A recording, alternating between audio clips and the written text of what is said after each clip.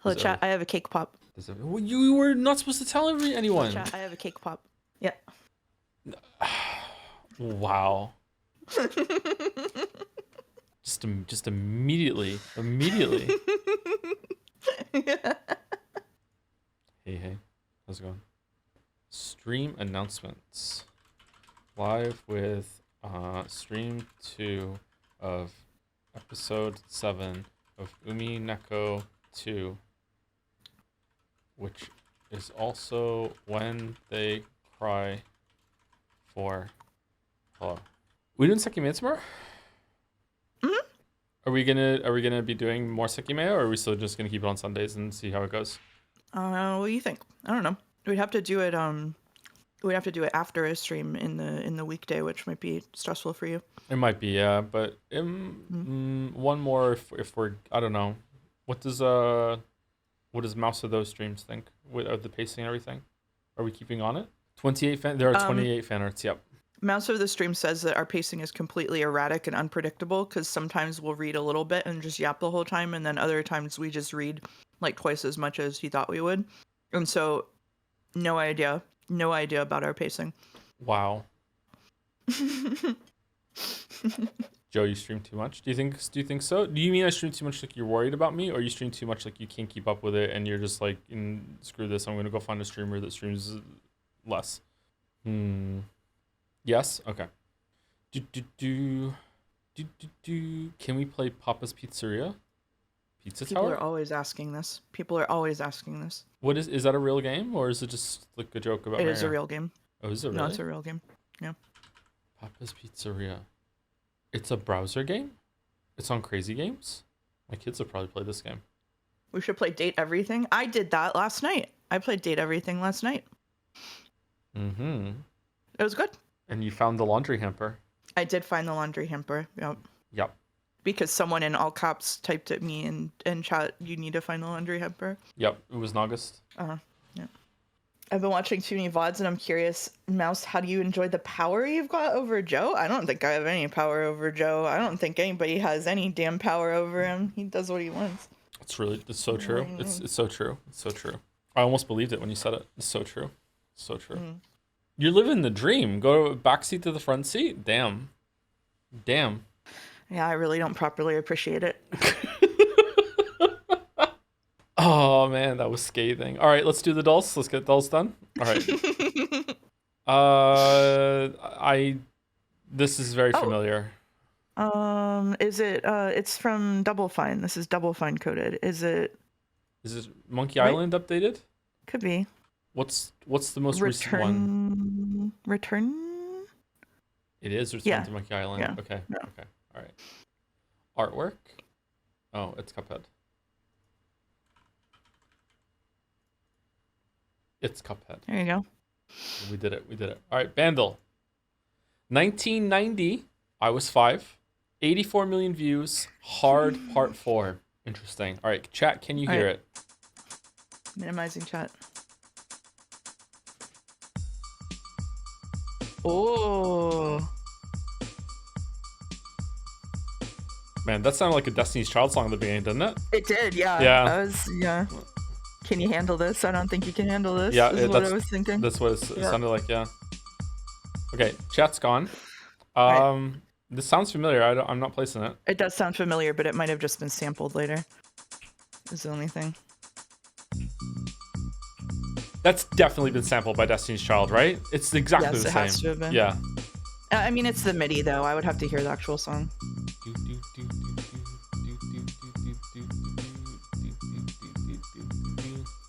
I don't know if I'm going to know this one. 1990? Oof. I'm not going to get it from this. Let's see.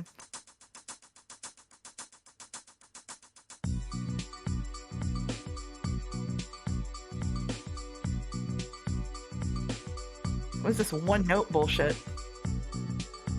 Alright, 2 notes. Okay. Oh! Whoa! Oh! I think I know it, but I'm not going to place it. Shit, it sounds so familiar. Oh, maybe not. Never mind. I don't know this. Okay. I don't know this.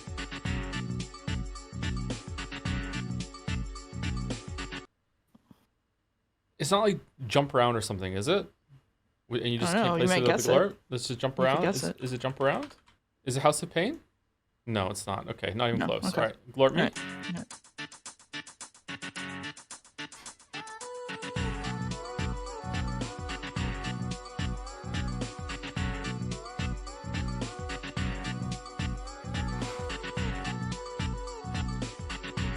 I don't know this.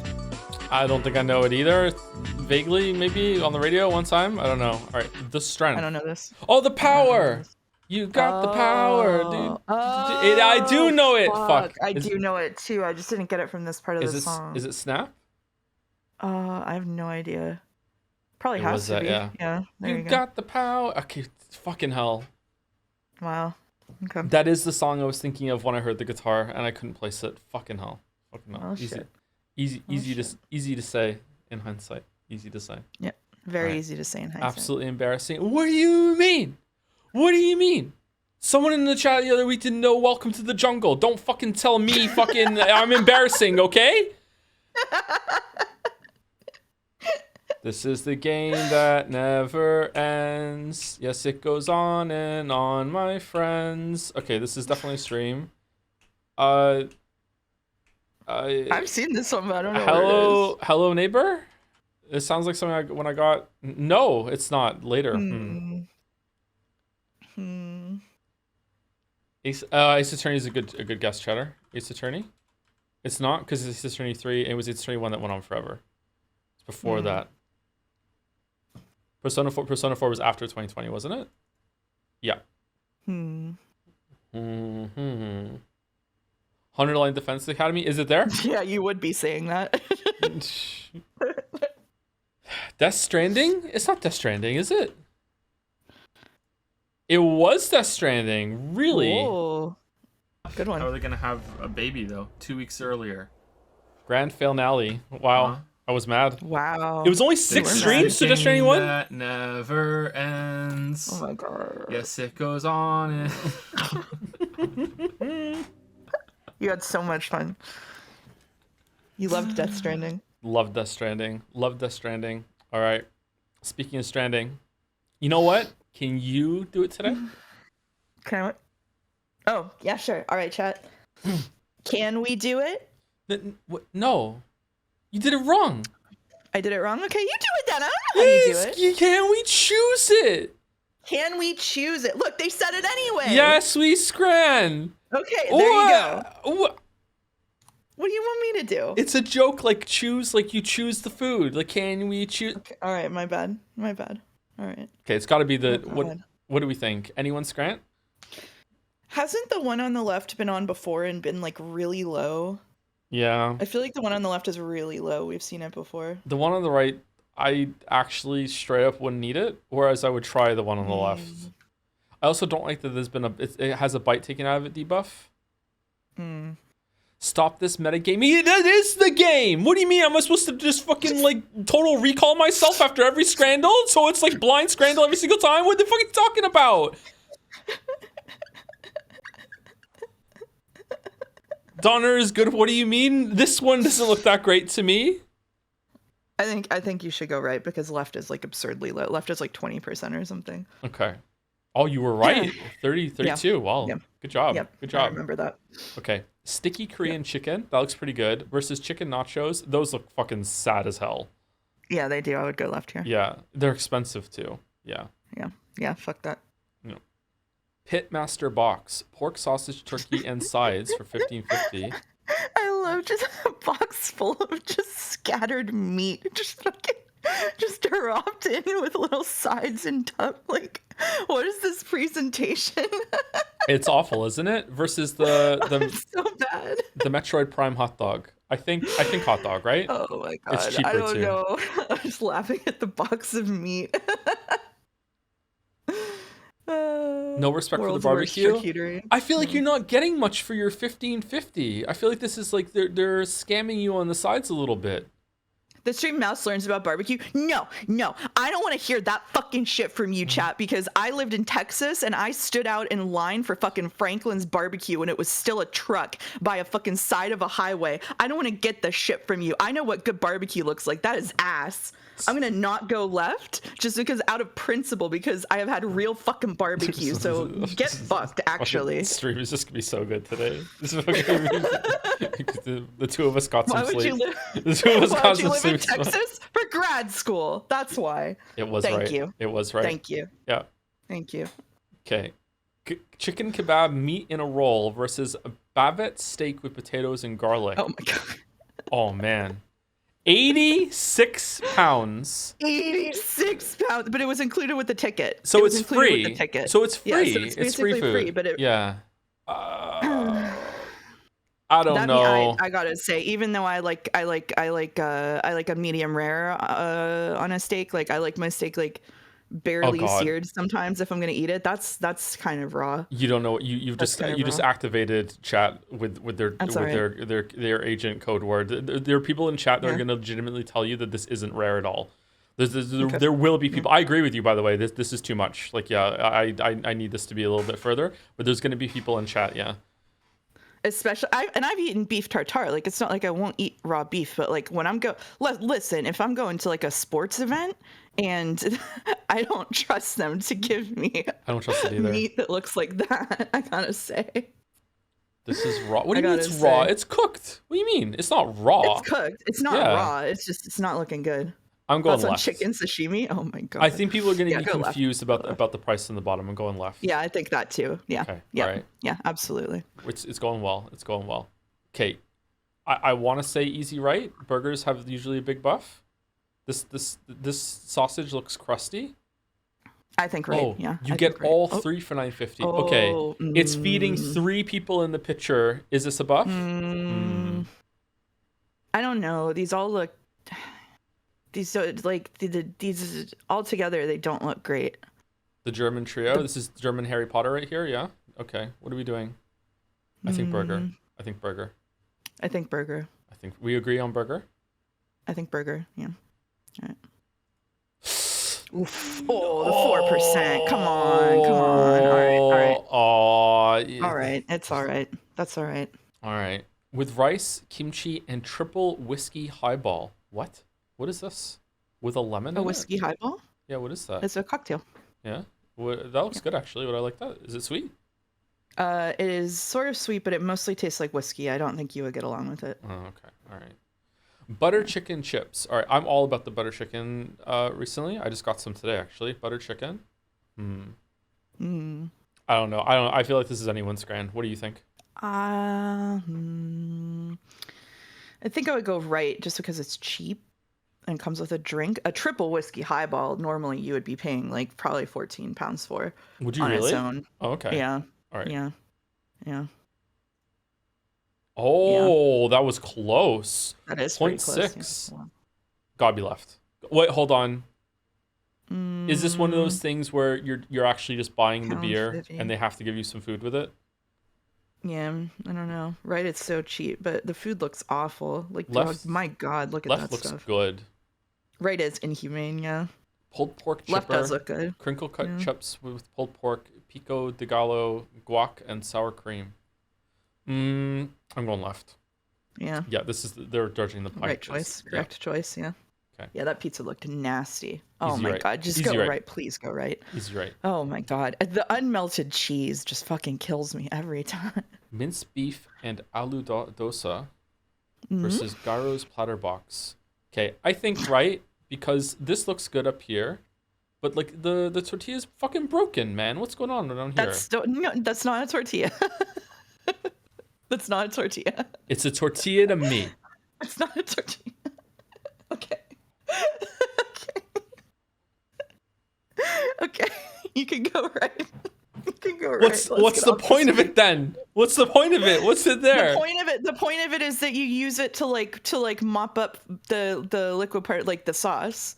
It's like weirdly being used sort of like a tortilla here, but like it's the point of that kind of bread is not the same as a tortilla. Oh, Okay, I think left is pretty good actually on the top there, but right is a better picture. This is anyone's scran.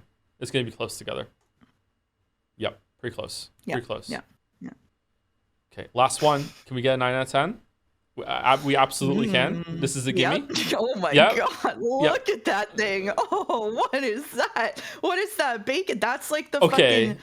That's like the quote bacon that you get from like Dunkin' if you order a food that isn't a donut there for some reason. That shit looks nasty. I think right It's a bacon. is going to be sub 5%. What do you think? No, I think it's gonna be 20. Really? People are weird. Are I don't know, they? maybe 10. Maybe 10. I'm going for it. I'm going sub 5. I'm going sub 5. Okay. All right. All right. All right. Wow. What? I'm winning by Price is Right rules. 9 out of 10. 9 out of 10. 9 out of 10. We almost 9 had out of 10. had a communal perfect scran. Yep. Yep. Well, That's 9 out okay. of 10 is pretty good. 9 out of 10 is pretty good. Finally pretty broke good. the 8 out of 10 curse. I did not go over. I lowered it to 10. I lowered it to 10 and then it was 12. I started at 20 and then I said 10. Sorry, I'm getting one guide by your chat. Hey Joe, is the reason you don't play the background music you mentioned from Gusaro on stream anymore? Not a problem for me because I play them for myself. Just curious. I don't play it during. I only used to play it during Fanart, and we're doing Fanart on Saturdays right now because a lot of it is Umineko, and it's already kind of just cobbled together as it is when it comes to sound with having a guest on, and I don't want to add music to the mix, and so just simplifying it for myself. I probably wouldn't be too bad to set up, but I don't know. This is just what we're Sorry, doing now. Kasuro. Do do do. Oh, Mouse of the Streams is in chat. Says Sekimea twice a week would be fun. You're getting close to the end. Remembering info will be more relevant. You have 8-ish streams left, so you'd cut it from 2 months into 1 month of streams. Oh, interesting. Thank you. How you doing? Interesting. Well, I'm game if you're game. Do you want to discuss it? Yeah, we Or can just- discuss or it ju- offline. you Let's just take it wanna- offline. You don't want to take it offline? You don't want to just make an impromptu decision right here? Haven't we? Oh my God. Done that enough We have already? done that enough. What about How- Tuesday? Tuesday, Sekimea? How long is Sekimea? Sekimea is not too bad. It's like one episode of Umineko, isn't it? Maybe 2. It's like 40, 50 hours. So one episode To of read Umineko. aloud. Okay, all right. If you're reading it by yourself, it's gonna be a lot faster. Yeah. Joms. Anyway, so now we're doing fan art. Joms. We have 28 fan arts to go through, and then we will be reading Umineko. So there we go. Wish us luck. Today we're starting off with one. Oh, hold on. F11 is full screen, right? Yeah. We're being started off with a Joms that went traveling. This is by Aruharu823. I decided to go to the Umineko mansion. Inside is the former Marquise Maeda mansion, and the outside is the Kyu Furukawa Gardens, both in Tokyo. And my fiance made a crochet joms to bring with us. I also asked Doremi for permission to use their art to pose in the pictures, so thank you so much for that. So in case some of you in chat are unaware of this, Ryukishi used to be a social worker. There's an actual mansion that's based on, like a real life mansion that they took photos and based off of it for the story. So you can actually go visit it. I think that'd be a fun trip actually. So there you go. It's right there. Yeah. That's our summer vacation next year. Mm-hmm. So Joms went traveling. Joms went there, and so did the cackle. Stop! I love this too. That's so funny. Cackle theorizing. Stop cackling. Wait, Nanjo. I missed that when I saw these. Oh, Nanjo's in that one too. He's in that one. Look, he's there, and Nanjo was there. Yeah. A bridge Nanjo collage. pre-show. The full set of images can be seen on Jad's in the Stream Art Museum. Nanjo was also there. Cackle. Oh, the butterfly. Ooh. Oh, is that actually like a part of the It looks interior like of it's the in the mansion? wallpaper. Yeah. Like, is that something that Ryukishi saw when he went there, or is that just like a nod to the VN? Close for the day reserved. Oh, Nanjo's having a great time. Is Nanjo going to be talking about his travels in Umi News today? Perhaps. Although he might be on Walrus's bad side after revealing that he was keeping Kinzo's secrets the whole time. Oh. That's cool. Thank you, Aruharu. Big Nanjo there. That's really cool. I would like to visit this place. I think it would be fun. Yeah. Me too. By Lemonade Standing, Death Stranding, there comes a time when they aren't strays but direct hits. Missiles. Trigger, who did you fire those at? Did I take a shot at Reload during Ace Combat, or is this just just a general thing that happens throughout all the streams now? Man, Persona 3. I took a shot at Persona 3 during Date Everything yesterday, so it's really yeah. Did you really? We met a terrible character that August wanted us to go meet, and someone said, "I don't think I've ever seen anything worse than this in a video game," and I said, "I have."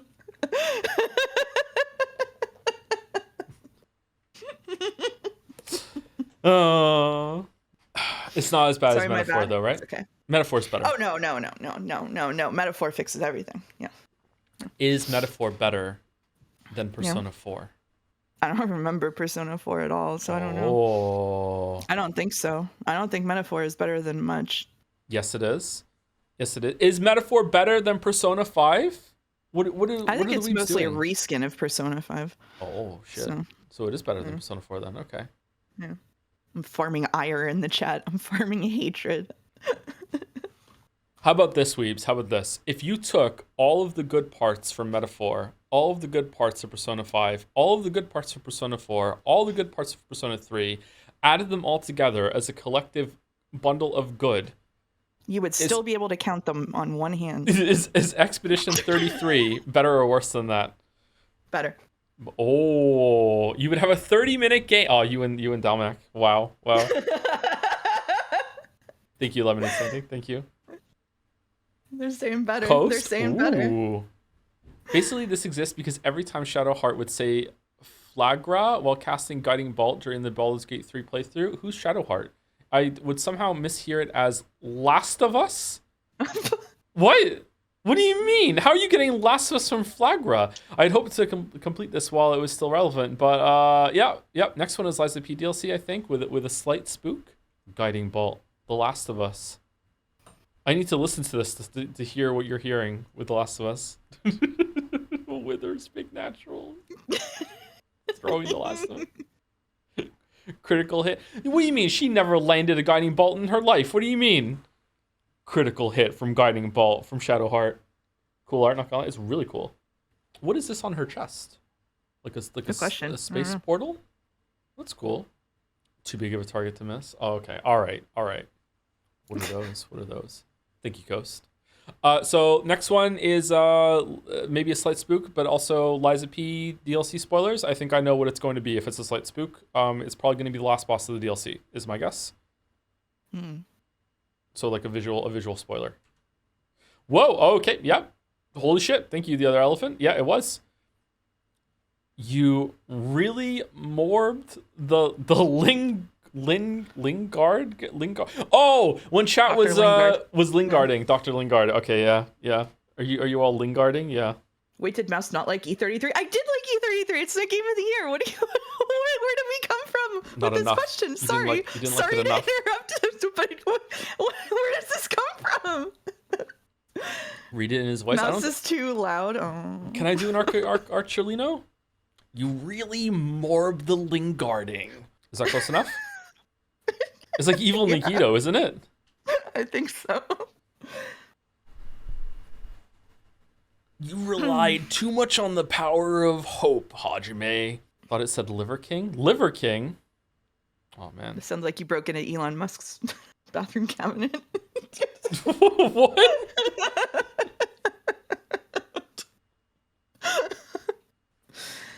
Elden Ring was also my game of the year, the game it came out, and people think I hate it. Yeah.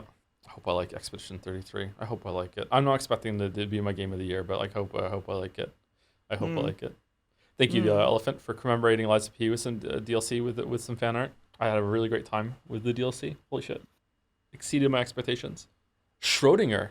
Is this Bomb-chan? Oh, it is Bomb-chan. Bomb-chan minutes before writing a 1-star review on the worst book she's ever read. What? Fourth Wing? What is this one? There are dragons. Fourth Wing by Rebecca Yaros. Oh my god, it's a TikTok book. Oh my god, it's a TikTok book. It's a TikTok book? Oh my god. It's a TikTok book. Okay. Book talk attacks. Oh god. Review Bomb Chan is actually, the concept goes hard. I love her hair, by the way. The fused hair is so good. Oh, yeah, man. I really like this. Is that the bad one? All book talk books are bad. There's no good one. There's no good book talk book. Bomb Chan, surprisingly, for a Chan that doesn't show up that often, Bomb Chan has some surprising backstory and lore because she was involved very much in the voting game wars. So yeah, Merrick gave her a whole arc and everything, man, with the pirate crew. Man, we were all like mass hallucinating that week. Holy shit. Anyway, thank you, Schrodinger. Thank you. Luna Panda, fuck them specifically. Oh yeah, the penguin. I'm currently on a beach.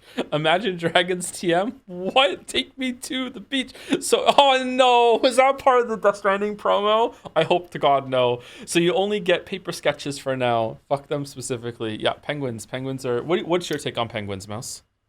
I like penguins. They're jolly little fellows. If you ever go to like, there's the National Aviary is where I live in the States, and I go there and they have a whole penguin room. I got to meet a penguin, and the penguin untied my shoelaces. I like penguins. But they're pretty much fish, right? No, they're definitely birds. What do you mean? I did get 3 separate pings from people whenever you said that penguins were fish. So 3? Why did you get 3? 3? 3. Oh, Yeah. Holy shit. Thank you, Crazy Fist. So the 25 gift subs. Holy fuck. Whoa. Is this in support or against calling penguins just basically fish? Essentially fish. Thank you, Crazy Fist. Bird, no. It's a fish. Fish. Thank you, Luna Panda. I like the Joe in the Death Stranding getup. Comet Otter. Oh, it's a comic. I wanted to make a piece to show the transition from Ace Combat to Death Stranding 2, and I really liked how Joe greeted Bike Chan on their reunion. I switched to Chibis at the bottom because I couldn't get the hug right otherwise. Hope you enjoy. Hey Joe, I heard you're giving up being a pilot to be a mailman? Porter, actually, but don't worry about me. Hey, I'm in the garage. Come pick me up. Whoa, because I have an old friend who will be there with me for the entire trip, and so far she has been. I have made good on my challenge. Hello, my dear Joe. It's been a while. Aww. What about the tar? The tar doesn't count. Only seconds pass when you're in the tar. So that's how. I just almost said a spoiler. That's how. Oh shit. Sorry.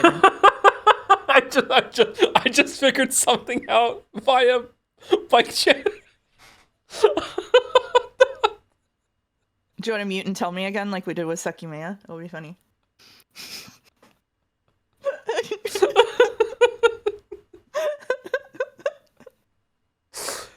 Oh man. Okay, all right. Thank you, Comet Otter. I love Bike Chan. Bike Chan is one of my favorite Chans. Definitely top 5 Chan. Top 5 Chan. Gotta be in top 5. Bike Chan helped you more? Yes. Joe, you can tell us about it tomorrow. What, during Sekimea? Thank you, Tacos Dabira, for the resub. Yeah. Hi, To. You are my favorite lesbian streamer. Love you. # kill the animals.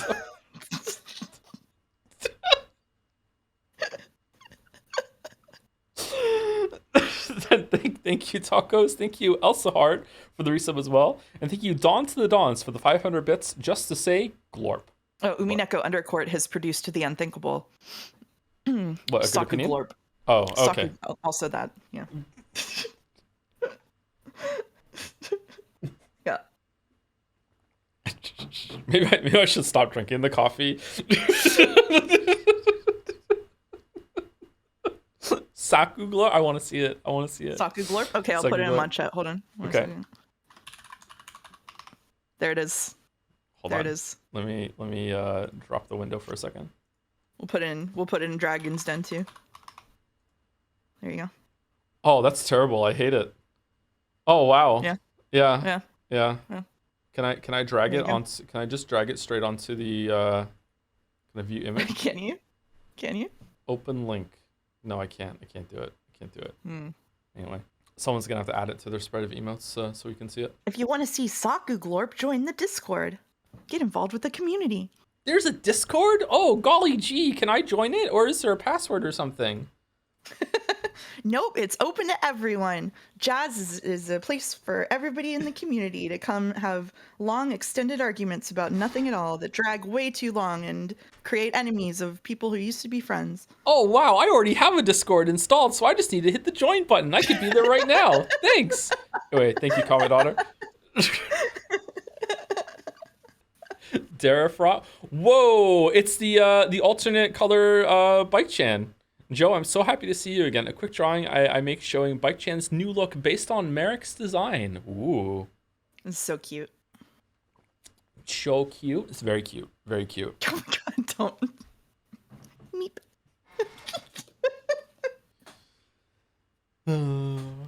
White Mage Chan. I can see the White Mage. Yeah. I like the red streak of hair there. That's neat. I like it. Decoy. Is that a covert Leon underneath?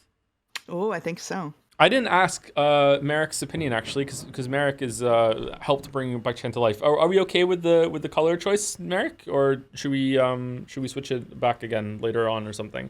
It seemed like the right thing to do to differentiate Bike Chan, and then someone else copied it and was like apparently like was on my friends list or something, and their Bike Chan showed up next to mine, and we killed it. Of course, you do you, King. Thanks, Merrick. Thank you. Yeah, if you want to talk about someone with power over the streams, like I don't have a fast pass. Think about that. I passed. Okay, good. I passed. Thank you, Henry Wyatt, for gifting sub to Kinzo. Thank you, YSF, for the bits. Morning, Joe. Morning, Mouse. My parents are on vacation, so I'm looking after the household's 3 dogs and 7 cats. What? Unsolicited advice, do not let your midlife crisis revolve around accruing animals. 2 years ago, we had 2 dogs and no cats. They are taking over. If this stream is the last you hear from me, assume I have been deposed as the interim household leader in a violent coup de cat. Save the animals. Good luck with that, YSF. Good luck. That sounds like quite a handful. Holy shit. Thank you, Dara Frost.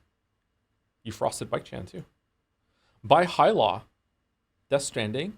Use me, Sam. Use me. Hereon we're but one. I know of the dead, but so I know you. What's buried forgets, but I never do. He. What? Also, you can customize my breeches.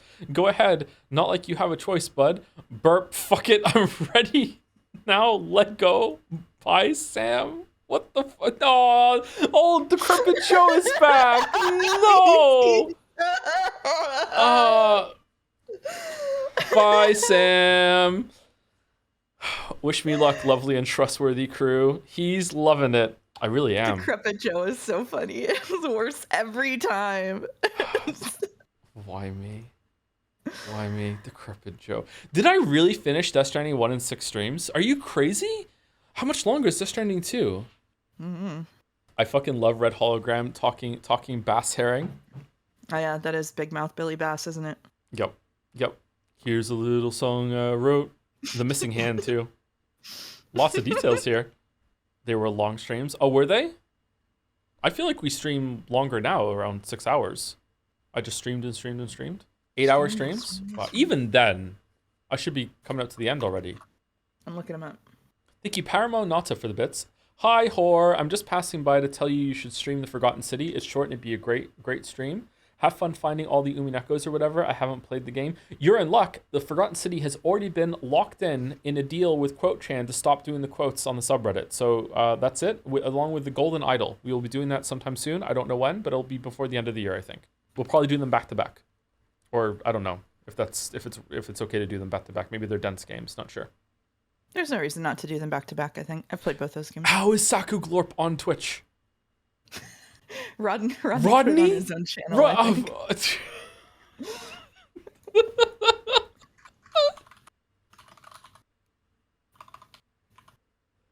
I gotta refresh to get it, I think. Damn it. Oh. Just don't play the Golden Idol sequel. There was a sequel to Golden Idol? Yeah, it came out this year. It's not good? I thought it was fine. I don't know. You can Saku Glorp too? Yeah. You just gotta sub to Rodney. Okay. Can I Saku Glorp? Might need to refresh. No, I can't Saku Glorp. Thank you, Hyla, for owning me again every single time. Yep. Can't try Force Law. Wow. Daxtier, Finally, it's a stealth game again. Nothing unusual. Yeah, it is kind of ridiculous how... Like, are you meant to drop the backpack more, I wonder? Like, what is the... Like, in the first game, you were very disincentivized to do any combat. I think it's one of the reasons why I like Death Stranding 2 more is because they gave you the bullets that you can fire a gun and not kill anyone. Because every single time you killed someone in Death Stranding 1, it was such a fucking hassle to have to dispose of the body.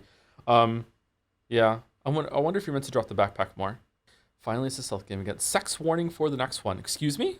I think this one needs a sex warning as well. Nothing unusual. Thank you, Collusional Delusional, for the resub.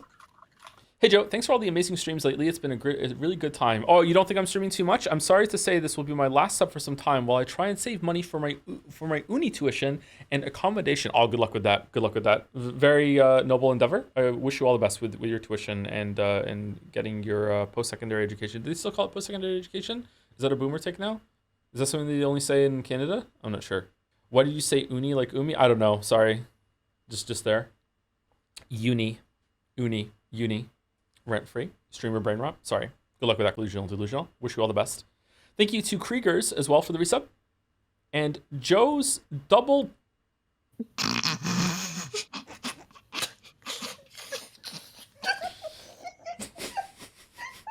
You okay? You okay? You all right? Uh-huh. Thank you, Joe's double-digit ding-dong. 9-month resub. Thank you very much. Happy Pride. Thank you very much. Thank you. Thank you. Thank you. Hearing you, I'm actually blushing a little bit. All right, let's go. Next here. Thank you very much. Holy shit, Shura. We got a little tied up bike chan. Whoa. Sex warning. Whoa. Sex warning for sure. Yeah. That's just ass. What do you mean? Shibiri bike chan. I think it was Balder that like dove on that joke when it came up the other day. It's probably Balder. This is kind of lewd. I'm not gonna lie. This is kind of lewd. A little bit, yeah. Yeah. Is this shadow or string underwear? What do we think? For the purposes of Twitch policy, I will say it's underwear. I think so too. Yes, I think it is also that. Yeah. I just got here and this is the first thing I see. Welcome. It'll also inevitably be the thumbnail, I'm sure. What do you mean kind of sort of? No, it's also the color. It's a full suit. It's a full suit. It just looks like that. Yeah, it just looks like that. Thank you, RR Dino, for the bits. Hey, Joe, the number one Battler fan here. I missed the last couple streams where my goat was slandered by those damn witches. Anyways, glad Erica is dead, and now I have to argue with my friend, the number one Erica fan, about literally everything. I tried to explain to them that yes, although Freddy Fazbear and Ban are fictional characters, they can still exist without contradictions within dreams. Of course, it took me sending them scientific papers about the validity of dreams. Thanks, Joe. All right, sounds like you're having a real one there, RR Dino. Good luck with that. Good luck. On quite the journey. Freddy Fazbear. Is that the Five Nights at Freddy's bear? Freddy Fazbear? Yeah. Who's Ban? No idea. They've said Ban like 6 times in my Discord in the last week, and I have no idea what that is, so. Bam Bam is from Flintstones. It's not Bam Bam. It's Ban Ban? What's Ban Ban? Garden of Ban Ban. You don't know Garden of Ban Ban? Why would I know Garden of Ban Ban? Garden of Peak Peak? What? Don't worry about it, kitten. You don't kitten me. What the fuck are you talking about? Watch the mandatory streams? What's the mandatory streams? I don't know. It's from Mandalore? I haven't seen the Mandalore streams of Garden of Ban Ban, sorry.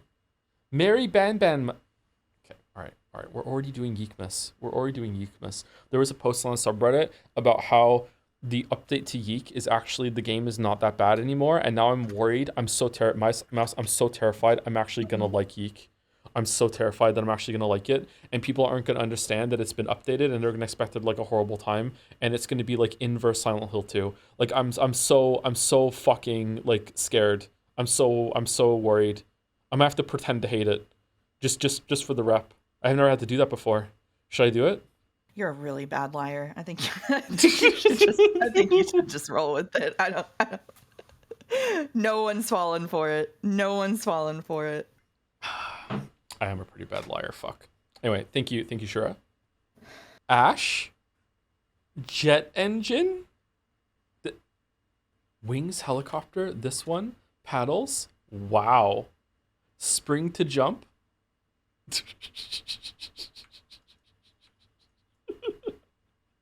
Wow. It was an amazing moment when we went in the water and she was prepared to do. I can't believe I keep just calling the bike she. Sorry. It's just natural now. Yeah. The core cat is adorable. It is pretty adorable. Yeah. You sure Yeah. you don't want to stream date everything? Look at the eyes, sparkly eyes. Yeah. I do feel like our community is put on blast by Date Everything for sure. Yep. There's a Florence in Date Everything. There is a Florence. Yeah. It's not a dryer though. It's the floor. No. Yeah. I believe the dryer is played by Astarion's voice actor, actually. Really? Wow. Mm-hmm. Did you know who the hamper was yesterday? Yeah, because all of chat told me. Oh, okay. All right. Yeah. Thank you, Azrael Cat, for the resub. Hey, Joe, if you had to live in any U.S. state, like I teleported you there and locked you there, and you can't leave, and it's based on your opinion on the state alone, which one? Oh, God. I don't know the states of the United States. The only sane state is California. The only answer here is California. Like there's nowhere else. Nowhere else exists. Okay, I'm going California then. I'm going California. All right. Vermont? Oh, no, chat's mad at you. Is fine. Chat's the mad Northeast is fine. No, the Northeast is fine. Washington is fine, but like California is the only sane state at the current time. Can I go Minnesota so I can say Minnesota? I think Minnesota is a fun can place if you want, but it's a little disruptive there. There's a Becoy back here too. I saw a Becoy. Cali Supremely. Ooh. There you go. There's your answer, Azrael Cat. Thank you, Richard M15 for the resub too. Hey, Jums and Mouse. We're Jums now. Hope you're well. How's the gym going? I was there today actually. I recently hit a PB of doing and weighted chin up with 40 kg. That's really good. Any weighted fucking pull up is incredible. Oh, yeah. Well done. Been loving the Umineko streams. Erica is the villain of Weebeth Finch. Weebeth Finch, nice. Congratulations on the PB. That doing a full set of like 10 reps of pull-ups that's just unweighted is a huge accomplishment. I feel like people don't understand how hard it is to do that. Although chat was quick to point out that for some body types, some people who are extremely light, maybe they're gonna have an easier time doing it. I don't know. Still, I would like to see the proper form because like everyone says that pull-ups are one of those things that people cheat on a lot. They don't understand like exactly how to do it. But like going from that to weighted pull-ups is insane. That's insane. Mm-hmm. Damn. Good job, Richard. And thank you to Huli Godot for the bits as well. I think it's insane how Mouse comes here once a week and hates on the innocent and perfect chat for absolutely no reason, just throws out pop psychology terms like missing reasons. Why is she so mean? This is so funny. Right after chat got so mad at me for saying California is the best state. It's a really funny message.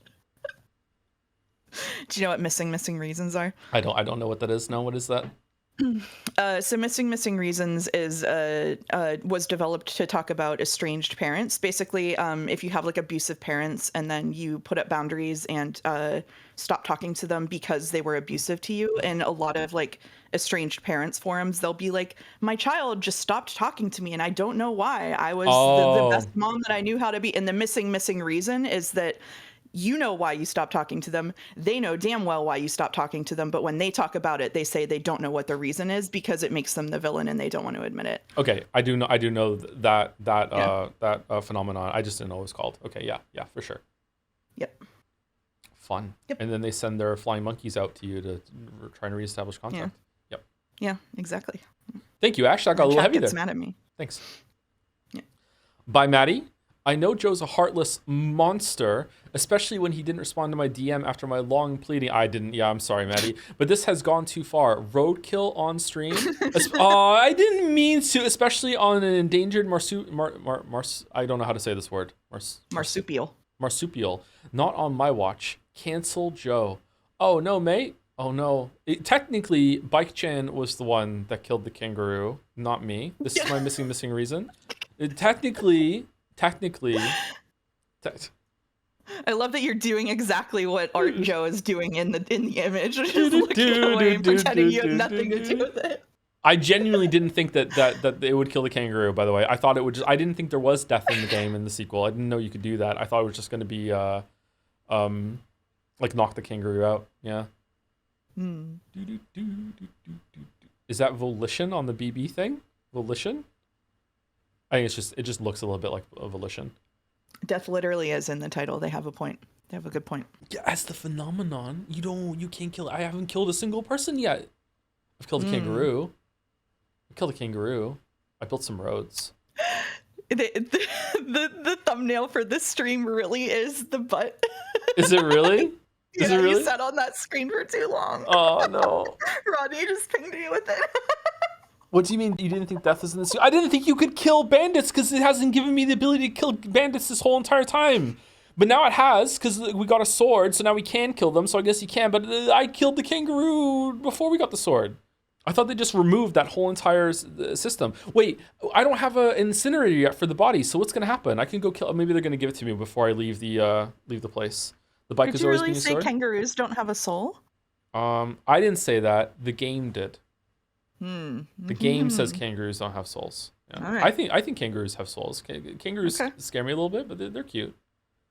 All right. Rare Australian tidbit on Umineko Day. There's an estimated 2-to-1 ratio of kangaroos to humans in Australia today. Well, that's a little scary. Really? Huh. Okay.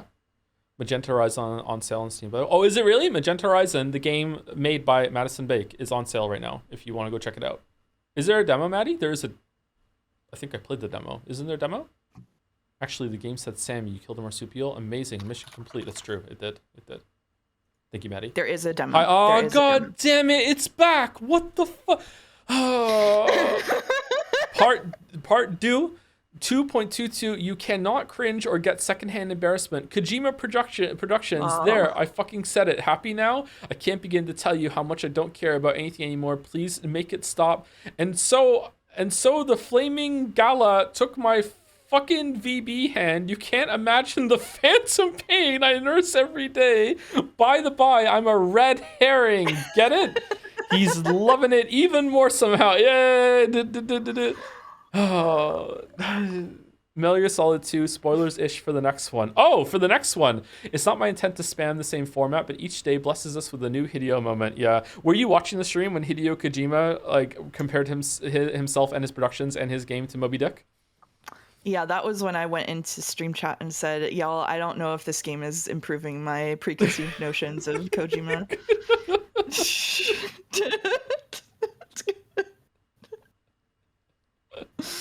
Yeah. Oh, man. Thank you, Cass Grader, for the resub. I had a corporate presentation in front of 100 people. I said in other words, and then my brain blue screened for 10 seconds while Sumari just looped in my head. Did you pass the D20? Thanks for hijacking my brain and almost ruining my presentation. Sumari. I like to think that there's at least one person has said it in response to someone without needing to, like on the phone or something. And then someone said it in other words, and then just Sumari. What was that? Sorry, I just sneezed or something. Oh man, it went well in the end. Oh, that's good. I'm glad it went well. Thank you. Weck is on fire for the resub too. Metaphor stinks. Good luck. I don't think we're doing Metaphor this year. I don't think we're gonna have time, but it definitely gonna be next year. That's so sad.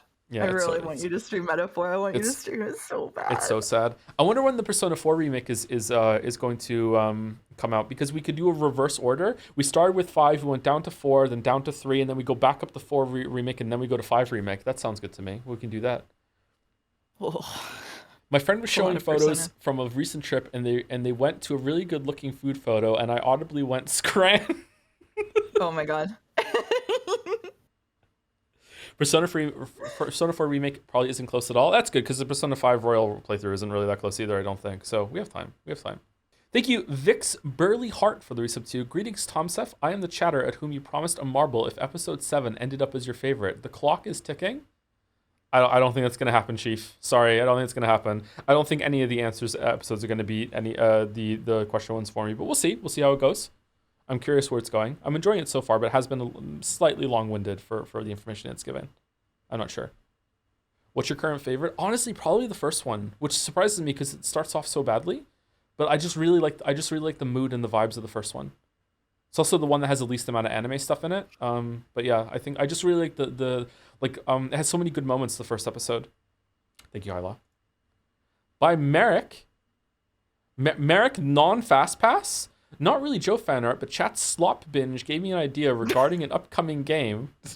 I love this format so much. The internet will be so full of slop that AI will curate it so that mankind won't turn into idiots. This is why his Metal Gear Solid 2 is right there. So prophetic. Twitch dad was Deda? What? Latest also deboosting bypass? What the the algorithm algo bypasses saying instead of ass. I don't know if that's actually how it came to be, but it is how it's getting used. Yeah. Oh, okay. Honest advertisers crying. Today's twisted teens, actual AI, the internet, slop to max. We're all slobs of the Patriots now. Nice. This is a really good lampooning of the political cartoons that people do. Merrick, this is really well constructed. Have you seen the one that's about chat making me play games? No. Merrick did one like that too. Yeah. This is Armstrong, right? Down here. Yes. Okay. It's Kelly though specifically. Merrick nailed it. Yeah, Merrick's nailed it with the chat. I think someone in chat is like whipping me in that one. Oh my God. Not in a fun way. This is amazing. Why did you think I assumed it was a fun way? Oh, I didn't. No, it's all you. What do you mean stop flirting? He's saying the same things he would say even if I wasn't here. He's not flirting with me. He's flirting with chat. Oh, I do flirt with chat. No. You do. Oh, you do. Fuck. Why did you? Oh, no. No. Oh, God. Oh. Fuck. I'm upset. Oh, I'm upset. Oh, this is one of two. Let's move along. Move along. 1 of 2. Oh my God. Oh, there's more. What makes humans share content? Anger, awe, practical value, righteous outrage, rage bait, clickbait, life hacks, actual algorithms, fine-tuning actual devs, LLM, moral advertisers, upstanding payment processors. Wow. Grok, is that true? No. Oh, I don't know how I don't know how I found myself on Twitter, but I did see in like an actual in the wild Grok, is that true? Oh no, like unironically? Yeah, unironically. Oh yeah. shit. And my brain actually went, like, it was the first time I've ever seen it, and my brain actually went, oh, Grok has said it's true, so maybe it might actually be true. And then I have to stop myself and be like, whoa, that's really bad. That's really bad. Oh, it's changing there. Optimus Drivel. There's also this extended version sketch, but it felt too unfocused and too much like genuine caricature. I like it, Merrick. I like it. Merrick's a very talented person. Thank you, Southian, for the bits. Hi, Joe. Sporadic VOD watcher here, but a friend of mine is a longtime fan, and he got a portion of our friend group into a live read of Umineko because of your streams, which he can't watch currently because he wants to stay unspoiled. We've been having a blast with it, and it's all thanks to you. Can I get a shout out to the Umi Nexus crew? All right, shout out to the Umi Nexus crew. What episode are you on? If Southian is still in the chat, maybe they bowed out because they don't want to see spoilers. Doing group or read along sounds like a fun time. Until you got someone like me in there that starts like getting annoyed and just ruins the vibes. That'd be bad. There's no one like you. You're one of a kind. What? It's a compliment. Thanks. Thank you. Thanks. What? What's you the long sigh? Because I gave you a compliment. Stop flirting. Oh my God. Thank you, Big Man Rat, for the bits. 1,000 bits. Hello, Umi denizens. Umi denizens. It's me, your newly elected president of the Undercourt, Big Man Ray. After a long race against Ari, along with her VP Dolly, is this real? Myself and my own this VP is real. Tur. What do you mean? Tur managed to snatch away victory. As the newly elected leader of everything Umineko related, I have many exciting plans. I would like to request. I'd like to request that Saku Glort be recognized as a member of the Glort family. Okay, done. As well as the banning of Xenogear Shilling. Does that happen? I forward to our partnership. God bless Ray and God bless Nanjo. The Undercourt held an election for Umi full president, which, as the owner of the server, I have to say I have no idea what the Umi full president does. As far as I can tell, it's pretty much nothing at all. But I went and I was a big fan of Ari. Ari is the person who wrote the thing that I sent you. And I shilled Oh, for okay. Ari, and I believe that me endorsing Ari actually caused Ari to lose the race because people voted against me because out of spite. So I'm so sorry to Oh, Ari. I'm so sorry to Ari. the spite vote. Oh no. Oh no. Okay, well, good luck with banning your Xenogear shilling in Undercourt. I don't see any Xenogear shilling in our chat, so you don't have to worry about that. It's already banned here by default, I guess. It happens in Umiful. Out of your Oh, okay. line of sight. Yeah. Mouse Clinton. Oh no. Thank you. Mouse Definitely Clinton. me, by the way, for the resub. Thank you very much for 26 months. Thank you. And thank you again, Merrick. Oh, and these are the ones that got the fast pass. Bike Chan with Monobike Chan, the hero that linked up Mexico. They call him Guan Trip. Bike Chan. First Death Stranding 2 sketch. And there was another one, right? Yes, with Talus Chan. Instead of trying to swim across, we could build a bridge with a road. Talus Chan, avatar of all the mechanics that Joe skips. I'd rather drown trying. Besides, where we're going, we don't need roads. Woo. And then I like building the roads now. Shit. Shit. And Death Stranding 3 she'll probably have like a glider mode like Breath of the Wild. That'd be good. Is Twitch really okay with you using your emotes for bullying at Rodney? I don't know. Rodney has a lot of power apparently. I think it's fine. Don't worry about it. I updated OBS today because of you, Rodney. I even said it to Mouse before he went live. I actually He's hit the about to update hit you button. with, oh God, don't do it. I remember Baldur saying something like, "It's so frustrating doing anything with Joe because he just won't update his fucking browser for like 3 years." It's true. It's just OBS. I didn't update that for like years either. Just like fucking just leave it alone. I don't like to do it. It's working. Fuck it. Thank you, Eric. By C8. She's so talented. Oh, this is when she was flying. Is this the Lowry pose? This one I understand. Who's this? Oh, it's Truck Coon. Oh, okay. Where's the decoy? Oh, that's the decoy. Oh, that's a cute decoy. Wow. Cute, very cute. Bike Chan's pretty sassy, I gotta say. I like Bike Chan, yeah. I think Bike Chan and Trolley Chan would get along. I'm combining my chans again. I'm sorry. Let's get me off the bed. You can make Chan Yuri. I'm not gonna judge you. Gonna be talking about the chans in the old age home. People are gonna be thinking I'm crazy. Thank you, Taka Agam, for the bits. G'day, Tom. As one of the Australians who cannot regularly attend the stream, I personally seethe when Brisbane hate comes up. You may hate it from Salisbury, but you cannot truly hate it till you get coward punched by a bloke named Keith at the Valley Cab rank because you wouldn't share a durry before coming to on street speech because an iced out chick woke you up. Real locations and slang, not a real event. This is so many British vibes. Yeah. Forget how much Australia has in common with the UK until you read something like this. Yeah. Thank you, Taka Akam. Thank you, MattLink1234 for the resub too. Eldon Joe? Yeah, Eldon Joe. That's a nicer way of saying Decrepit Joe. Let's go with Eldon Joe. I like that with High Law.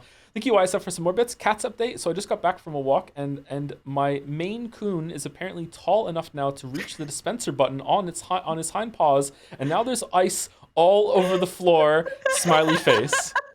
I love those cats. They're so gigantic and fluffy. Oh, they're so good. What good kitties they are.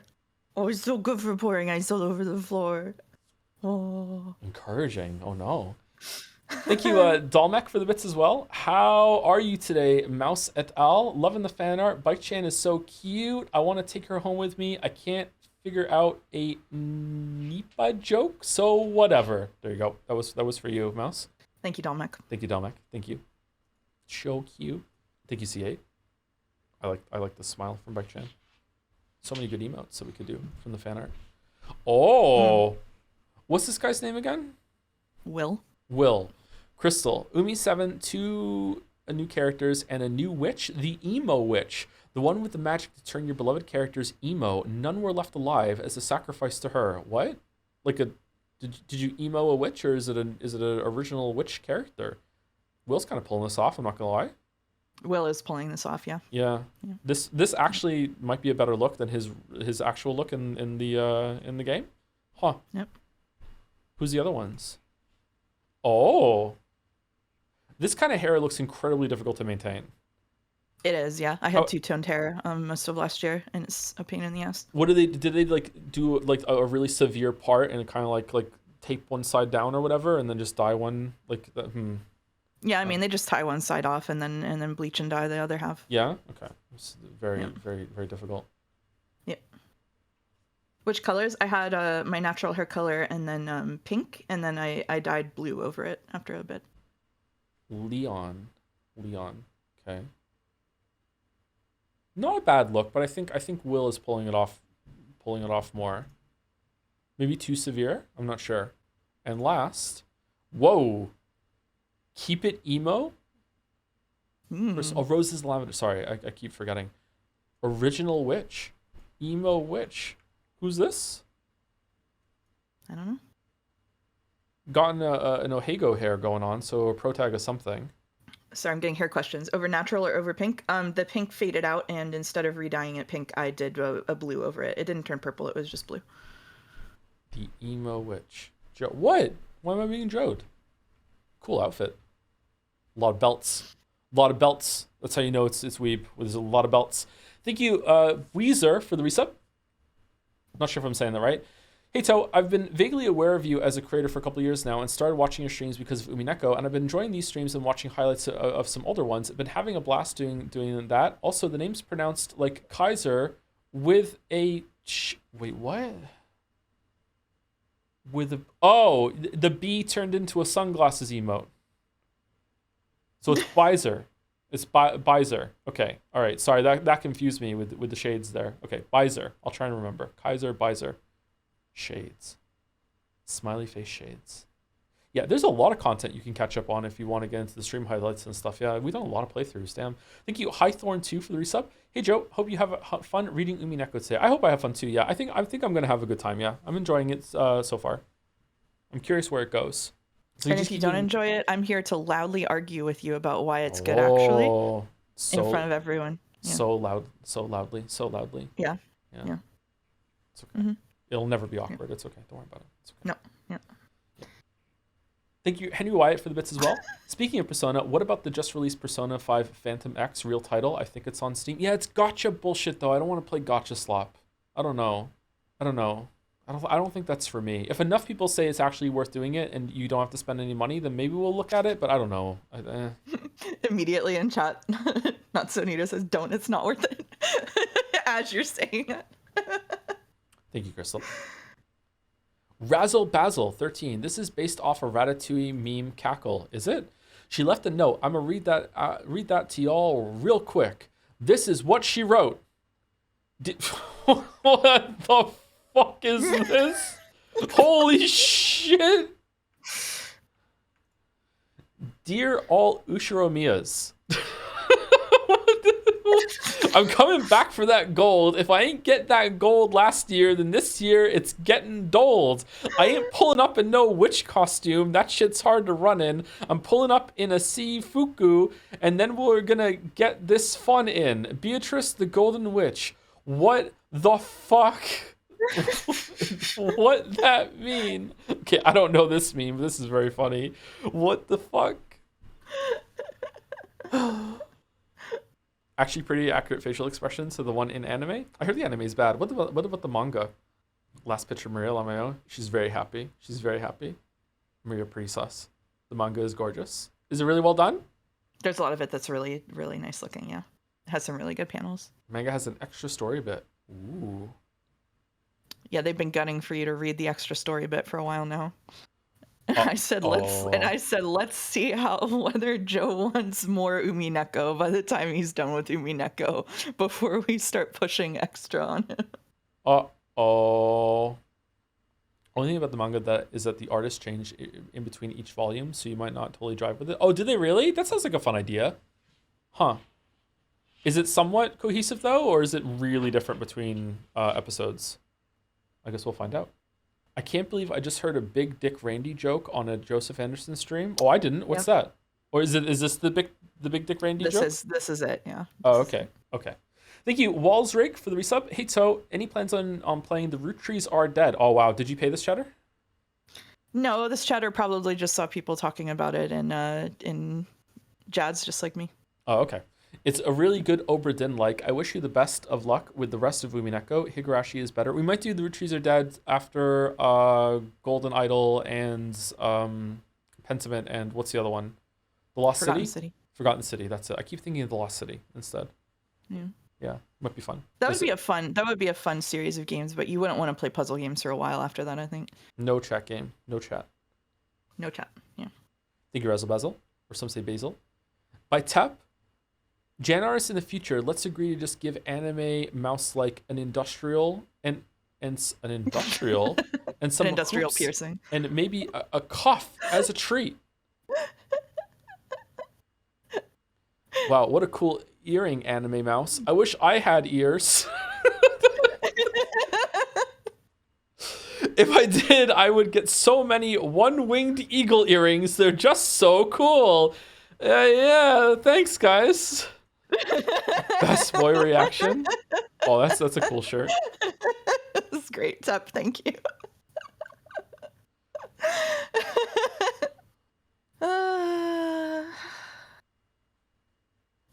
What could go wrong? What could go wrong? What could go wrong? It's just so funny.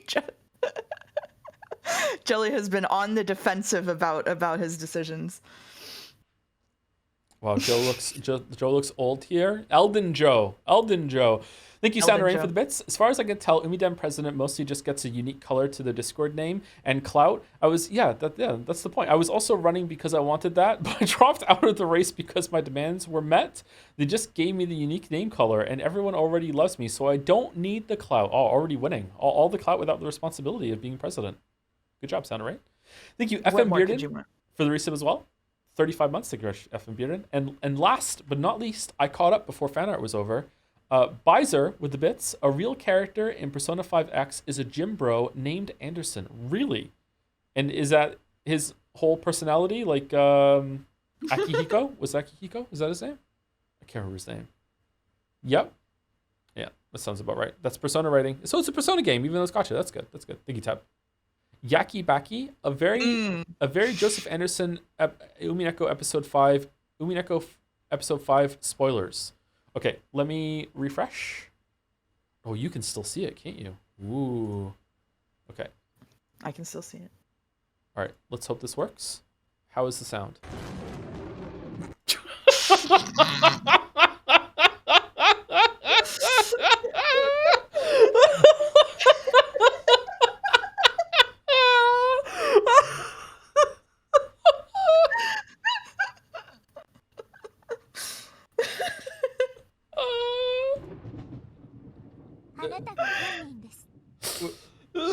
Who the fuck are you? Ishikata-kun is a wonderful, pleasant young man.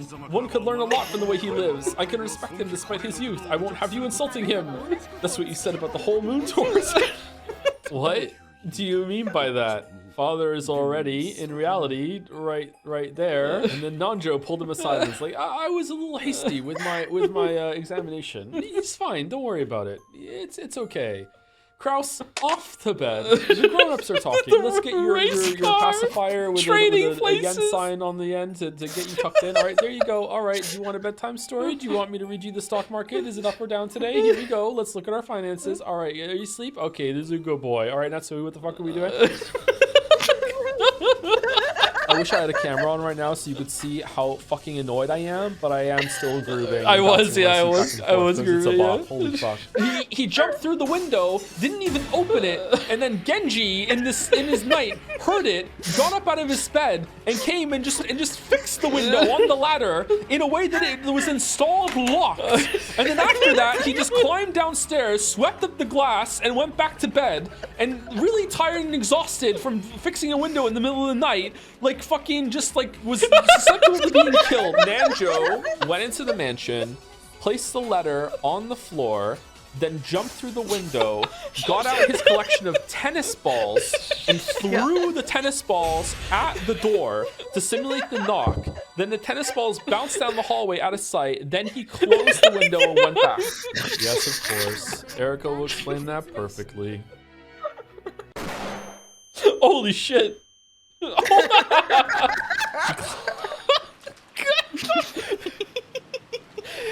climbed up the wall herself like a fucking spider and did all that. Oh my god.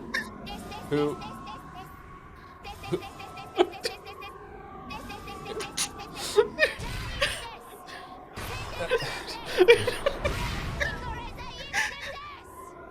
Who checked the ceiling? You can't label me as the culprit and call it your own personal truth and do whatever you like. I'm sure that God knows of my innocence. Eventually, he will prove it. Knox the second, no supernatural agencies.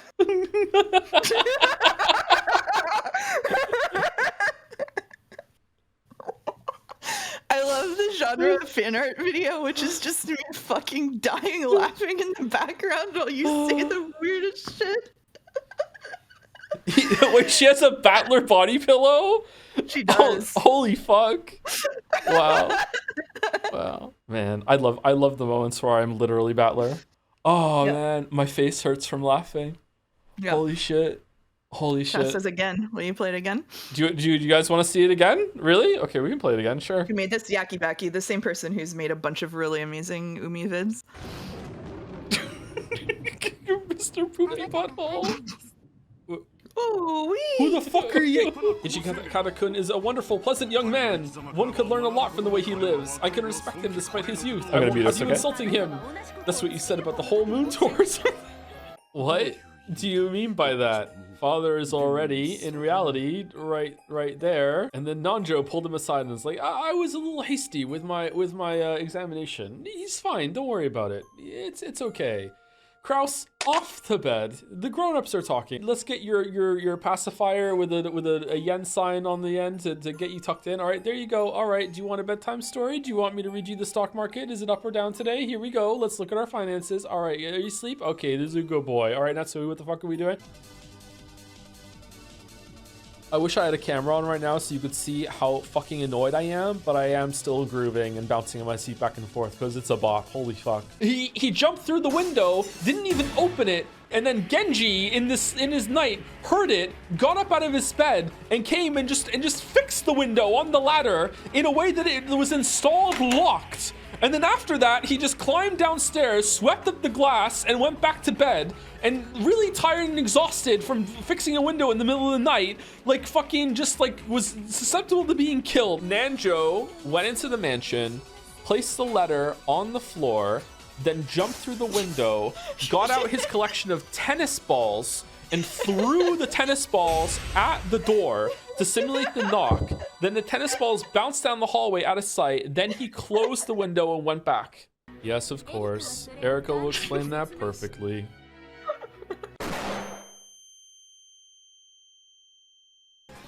She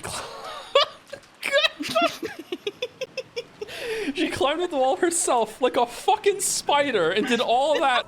Who?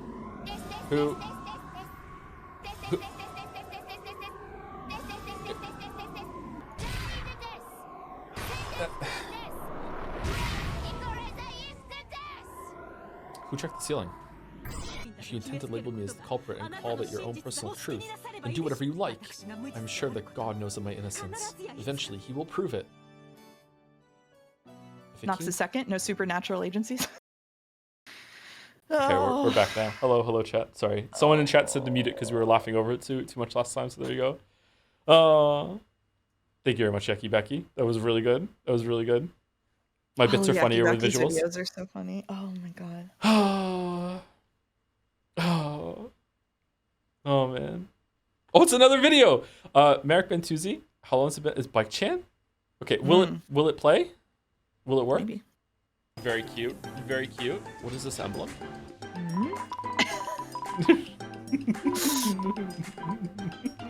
If I leave, is she just gonna float?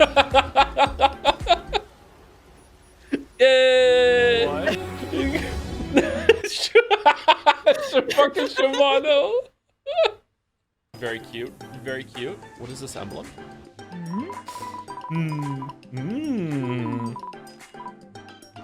If I leave, is she just gonna float? What? I knew. Aw, Shimano. Shimano is the derby. Thank you, Merrick. Thank you. Shimano in the rain. Why did we do oh, I knew it would rain. There we go. Yeah, it looked looking out the window. I knew it would rain. Fuck. I like that I named the one sat upon in the rain, no park today. Oh, man. Anyway, thank you, Mary. Thank you. And last for today, 28 out of 28, is Maddie is back again. Not really directly related to the stream, but there's a summer game code giveaway event going on, and I wanted the Jads members who are only watching the streams to participate in the event too. Jads Summer 2025 Marble Giveaway Barbecue Edition. True. Date, donation, submission deadline, July 5th to 6th. Marble Rolling Starts, July 6th. More details on hashtag Dragon's Den. All the fashions here are subject to change. Oh, this is cool splash art or poster. Is there anything that you would like me to say? I didn't know about this, so is there anything you'd like me to, any follow-up information that you'd like me to announce right now? You can DM Caps if you want to give away a game as part of the marble race. Current games that are include the Sekimea Spun Glass with a quote from you saying, "I'm enjoying Sekimea more than Umineko." Date Everything, Hades, Wanderstop, Pentiment, The Altars, Deltarune, Slay the Princess, and other bangers. So lots of good games up for grabs. You have to have been in Jads and typed previously to enter the marble race. So if you aren't in Jads already and like part of the community, you are not able to participate. Okay. I will contribute probably some copies of Nine Souls as well. That's what I'll do. There you go. Caps. Yeah. I'll DM you about you later. I'll throw some Nine Souls copies in. Yeah, I'm gonna donate some stuff too. Yep. Previously to when? I think June 2025. There we go. You can't forget mentioning Magenta Horizon. There is Magenta Horizon in the giveaway. Sorry, I was scrolling up really quickly. Magenta Horizon. Yep. Lies of beef? What? Oh, barbecue train. That's really cool. And thank you to Ennis Mirak, too, for the resub. With the drums. And Isaac Does Stuff with some bits. I hate to say this, but my name is actually pronounced... What? Aeterna Noctis. Oh, fucking Oh my god.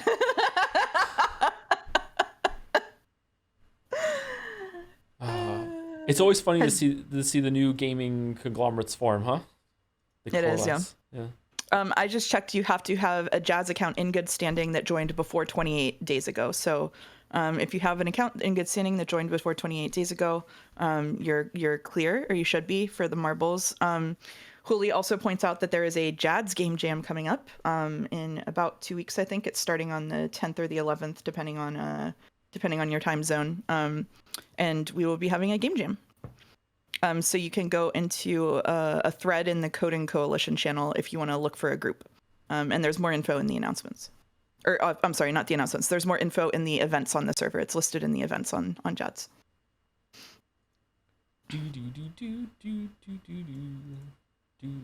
Oh, last time I used game capture was Ace Combat. Wow. Damn. Pokemon Center song. Yeah, a lot of songs are just like in my head forever, and I just like rotate between them. I'm really annoying. Sorry. Koru asks what exactly constitutes being in bad standing. I think that means you haven't been warned or banned in Jads. I think that constantly PvPing the server owner and admin and mods does not technically put you in bad standing for the purposes of this contest, Koru. So you're clear. No one does that. Hey, Jimothy. Don't call me Jimothy. That's too close to Timothy from Date Everything yesterday. I haven't watched the part 1 stream for episode 7. Should I skip that one? Has much happened? Quite a lot happened in the first one. You should probably watch it, actually. A lot of information was given about like OG Beatrice and Kinzo, although it's almost certainly accurate, but there's always a chance that it's not, right? But it's probably accurate. Yeah, a lot happened. All right, loading, right? What about if you have 0 comments about good standing on Jads? I have no idea. I'm just advertising these things. I don't know the exact rules of them. We need Caps in the chat to tell us the answers to these things. Are my things back? Yes, they are. I should probably open Umineko, huh? You should probably open Umineko, yeah. Okay, so I think this is where we were, right? I think? I hope so. Otherwise, I did the wrong voice assignments, which are in mod chat, by the way. I pinned it. Okay. I think we should probably take break now because we're close to it. I already need to use the bathroom, so I think we could go do that instead of like only going for half an hour and then taking a break afterwards. Unless, is this a short chapter right now or no? This is a 43-minute chapter. Okay, let's take break down then. Yeah, I think that's a good idea. Okay. Let's take break. All right. Oh man, my OBS is bugging out again. Holy shit. Okay, we'll be back in about 5 minutes. I'm just gonna use the bathroom and get a drink, and then we will continue reading. So be right back. All right, hello, we're back. Sorry. I thought penguins were amphibians. They're just birds, aren't they?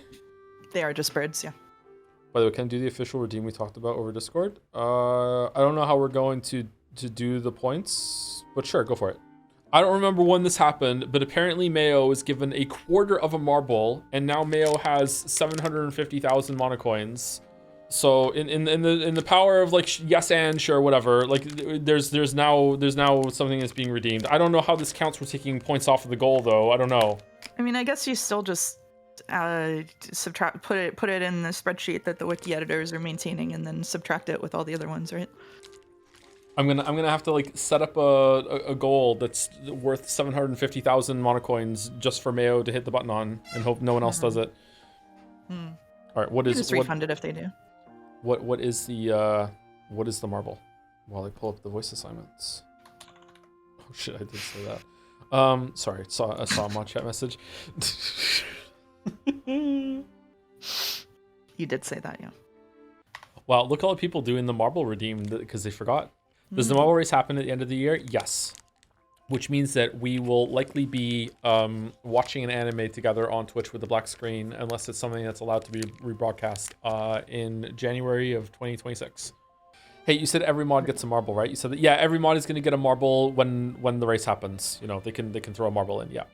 Marble will be for Satoshi Kon's 4 films, Perfect Blue, Millennium Actress, Tokyo Godfathers, and Paprika, and his short anime Paranoia Agent. Would you like me to read the synopsis of all these out, Mayo, or just one?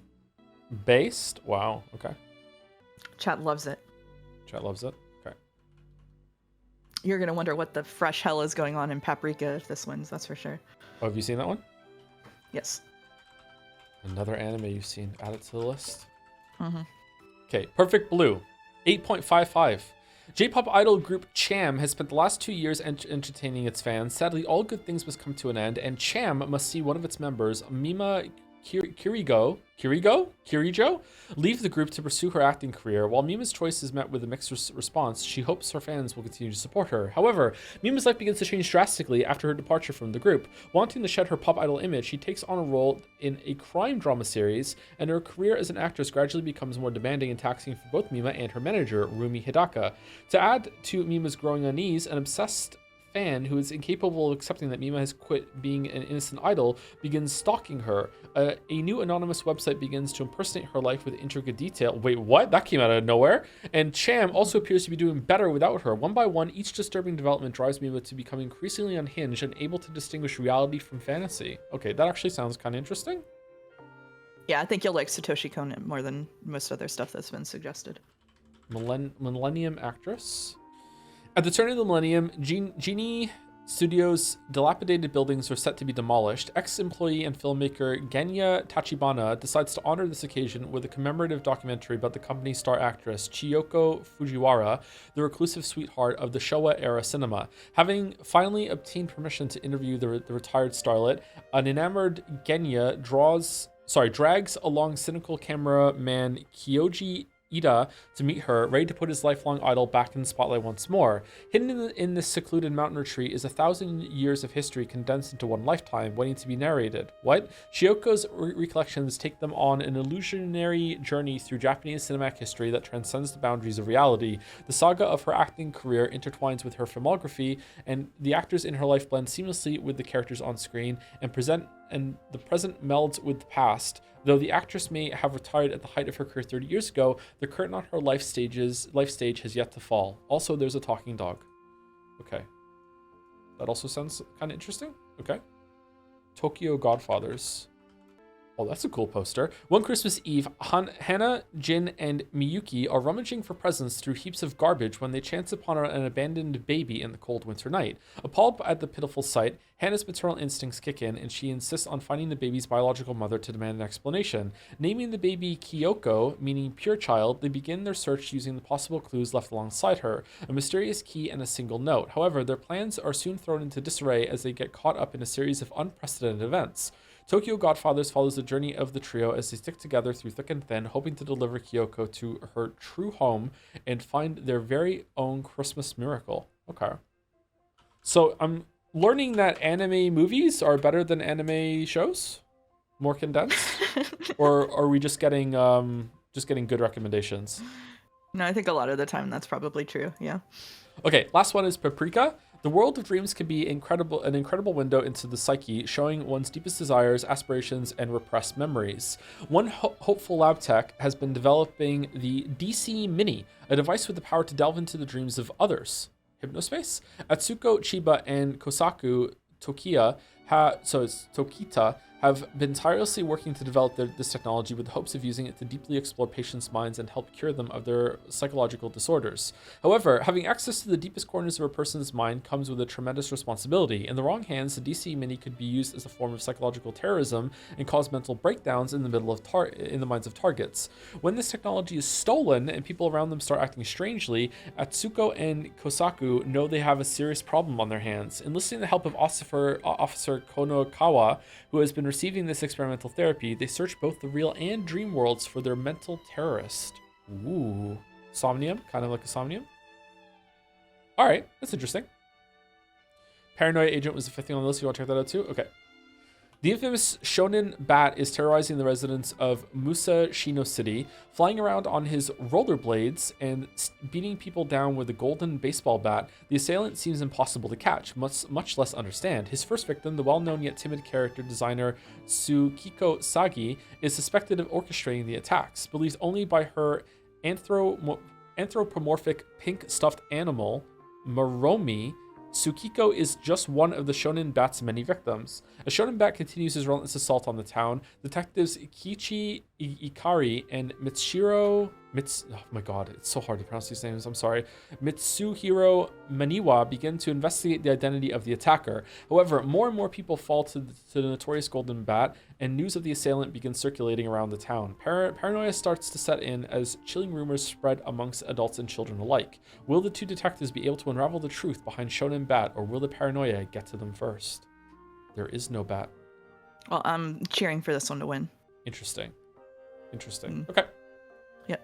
We will set up the monocoin thing another time for 750,000.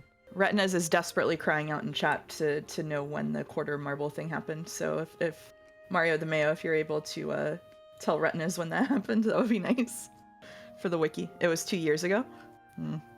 Okay, so first chapter. Okay, ready to go? Yeah, let me double check. I know what the voice assignments are. Okay. All right. Ready to go. I think I've learned just how much the woman called Beatrice influenced grandfather's life. We haven't learned anything. Who killed Beatrice? Unless we figured that out, we'll never be able to get out of here. You're right. We need to finish this quickly. The funeral is already over after all. Oh, that's a good point, actually. So last episode, this is the start of Burn Castle's game, which Beatrice is already dead, but Beatrice's corpse is not in the coffin or casket, whatever you want to say, where Battler is not here, and there's a new character, Will, who's here, who's been tasked to solve the mystery of who killed Beatrice. Leon is a new character that's here that is probably the child from 19 years ago. This is a weird rules fragment. I'm not really sure what's going on with that. Kinzo is alive and is telling the story of how he met Beatrice, and a lot of the episode so far has just been seeing that, his tale of meeting Beatrice that came in a World War II submarine from Italy, and a lot of people died. There's a World War II base on Rikinjima, and a lot of people were killed there, and then that's how he met Nanjo, because was he hurt or was Beatrice hurt? Beatrice was hurt, right? Beatrice was hurt, yeah. Beatrice was hurt. And yeah. And we just got finished telling the story of how they met and why this island is special to him. And the gold came from Beatrice via submarine. Okay. Yep. Okay. You've got it all wrong. This is the funeral. You mean what she's making us do? All of the Beatrice we've heard about so far weren't killed at all. We're trying to understand where the word killed factors in. That's the real funeral as far as Bernkastel's concerned. No one knows about her being killed. And that's the truth we're trying to expose? You're pretty sharp, aren't you? Hardly feels like I'm talking to a piece from the lower plane. So, this is why I was given you as my Watson. Whoa! Sorry, my controller's plugged in. It rumbled. Ouch! Rumbled with the ass pinch. Don't call your partner a piece. So what next, Willard Holmes? Step one of holding an investigation is questioning witnesses, of course. There's still a Beatrice we need to ask about. How's it sound, by the way? We good? Okay, we're good, apparently. Low voices? Whoops. Okay. To indicate whom they should talk to next, Will nodded in the direction of George, Jessica, and Maria. Maria seemed to be lecturing the others about something. Wow, Beatrice sounds pretty incredible. Yeah, and then, inside an upside-down cup, she made tons of candies appear out of nowhere. Inside the overturned cup. Amazing. Sounds like magic to me. Maria-chan really does love witches and magic. We could hardly avoid consulting our local authority on witches. When looking for someone to ask about Beatrice, Maria rose to the top of the list. The Beatrice she spoke of wasn't the real Beatrice, the one Kinzo and the others had talked about. However, here and now, on the Rekenjima of 1986, the name Beatrice probably refers to the person Maria is always talking about. Sorry, I accidentally hit the button. Someone is in chat saying the voices are basically inaudible. Is that everyone's experience or no? I love audio. Okay, hold on. Let me turn it up and let's see if it's too loud now, okay? Let's see. It's at negative 10 now. Is it negative 20 before? Okay. I don't see Battler anywhere. I was also thinking this, Will. Ushiromiya Battler. The one who was forced to fight as Beatrice's opponent in many games, and the most important person in this game, this tale. A battler in this world would probably be the peace version, but even so, it should be possible to get some vital information out of him. Will probably wanted to talk with Battler too, but he was nowhere to be seen in the cousins group. Battler-kun did not attend this funeral. It's a shame, seeing as he's the cousin closest in age to me. Are you two on good terms? Yes, of course. And you pinch his butt every time he says something perverted? Oh, how did you know? Did your detective instincts tell you that? Poor guy. Bernkastel said that everything we needed was gathered here. Since Battler isn't here, that probably means it's possible to find out everything without asking for his side of the story. Or maybe she's intentionally hiding the core elements and making us take the long way around as part of some fickle witches game. Since he isn't here, that probably means there's no need to hear his story for the time being. Let's talk to Maria and the others. I won't say anything perverted, so keep your hands off my ass. What a line.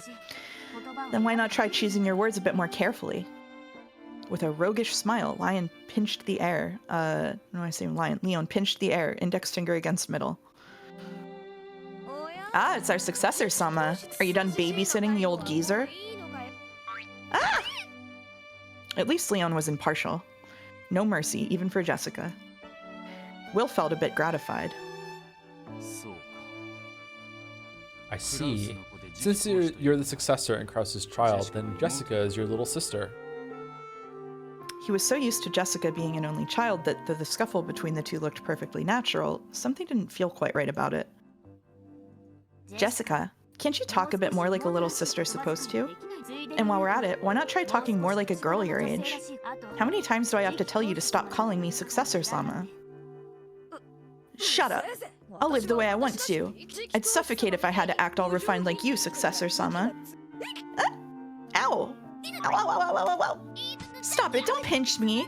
This is little sister abuse. Pervert, stop it. Ow. Jessica, why are you talking like that in front of a guest? Do you want mother to scold you again?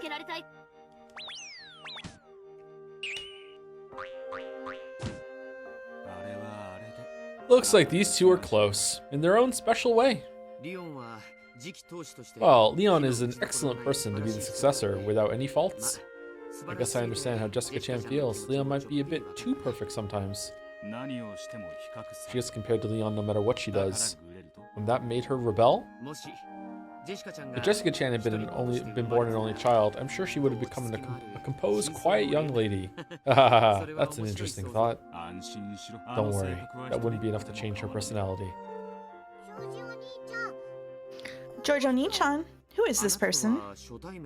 This is the first time we've met, right? But you seem to know a lot about our family. I'm George, the biggest one, and this here is Maria. Pleased to meet you. Call me Will.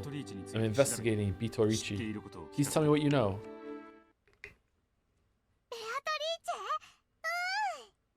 Beatrice, ooh, see? Beatrice exists. Ooh, ooh, ooh. Though Maria had looked hostile toward this unfamiliar man, as soon as she heard the name of the witch she loved pass his lips, her eyes began to sparkle. Hey, Maria-chan. You've got to greet our guests properly. Hello, my name is Ushiromiya Maria. Ooh, I'm glad to meet someone who knows Beatrice. Handshake, ooh. Maria suddenly stuck out her small hand, and Will reached out for it reflexively. As soon as he did, he felt a bright light seeping out from the gap between their hands. The theater-going power that Bryn Castle had given him had affected Maria. Beatrice is the witch of Rikenjima. She plays with me every time I come here. She's my best friend and a fellow member of Mariage Sorcière. Ooh! The light grew brighter and brighter. This time, he could feel himself being drawn into Maria's world.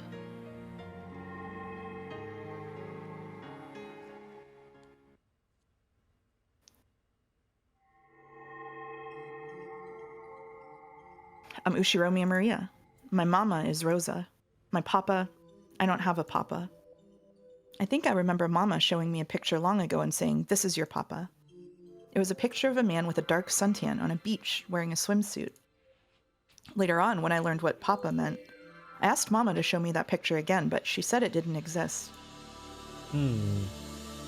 But it had to have existed. When I drew a picture of it and showed it to Mama, she got really mad and said that it didn't exist, or that if it did, she had already thrown it away. Ever since then, she kept saying I didn't have a papa. Did you know? People say you need a papa and a mama to have a baby, but that's a lie. Virgin birth, is it? Behold, a virgin shall be with child, and shall bring forth a son, and they shall call his name Emmanuel. If I was a boy, that might have been my name. Book of Matthew, chapter 1, verse 20. No, verse 23. Verse 20 is, "But while he thought on these things, behold, the angel of the Lord appeared unto him in a dream, saying, Joseph, thou son of David, fear not to take unto thee Mary thy wife, for that which is conceived in her is of the Holy Ghost." So your father is the Holy Ghost. Everyone said that everyone has a papa. They said it was strange to not have a papa, that I was a weird, pitiful child. But when I asked Mama, she said I didn't have a papa, that he didn't exist. She got mad and hit me, even though all I did was ask. So I didn't really understand who gave birth to me. I was an immature and misplaced creature, not a proper human. I realized I was a strange, pitiful girl, different from everyone else. Doesn't matter who your parents are or what other people say. You are who you are. It must have been hard to teach that to a young, immature kid. My kindergarten teacher might have said that to me when I cried after being bullied. But even those words of encouragement couldn't fill the blank space. No, the questions. Those words couldn't answer the questions in my mind. And the book is what gave you the answers? A priest came to see me. It was probably part of some lesson to enrich the minds of children through an edifying tale. To most of the children, it was just an ordinary fairy tale that they might have heard from one of their teachers. Actually, I think we were just bored because it was too hard to grasp. Then, at the end, the priest said something important. That God knows everything? Yep. So I asked him, I only have a mama. I don't have a papa. Mama gave birth to me without a papa. Was that a strange, sad thing? I asked. The priest taught me. There's nothing strange about a child having no papa. After all, Jesus Christ was born of a virgin, and the one who gave birth to him was the Virgin Maria? I was surprised. Maria, the name I was given, had been showing me the answer all along. I was so shocked, I asked the priest to say it again. He said that the Virgin Maria gave birth to a baby by herself. So I asked him if that meant I could give birth to a baby all by myself too. I wonder if there's anything to do with the epitaph. And how do you answer that? He said the Virgin Maria was with child because of the Holy Ghost. The second part of the book of Matthew, chapter 1, verse 20. For that which is conceived in her is of the Holy Ghost. That surprised me again. What do you think that means? You interpreted this to mean that Ushimiya Maria had no human father, that your real father was the Holy Ghost. Regardless of the Bible's original meaning, this young, sad girl, whose lack of a father had caused her to lose her sense of identity, had finally created a way to understand herself. Once I realized that, I knew why I was different from all the other kids. The ones who made fun of me were all children of Joseph, but I alone was different. I wasn't worse than everyone else. I was a child of God, a child of the Holy Ghost. When I got back, I told Mama. I had no papa. Mama gave birth to me thanks to the power of God. It was probably painful for Rosa when Maria asked about her father. Why did Maria have no papa when everyone else had a papa and a mama? Every time she was asked this, Rosa flew into a rage and changed the subject. Then, for some reason, and all on her own, Maria had found an answer that satisfied her. She had no papa. She was the child of Mama and God. It isn't too difficult to imagine that Rosa, after hearing this young girl's explanation, might go along with it as though it were true. Beato said that the minimum number of people needed to create a world is 2. I thought she meant that you need 2 parents to create a child. That's when I thought of it. Beato may be a witch, but she's a witch born of a human. Beato isn't a child of the Holy Ghost. But I'm different. I was born from Mama alone. I was born of the Holy Ghost. Beato can't create a universe without me. But God is always by your side. I can make a universe all by myself, along with the Holy Ghost. Beato called me the Witch of Origins, and she also said that eventually I might become a creator who could create anything alone. All by myself, I can create something out of nothing. Beato can take that and extend it into infinity. Angie was the witch's apostle who would spread the word far and wide. And that was Mariage Sorcière. Sorry, There's a huge difference. You did fine. Oh, did There's I? a huge Okay. difference between 1 and infinity. That's why Beato is so great.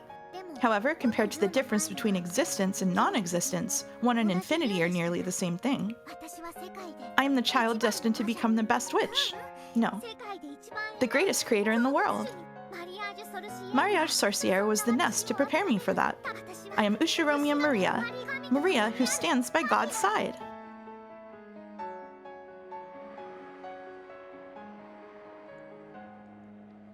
If we liken Maria's sense of identity to a universe, then this endless stream of words coming from her might be like the Big Bang. She spent so long tormented over how to interpret her lack of a father. Then, by chance, she saw a line in the Bible that looked like it secretly referred to her, and she finally formed an understanding for herself. The sad girl, who had hated herself for being different from all of her classmates, finally found a meaning for her existence. At that moment, Maria's universe, which had once been nothingness, was born as a clump of ultra-hot, ultra-high-pressured energy. Then, later on, she went to Rikenjima, met the endless witch who called herself Beatrice, and the clump of energy exploded in a big bang, giving birth to their magical compendium. That was the universe known as Mariage Sorcière.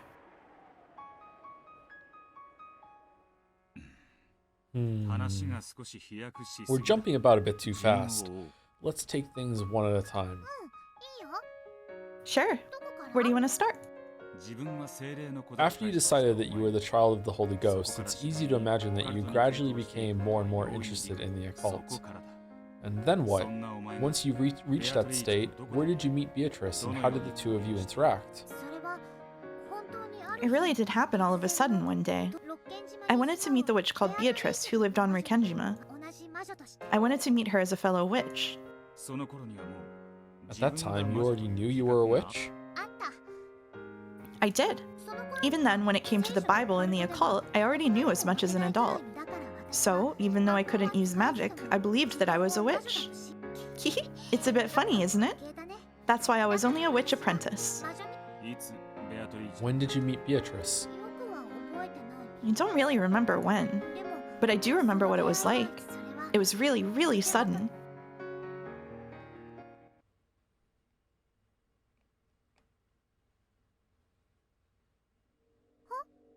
Huh? You can take Maria now. Okay. So, you are Ushiro Mia Maria, I presume. It was so very sudden. I was just drinking some milk tea, all alone in the Rose Garden Arbor. Mama said she had to talk about something important with Uncle Kraus, so she told me to go outside and play. Suddenly, she was sitting right there. I didn't know anyone who spoke that way. I quickly realized she was someone I didn't know at all. Oh, thank you to Underdog Keep for the resub. 12 months, 1 year. Thank you very much, Underdog Keep. Would you rather Fu in C or C in Fu? Probably C in Fu, I think. Looks like a good time to me. Thank you, Cheshi8 for the resub too. Gun to your head, who is your favorite ship, not including Beato and Battler? In Umineko? What are the other options? Probably Rosa and that guy from the hotel. Thank you to Damn Nilucid for the new sub. Thank you very much. To Damn Nilucid. Welcome. Thank you very much. Not even Ava and Hideyoshi? That's not a ship. They're together. So were Rosa and the guy in the hood? Okay, whatever. I don't know about that. Who are you? Who? You're the one who wanted us to meet. Here I am, welcoming the witch who came to visit my island, and yet you ask my name?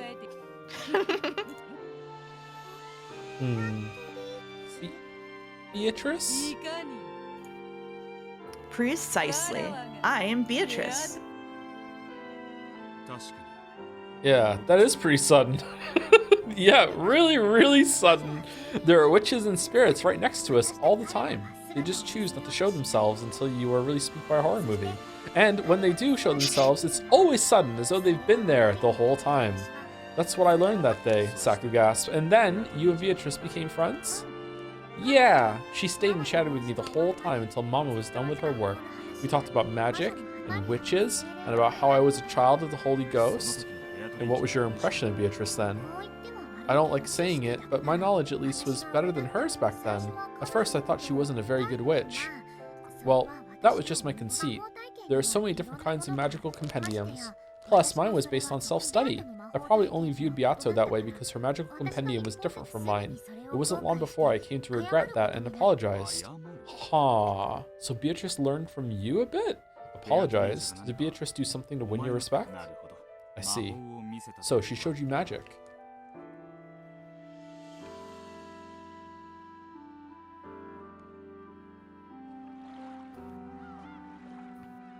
We moved to the beach and talked lots, sitting at a table under an umbrella.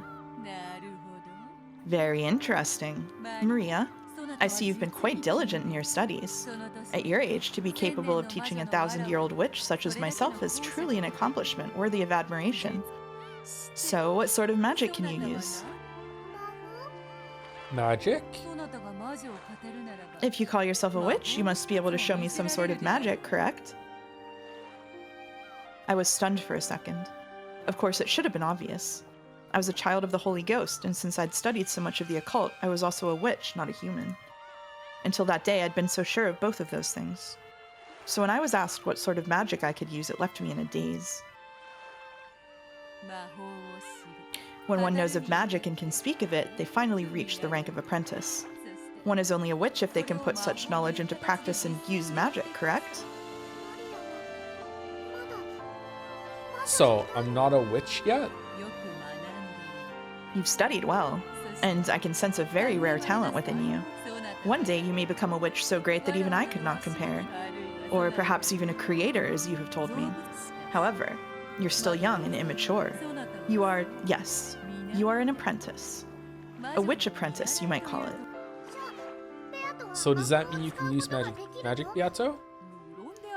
Of course. I couldn't call myself a witch otherwise. Incredible. Show me. I want to see your magic. Until this day, Maria had never doubted the magic-themed idea that she was the child of the Holy Ghost. However, no one had ever proven to her that occult phenomena actually existed. Maria could create a universe all by herself. However, she wanted to share it with a second person so that she could believe in it even more strongly. Once, I could have drawn a rainbow in the sky, transformed it into 7 colors of candy, and eaten them at my leisure. However, my power has weakened so much that I cannot even preserve my form to my satisfaction. You told me about that. You can't use your full power because of the shrine. All you can do is put candy into overturned cups when I'm not looking. It will take quite some time before my power returns. At this moment, I can't turn rainbows to candy. However, perhaps I can show you a bit of that power with some simpler magic. I want to see. I want to see your magic. Very well. However, I must ask for your assistance. As I have already told you, no matter how pure your soul might be, all humans are tainted and filled with a toxin that resists magic. Yeah, I remember. You told me about the anti-magic toxin. It wasn't in any of the books I've read.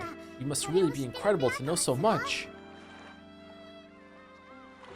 Beatrice lifted up an empty teacup, then turned it around in front of Maria to show that there weren't any tricks or strings. Right, the magic to make candy appear inside an overturned cup. How did you know? You're incredible, Will. You even know about witch magic. It's the most basic sort of witch magic, after all. It was just a normal cup without any tricks in it. I wanted to see true magic.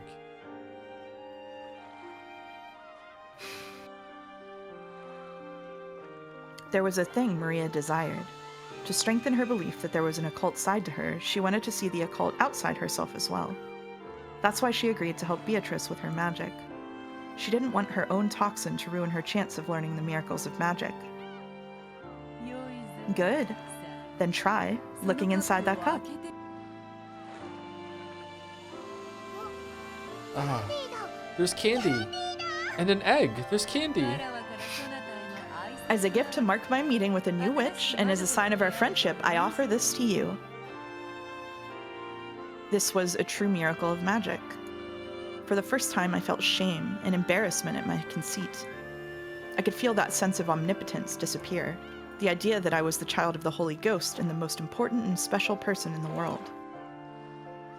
Instead of a child of the Holy Ghost who can't actually do anything, I'd rather be a witch who can use magic. Ushiromiya Maria wants to become a witch, starting off as a witch apprentice. I was already fascinated by Beato. Why is Will such a well-adjusted person? Every other detective is some kind of loon. Oh, because the story's not fucking around anymore. I want to become a real witch too. I want to be your disciple. How modest. You already have an abundance of talent and diligence. Also, though it may have been different when I was at my full power, I can't take on a disciple in my current state. So I can't become a witch's disciple? Correct. You cannot become my disciple. However, you can become my friend. Really? Indeed. From this point forth, we shall be friends. Let us continue to discuss the deep and profound world of witches. Ooh! Thank you, Beato. Can I eat this candy? No, let that be a souvenir. Instead of eating it, keep it in that adorable bag of yours. Okay, I'll eat it at home. Ooh, ooh, ooh, ooh, ooh. Maria, that candy was brought into being by magic. Therefore, it is fragile. If you deny my existence with that toxin of yours, it'll melt and fade away. Didn't say the line. Ooh. I was waiting for you to say the line. No, I don't want Beato's precious magic to disappear. Then be sure that you do not forget your meeting with me. As long as you keep a little promise with me, I shall be here to greet you when you return to this island. Ooh, I'll keep it. What's the promise? Well, to start, when you get home, wash your hands, then rinse out your mouth. You must not complain about this, for it is an important part of a witch apprentice's training. I'll do it. Every day when I come home, I'll wash my hands, I'll rinse out my mouth. If I do that, will I see you again? I promise it. If you keep your end of the promise, your body will be cleansed and I will regain even more of my magical power. If that happens, I'll show you even more incredible magic the next time you come. Ooh, I'll keep my promise no matter what. Better mom than Rosa? I'll do it. I'll become your friend and a witch apprentice. Your resolve is heartening, Ushiromi and Maria. I hope you will grow to become a full witch and my close friend soon. Basic hygiene gives you magical powers. I mean, in a way, yeah. You should try it out. I'll take Maria again after this. Okay. I think that was the first time I met Beatrice. And was that candy still there when you got home? Yep, but I doubted a little, so it was all melty. I regretted almost doubting her. If I doubted her more, the candy would have disappeared completely. I almost lost the proof of the magical miracle that had happened before my eyes. Piece of candy melted? I think it was more of a caramel than a normal candy. It was all lumpy, just starting to melt. Oh, Will has a streak of red like Bite-chan's new version. About what time of the year did this happen? I'm not too sure, but I remember that the milk tea had ice in it. Why does that matter? Never mind. Did you tell Rosa about your meeting with Beatrice? Yep. I told everybody about it at dinner that day. Uncle Kraus laughed at me. Then Mama, who was sitting next to me, got mad and told me to stop talking about it. Ooh. Next to you? By your family's ranking system, your seat shouldn't be next to Rosa's.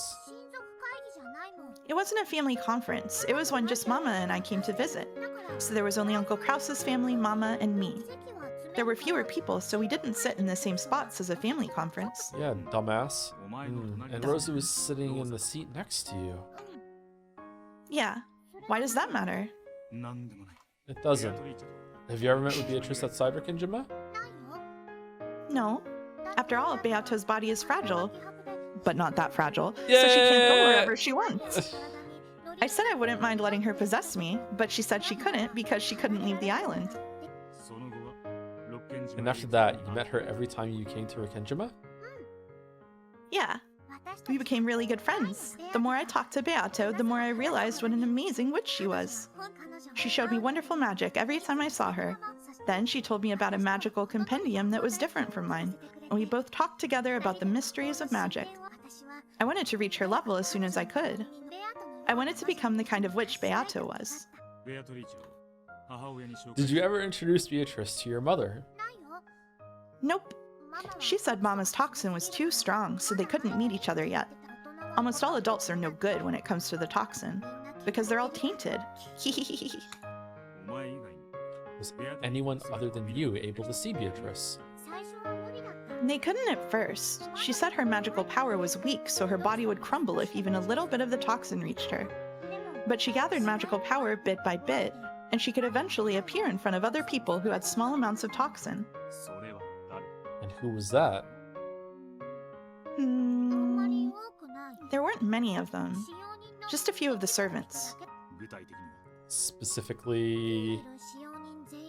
All of the servants here today. Ooh. But not Goda-san, I think. So there were 4 of them. Genji, Shannon, Kanon, and Kumasawa. And Dr. Nanjo, too. Apparently, they would sometimes come to visit Maria and Beatrice's witch tea parties. Of course, they had only come by for minor things, like bringing some more tea. However, they were certainly aware of Beatrice and even talked with her. How did the servants react to Beatrice? She was a guest who shouldn't have existed. Weren't they surprised? Of course not. After all, Beatrice is the other master of the mansion. She said that the servants treated Beatrice as an honored guest, and sometimes they were permitted to witness new miracles of magic along with Maria. So, on the Rekenjima of 1986, the ones who could actually meet with Beatrice were you, Nanjo, and the 4 servants, excluding Goda, for a total of 6? Yeah. Beata said she'd need to store up much more magical power before she could appear in front of anyone else. Oh, did I miss Sumari? I'm sorry. So she intended to show herself in front of more people sometime in the future? Yep. She said the day she made all of the humans acknowledge her would be the day of her resurrection.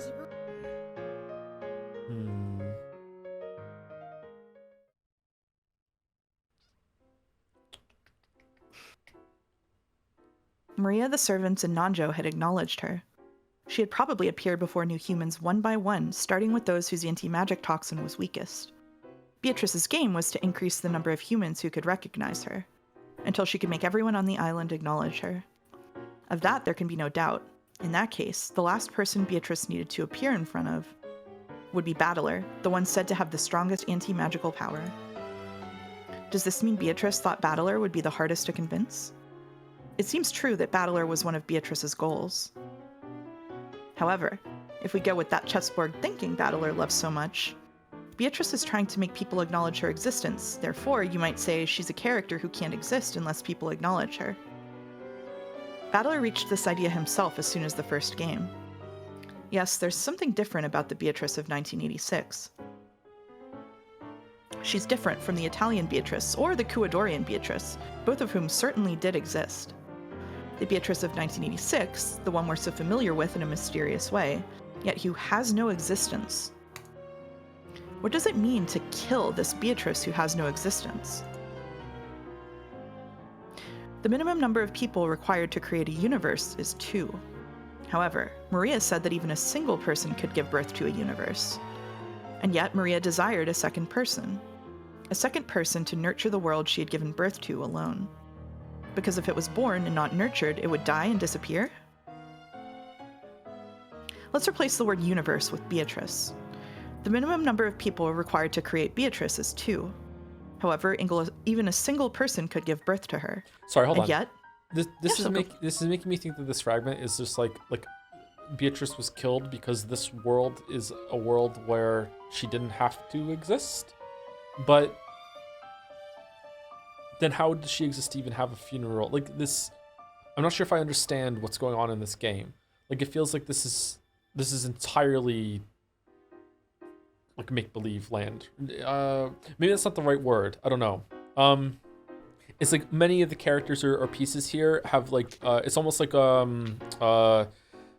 seeing the characters embody like a director's cut ending where you get to see more about them. Like it's almost like they're embodying multiple timelines at the same time. They have knowledge of a time when Beatrice was around, but then they're also in this world where she didn't have to be there. I don't know what's going on right now. I like it, but I'm a little uncertain. I'm a bit confused. Okay, sorry. Go ahead. And yet that single person desired a second person to acknowledge the Beatrice created by the first person. That meeting with the second person is the scene Maria has just described. The single person who created Beatrice looked for a second person to acknowledge Beatrice, and selected Maria. We don't need Furuto Erika's heartless reasoning to know that the teacup magic was a sleight of hand. Wait, it was? Maria... I'm so sorry you had to find out this way. Maria, believing in the story about the anti-magic toxin, would close her eyes whenever magic happened. Any sleight of hand would be possible while she had her eyes closed. The caramel Maria had been given as proof of her meeting with a witch had melted a little because Maria had doubted. In a season where one was likely to put ice in their tea, it was only natural for a caramel left in a bag to melt. Ushiromi and Maria. These are the mysteries that get spelt out plainly in the text. Yes. These are the ones that get... Okay, all right. There's still an episode and a half to go. Ushiromi and Maria, the girl who's too trusting and will accept a story easily. Beatrice appeared first in front of this girl who had, in the language of witches, very little of the anti-magic toxin. The creation of Beatrice can be thought of as an egg being laid. When a single person creates her, it's little more than a daydream. She's still inside the egg. If and only if a second person acknowledges her, the shell will crack and she'll appear. She'll only appear if a second person comes to warm the egg. Not how eggs work at all. When Maria acknowledged Beatrice, she finally hatched and the chick was born. In that case, Mariage Sorcière, which nurtured Beatrice in her magical compendium, was like a nest. This is Beatrice, a woman with a dignified presence, who calls herself the Witch of Rekenjima and who claims to have lived 1,000 years. That sounds less like the chick Beato, who appeared in the previous game, and more like Beato the Elder. So did the meeting Maria has just recounted mark the birth of Beato the Elder? Her hair is so long, wow. Mm-hmm. The egg itself had already been created by the first person. Between then and the meeting with Maria, it matured immensely inside its shell into a character with the dignified presence of 1,000 years.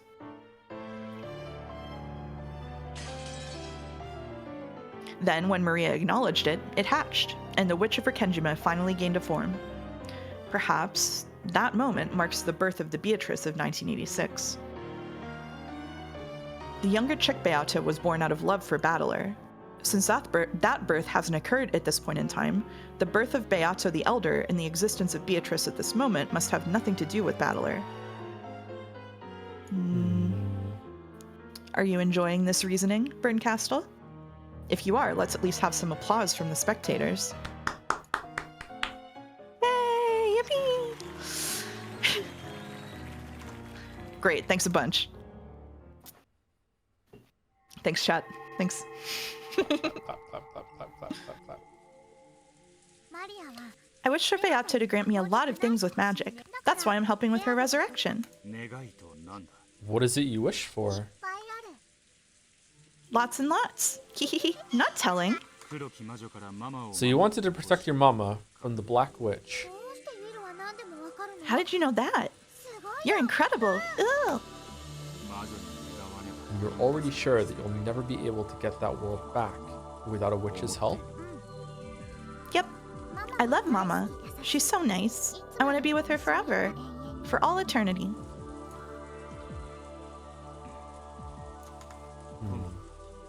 Now I'd like to hear about Mariage Sorcière. Do you know it took me until this stream to realize that that begins with Maria? Because I just saw the word marriage instead every single time I saw it. What's wrong?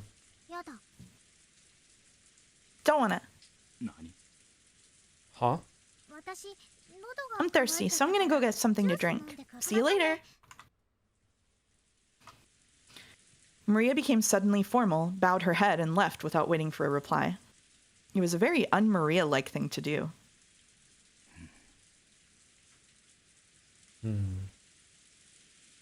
I see. So the game master has moved the piece. Apparently she's telling me to ask about something different.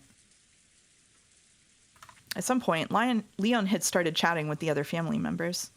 Jessica seemed to be getting irritated at having her butt pinched so much, and George was trying to calm her down. Jessica and George.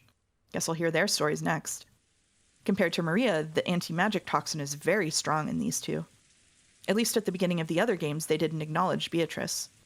Maria showed me the point of view of one who believes. Now to hear from those who don't.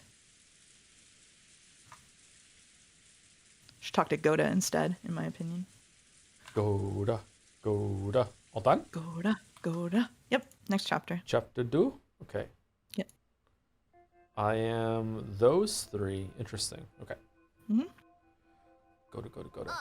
Thank you to Dawn to the Dawns for the bits. The formation of Mariage Glorpier. Ooh, all the glorps. How many glorps do you have Mariage now, too? Glorpier. Glorps are expanding. There's a glorp sit, too, so I think at least 3. All of the Sitting glorps. Good to go? I want to hear Goda's side of the story. That's a wacky B plot. Goda hasn't been important for 6 episodes and counting. There's no way. Goda's just here.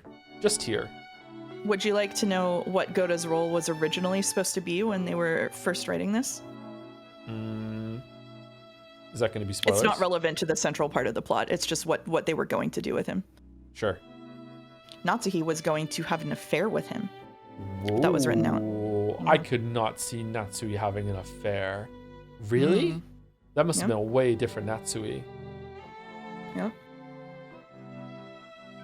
That's crazy. She's too much of a square. True.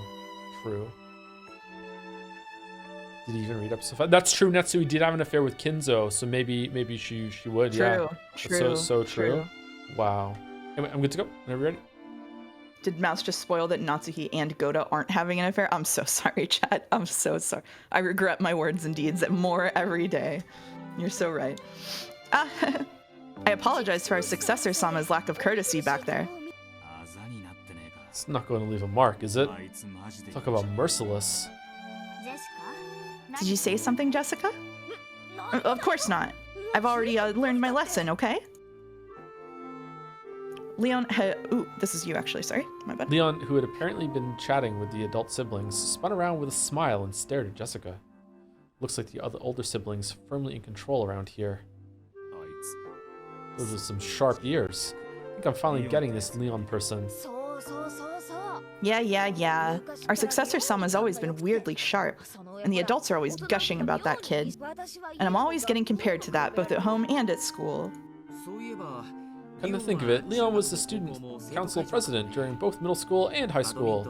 And the head of the badminton team too. Oh, now you're just showing off. So everywhere you go, you get compared to Leon, and it doesn't match up too well for you. I said it as soon as I got into middle school. Our successor Sama was already the vice president of the student council. I said, if you're planning to become council president next year, that'll just put more pressure on me, so stop it. But the next year rolls around, and guess who announces their candidacy and wins by a landslide election? Same thing again in high school. I said, please, just give it a rest this time. You're already vice president. But when year 3 rolls around, our successor Sama gets the council president job again. Dad was oh so proud.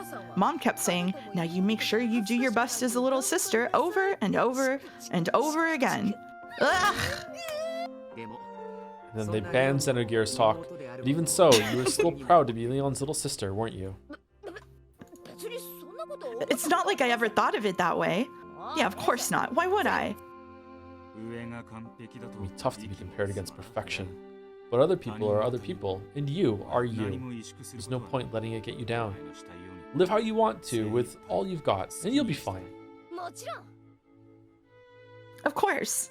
But Mom and the others are always going on about how I need to follow in Ushiromiya Leon's footsteps as a little sister. They keep telling me to go join the student council to go play badminton. You don't play in a rock band, do you? What? Shush! That's a secret, okay? Apparently, she's keeping it a secret from her family. It's a secret. Interesting. People tend to blame things on their family and how they were raised. This Jessica girl always likes doing the same thing, even in a different world, in a different family. It's admirable that she has such a true and constant interest in something. I loved it. That petan song.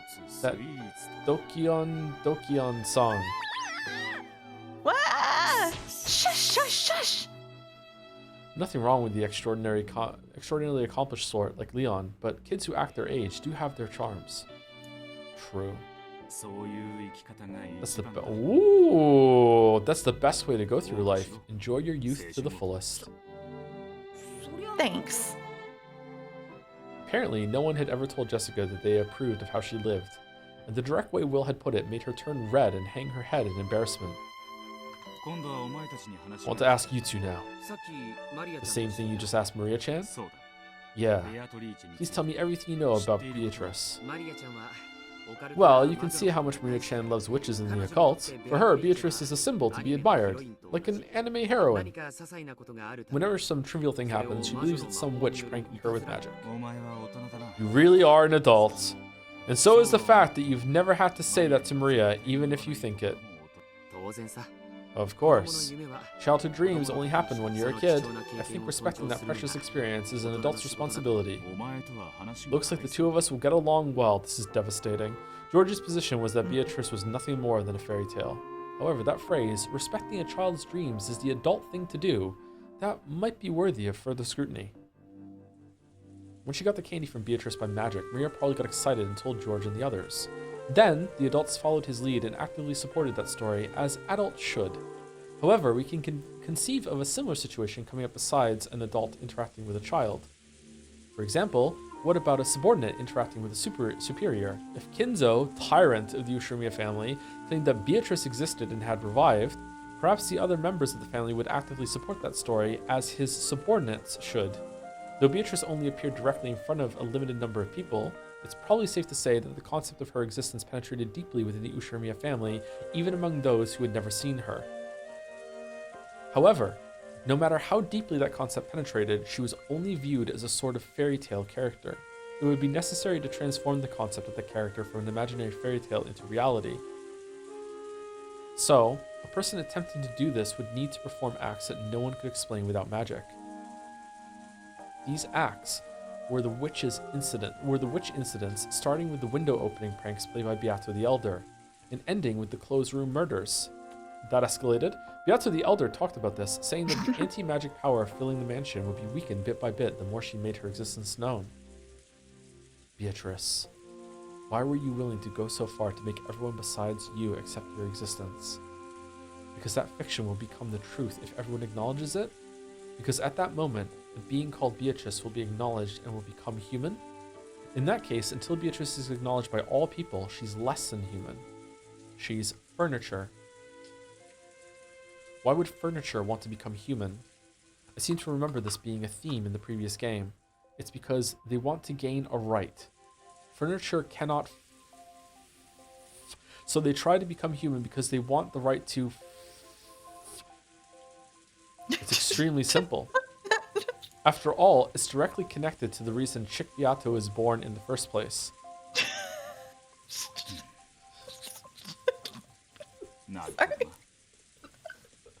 Should have kept myself muted. I see. I understand, but it's complicated. Fucking complicated. Yeah, you can't neglect the heart. I feel bad for saying this at Beatrice's funeral, but the truth be told, I don't know enough about this person called Beatrice to tell you much about her. My apologies. Jessica-chan does live here, so she might know a little more than I do. Speaking of which, have you introduced yourself to this gentleman yet, Jessica-chan? Nah, not yet, actually. There's this idiot going around pinching people's butts, so I didn't really have the chance.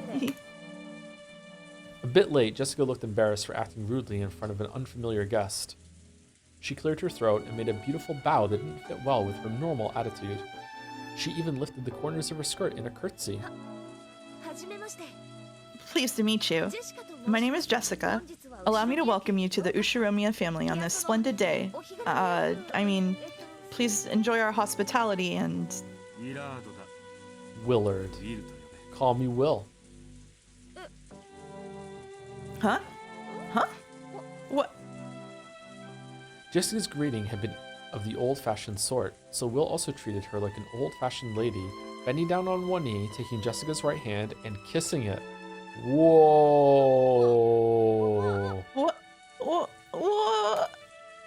Not expecting her greeting to be returned in such an old-fashioned and formal way, Jessica turned red and was unable to speak. However, Will had returned the greeting in what he thought was a perfectly serious way, so he didn't understand what was making Jessica's face glow. Have I done something strange? No, not at all. I want to hear what you know about Beatrice. Nah. A sparkle leaked around the edges of Will's right hand, which was grasping Jessica's hand.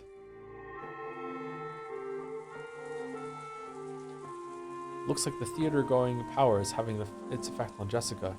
Didn't mean for that to happen. Oh well. Beatrice, is it? Well, I can tell you, but will you promise me something? Promise you won't laugh. Thinking about it now, it sounds more than a little crazy. What is it you know? I won't laugh. Tell me. Sure. Where should I start? Thank you, Mugs3, for the resub. Just in time to watch Joe read my favorite chapter of Umineko. The vibes are so much different than the rest of the VN. What are your thoughts? My thoughts are still coalescing, but they are very different. Yeah, this is the most different chapter so far. Like even chapter 5 and 6 still had the same kind of same structure. This feels like the departure I was expecting at the beginning of Answer's arc. I'm curious if I don't think they're gonna do a full episode like what they did before. Yeah, definitely seems different. Yeah, I like it. To me, the Golden Witch Beatrice is sort of like one of the 7 mysteries of the Ushiromiya family. You've heard of those, right? Almost all schools have a set of tall tales or ghost stories that get passed down. Like on some days, the piano in the music room will start playing by itself, or the skeleton in the science room dances around at night. Yes, our school had some of these. Everyone's heard of them, but of course that doesn't mean they believe in them. The stories about Beatrice were the same.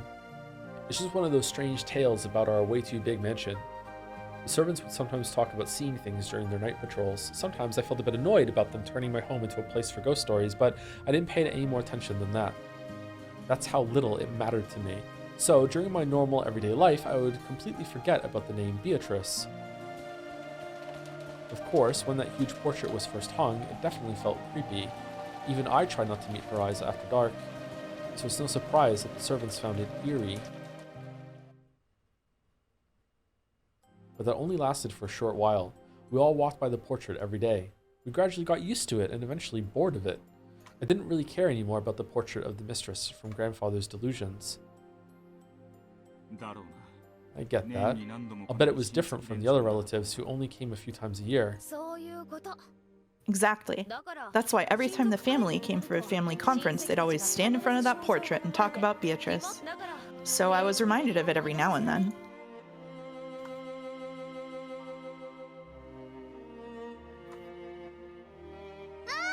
Ooh, Beatrice! I've come to play again. I've written a new spell. Take a look at it later, okay? Ooh! You really do like Beatrice, don't you? You've been in such high spirits ever since grandfather had this portrait hung. Huh?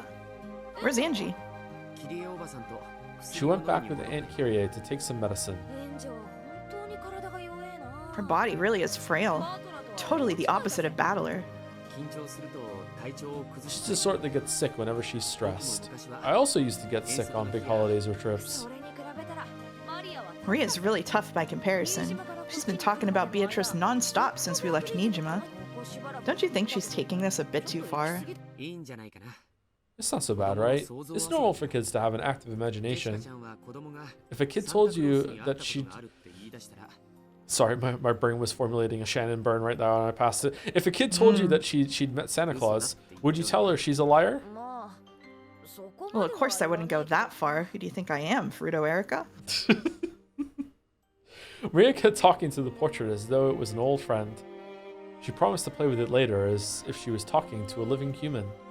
George, a man, seemed to think that this behavior from a younger member of the opposite sex was cute.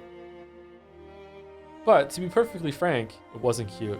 Jessica, who was the same sex as Maria, found this behavior a bit unpleasant, even though she realized that she was dealing with a younger girl. Wait, what? Alright, Ryukishi. At one time, even I was fascinated by anime heroines and other fictional characters. However, Mira's behavior seems to signify something more direct than mere fascination. It's something more definite? Yeah, more vivid. Am I the only one who notices something odd about her? I'll bet the others all notice it too. OBS is glitching out like fucking crazy right now. Oh my god. I'll bet the others all notice it too, but try to ignore it because of that adult dignity George Nason is always talking about. Nissan. Good thing you updated it. Speaking of updating it, Rodney has used some bits to say, Umineko Saturdays are wonderful. Every day I'm looking forward to them. Your acceptance of all the weeb shit feels almost unreal, like a Fata Morgana, and I can't wait to see what you will read next. I remember 11 suggestions from Jads, aka Misery Chord, that were pretty good, but hopefully your visual novel Euphoria doesn't steer you down a dark path like Echo. Also, shout out to Mouse for putting up with my bullshit. I hope the banter between you and me and her remains entertaining. Wow. 7 visual novels referenced in this bit message? Impressive. Damn. ChatGPT really paid off here, huh? Yep. Thank you, Rodney. My apologies, everyone. The head is quite busy with his noble research. He wishes to eat lunch in his study today. Until a second ago, Kinzo's children had been complaining that eating lunch with their father would give them indigestion. But now that they knew he wasn't coming, they started grumbling about how he should at least spare the time to come down during the annual family conferences. Then let us begin lunch, everyone.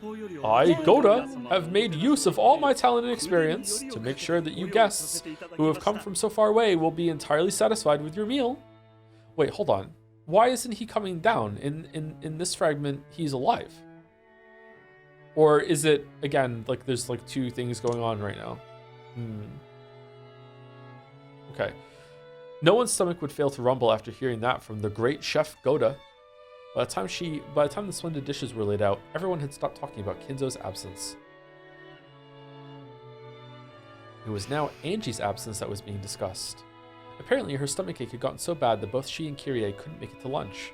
Huh. Poor thing.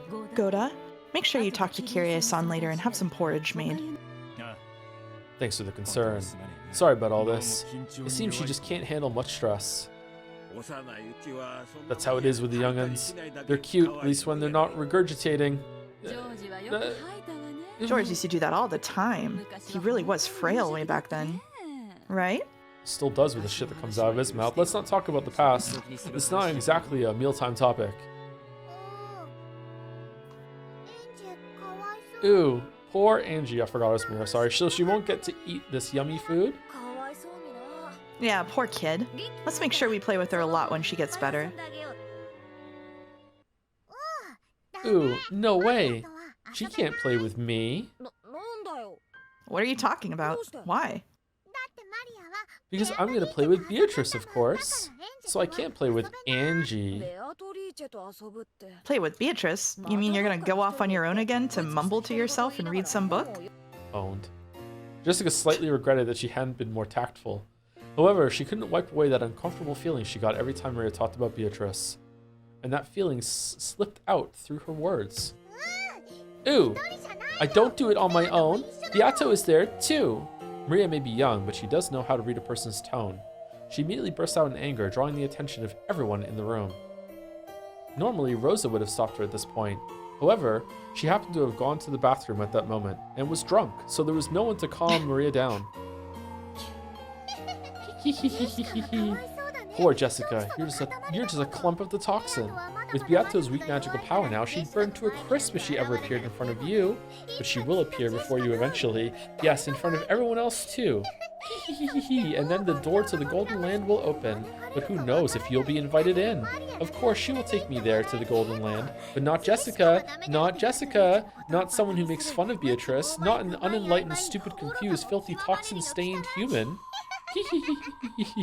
Oh, so this story was like Rocco's Basilisk all along? Interesting. Okay. I knew you would hate you proud of yourself? I knew you would hate that. Oh my god. Oh man. Moving along, when someone makes fun of Beatrice, it's like Maria becomes a totally different person. There was a theory about Maria having multiple personalities, wasn't there? Multiple personalities? Yeah, that probably describes it perfectly. Or maybe that was Maria's idea of an ideal personality. You mean that thing about creating another self the way you want to be? Huh? How'd you know my motto? Don't think too hard on it. You'll just get a headache. It was something Jessica once told Canon. She'd been talking about how anyone create another self in the image of the person they want to be. I think we heard those words somewhere near the beginnings of the second game.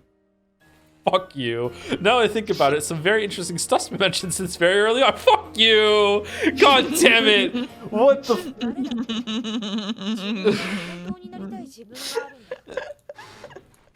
It's not too late to go back and reread it all. What do you think? Everyone has a self they really want to become, but they can't do it. Their current self is always surrounded by their lifestyle and the limits placed on them, so they have no way of changing themselves. True. Changing yourself means changing your environment as well. It's not easy to do. So my idea was to leave who I am now alone. I'd create another self, one that I really wanted to be. You felt suffocated, forced to live the life of a rich family's daughter, and you envisioned the self that you wanted to be. But I couldn't do anything outlandish at home, of course. Mom would just start yelling at me. So I made my plan. At home, I'd obediently do what my parents said, but I'd also create a second self to do what I wanted. At home, you did everything your parents told you to, and outside, you did what you wanted. That's a good way to live. Is it? You should be proud. So you're fucking persona social linking right now with everyone on this island, huh? That's what you're doing? That's just farming notes. Okay, all right. Thanks. And well, if there's something you really want to be, and if you really work for it, it's easier to do than you'd think. I figured Maria was pretty much the same. You think Maria's doing the same thing when she gets excited and starts talking and talking? Sometimes, I think that's the person Maria really wants to be. As the youngest member of the family, she's adored, but not respected. Every time she learns something, there's always someone in the family who already knows it.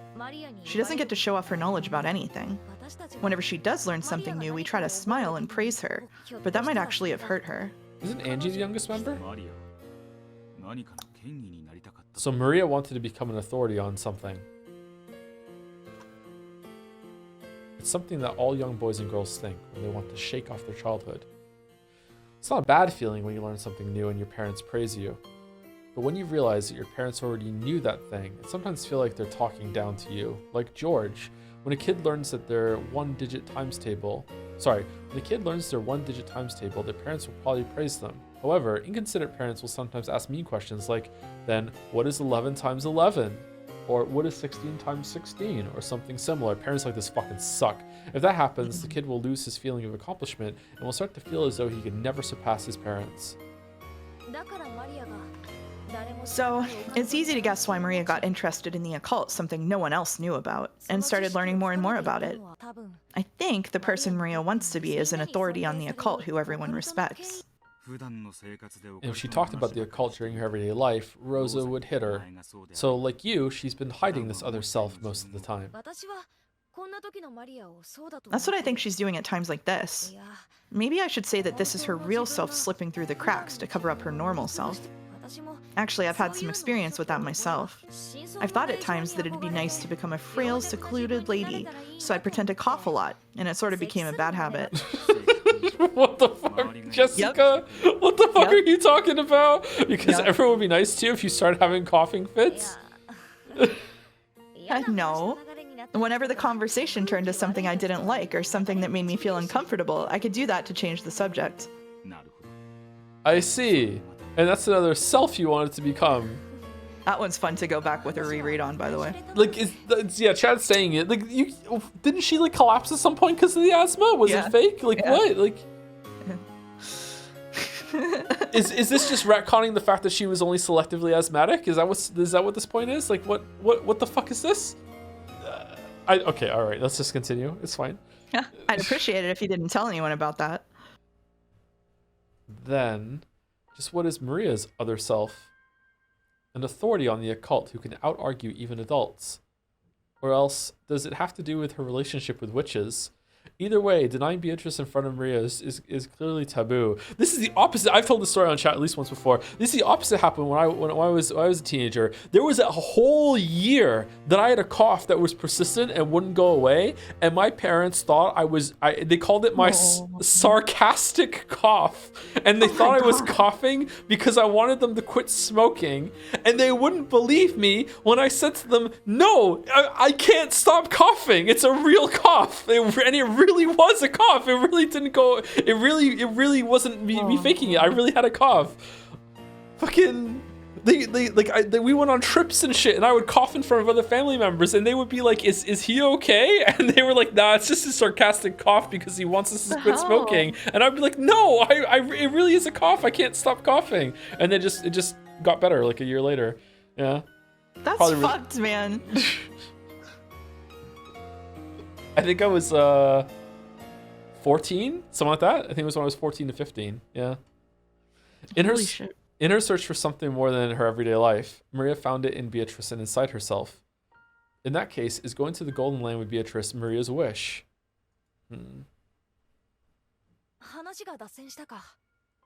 Looks like we've gone off track. Anyway, Maria kept up that tantrum until Aunt Rosa got back.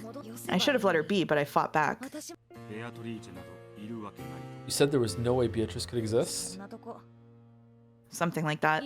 If she exists, then just let me see her. Of course, once Maria started crying, I realized I'd gone too far. And then...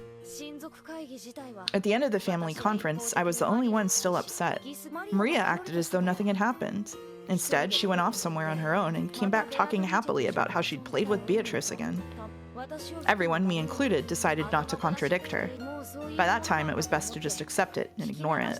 Is that all you have to say about the family conference? And about the conference, yes. What I want to talk about is what happened after the conference was over and everyone left. Thank you to Huli Godot for the bits. Zero Escape, followed by Siggy3. That is a suspicious follow-up. 1-2 punch there. Huh. Siggy3 with the resub. Everybody. Thank you, Siggy3. Thank you, No Hope, for my... queer ass. Thank you very much for the resub. Got too sloppy and chucked my hooch at the polycule LAN party. What? What? What does that mean? What a vivid picture it paints. What a vivid picture it paints. What? Thank you for the resub. Thank you to Kever Clarung for the bits as well. Your chunny moment was sarcastic coughing. Apparently, yeah. Apparently. When I Google queer ass, what people also search for some armor set that Kratos is wearing. Okay, that's funny. Anyway, even after the conference ended, I still felt a bit uncomfortable. If Maria had just stayed mad, we would have made up with each other and I could have put it all behind me. But since Maria got over it, it felt like I was the only one unsatisfied. Oh, you can take Kumasawa, actually. Okay. Oh, milady, why the gloomy face? Oh, it's you. That's nothing important. Did everyone make it back okay? If they're still on schedule, they should have reached Nijima Airport by now. You've done your part well, milady. I haven't done anything. It's you servants who have done a great job. Are you still upset by that fight you had with Maria-sama yesterday? Sorta. She's just a kid, right? It's not something you need to worry about, all grown up and in high school. Do you think all that was just a kid's nonsense? You mean about Beatrice-sama? See, even you call her Sama.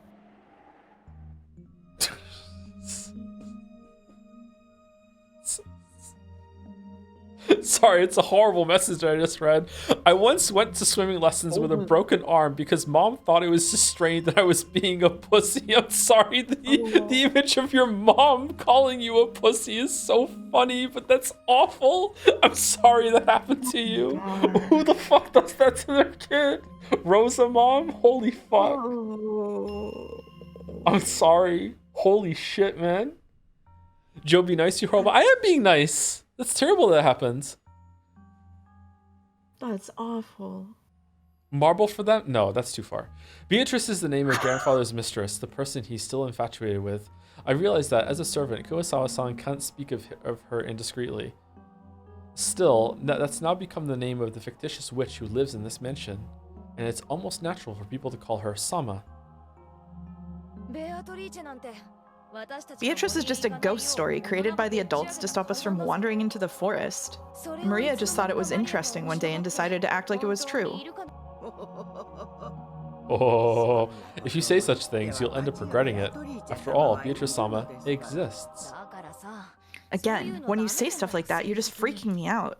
I may not be George Nissan, but I'm not going to go around shouting that Santa couldn't possibly exist. But that doesn't mean he actually exists. Whoa! You'll find you're wrong there, milady. Wrong? Oh yes. The gods dwell in all things. In the same way, Beatrice-sama dwells in this mansion. Like the gods, Beatrice-sama will do you no harm if you respect her. As you say, it will be as though she doesn't exist. However, if you ever fail to show proper respect, her curse will descend upon you. Of course, this doesn't apply only to Beatrice-sama. It's Santa Claus as well. If there's a curse, let's see it. I'd just love to meet her. Milady, you mustn't say such things.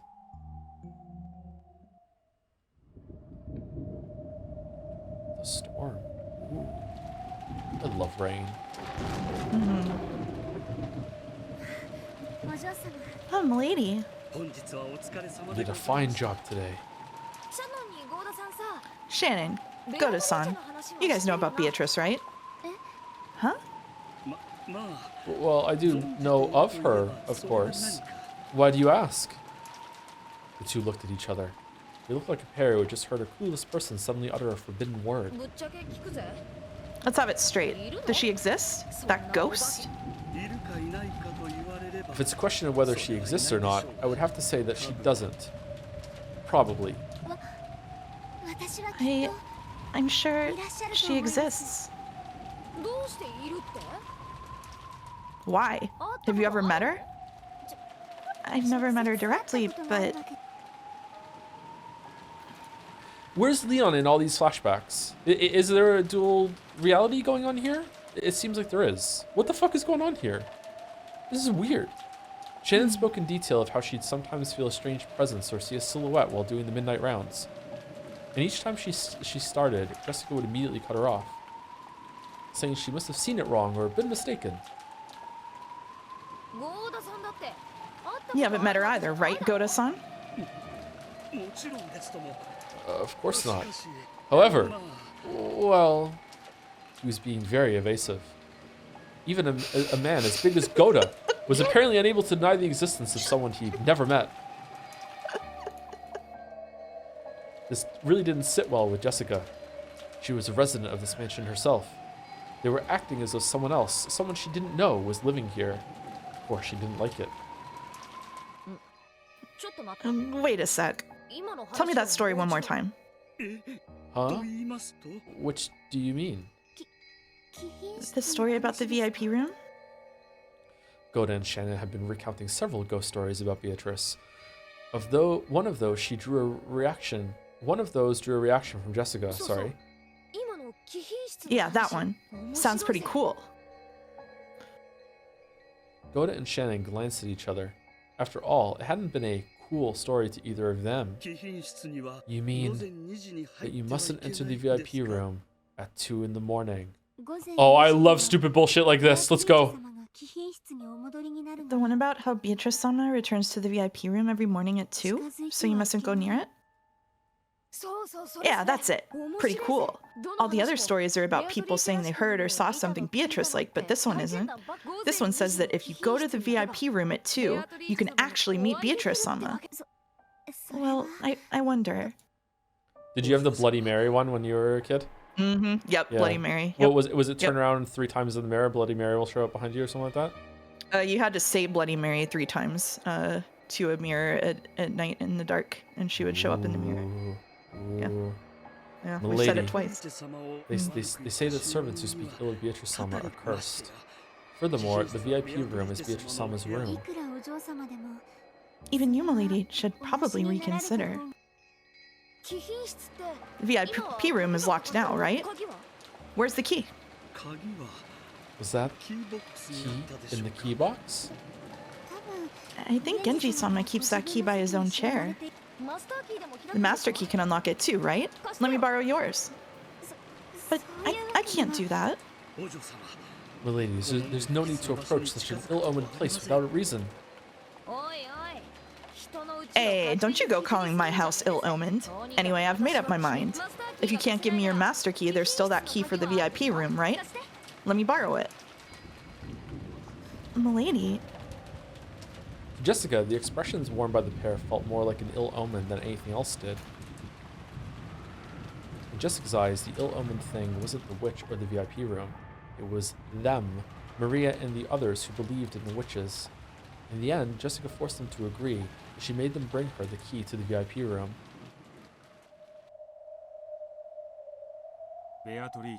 So you went on a classic test of courage to see if Beatrice would really appear in the VIP room or not. Pretty much. Still, I wonder why I was so fixated on doing it. I must still have been brooding over that fight I had with little Maria.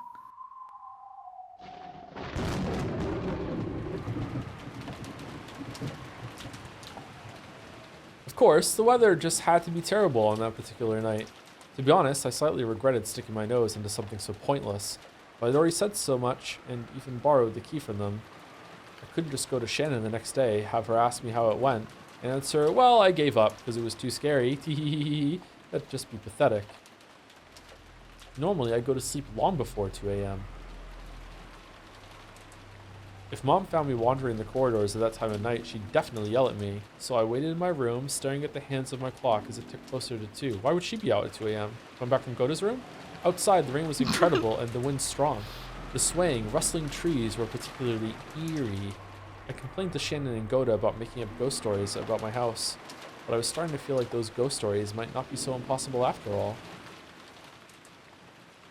You know, I would love a room that sticks like on the outside of the house that has like a glass ceiling or a glass wall, so you could sit in it when the rain is falling and you could see and hear the rain. That'd be so nice. We used to have a sunroom in the house I grew up in with paneled windows in the ceiling. Was the rain nice when you were in it? Mm-hmm. Yeah. Aw, sounds good. Ushirmiya Mansion is huge. Honestly, I can't think of the entire mansion as my own house. As Mom says, the hallways of the Ushirmiya Mansion should be treated like public roads. In other words, sumari! My own room is part of my home, but the hallways and the rooms I don't usually enter are outside. So while part of me felt like this VIP room ghost story was ridiculous, another part of me was so creeped out that it kept frantically trying to convince itself that the first part of me was right. Only 10 minutes left till 2. If I want to be inside the VIP room at 2, I need to get there before then. Guess it's time. Sorry, but I'm not giving up that easy. Nothing's going to happen. I know that. It'll just be a stupid waste of time for a few minutes. I touched the doorknob to the door of my room and was startled by how unpleasantly cold it was. As long as I stayed in this room, I could laugh off anything. After all, this was my room. But it wouldn't be like that in the hallway. That's outside my territory. This is pretty good. And the doorknob, the barrier between the two, is ice cold. Idiot. What are you so scared of? Me? You aren't taking Shannon's Goda-san's or maybe Kuwasawa-san's gossip seriously, are you? I'll prove it. There's nothing strange in the VIP room. Prove it's not a ghost. The corridor was only dimly lit. Before lights out time, the hallways were brighter. But to avoid wasting energy or something like that, we kept the lights to a minimum at night. Do you think she has a bathroom in her room? She has an ensuite? Probably. Probably most of them do. So even though I was inside my own house, it was very clearly the middle of the night here. If Mom found out that I was wandering around at a time like this to do a test of courage in the VIP room, which I'm not even supposed to go in, I'd get in a lot of trouble. To make sure she didn't find out, I tried to hide my breathing and my footsteps, so the silence felt unbelievably loud. Even though it was so quiet, that eerie sound of the wind was noisy. The sounds of twigs rustling, the sound of some pillar in this old mansion creaking. What's that sound like a beak tapping against glass? Though it was so quiet, all of the little suspicious sounds made it seem noisy. Damn, I'm an idiot. Why couldn't I have brought a flashlight at least? A flashlight to use inside my own home? Huh, that's even more idiotic. I mumbled this to myself, hoping it would drown out the sound of the wind just a little. I'm not alone because the TV's on. Then, I saw it. The door to the VIP room. This was the VIP room, the room for important guests. However, as far as I knew, it had never been used before. None of the guests who came to this mansion were important enough to be given use of this room. Though I've been clutching that key the whole time, it didn't feel warm at all. It still ruthlessly and icily tormented me. Or maybe that was a warning. If you go back to your comfortable room and hide in your bed, then this night will pass like any other. Don't mess with me. I can't give up after coming this far. Even though the key was freezing in my hand, telling me to go back, it slipped into the keyhole quite easily.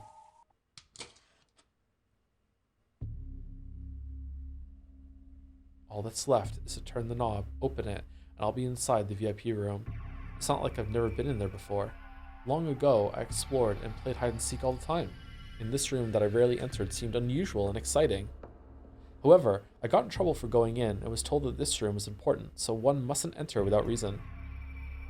After that, they made a rule of locking up unused rooms and I couldn't go in anymore. So it's probably been several years since I've gone into the VIP room. In fact, it might be more than 10 years since the last time. The inside of the room has probably changed from how I remember it. Come to think of it, even then, I felt like there was something unsettling about it. Slowly, I pushed the door open. The door was light, and even after I let go of it, it kept opening by itself as though beckoning me in. Beyond it was a darkness as thick and heavy as ink. Even the dim light that peeked in from the corridor seemed bright in contrast. Dunk. I stuck my head in, feeling about for the light switch next to the doorway. This was a horribly awkward and uncomfortable way to do it. All I really had to do was step inside and search for the switch from there. Unwilling to take even a step into the room. This is good. I timidly stuck just my arm into the darkness and felt along the wall. There. Click.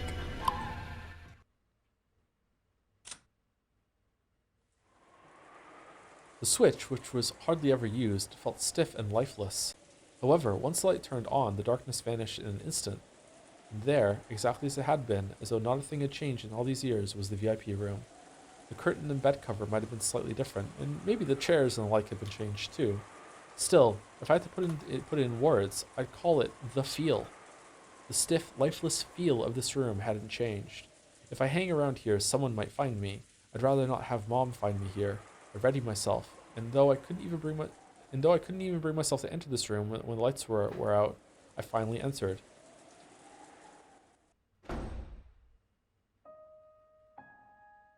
As soon as I closed the door, I felt an oppressive, suffocating sensation.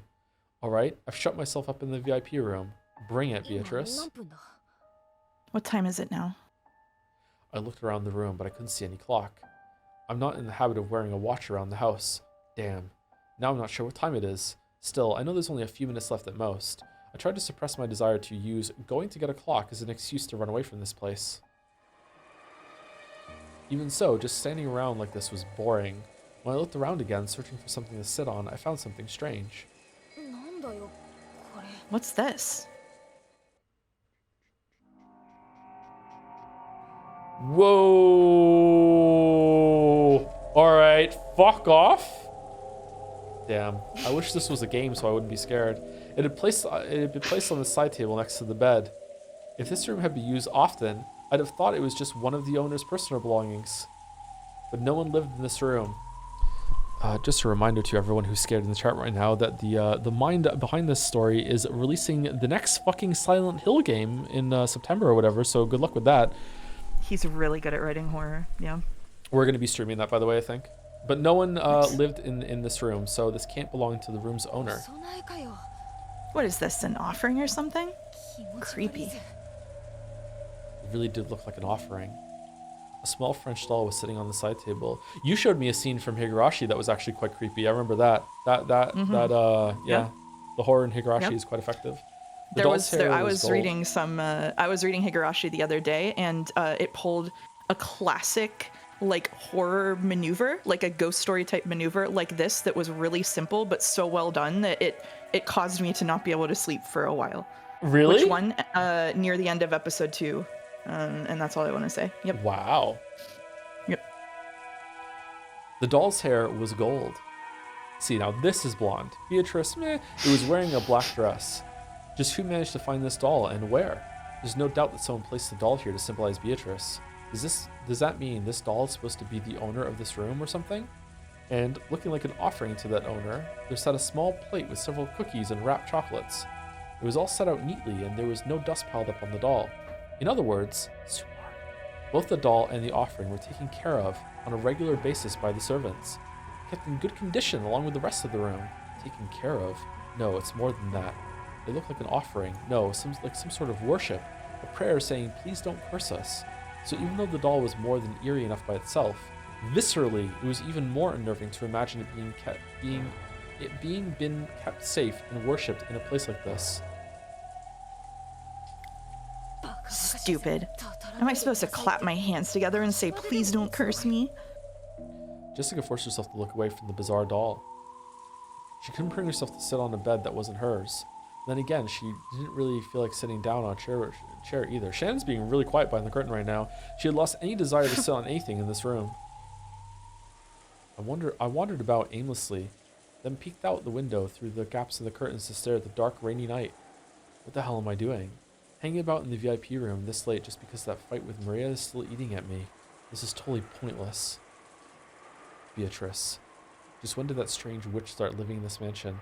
Grandfather is always yelling about Beatrice. Since it's apparently the name of his dead mistress, people started talking about how her ghost must haunt this mansion. There's that kid's horror story about the witch in the forest, which might be a ghost story made up by the adults to stop the kids from going in there.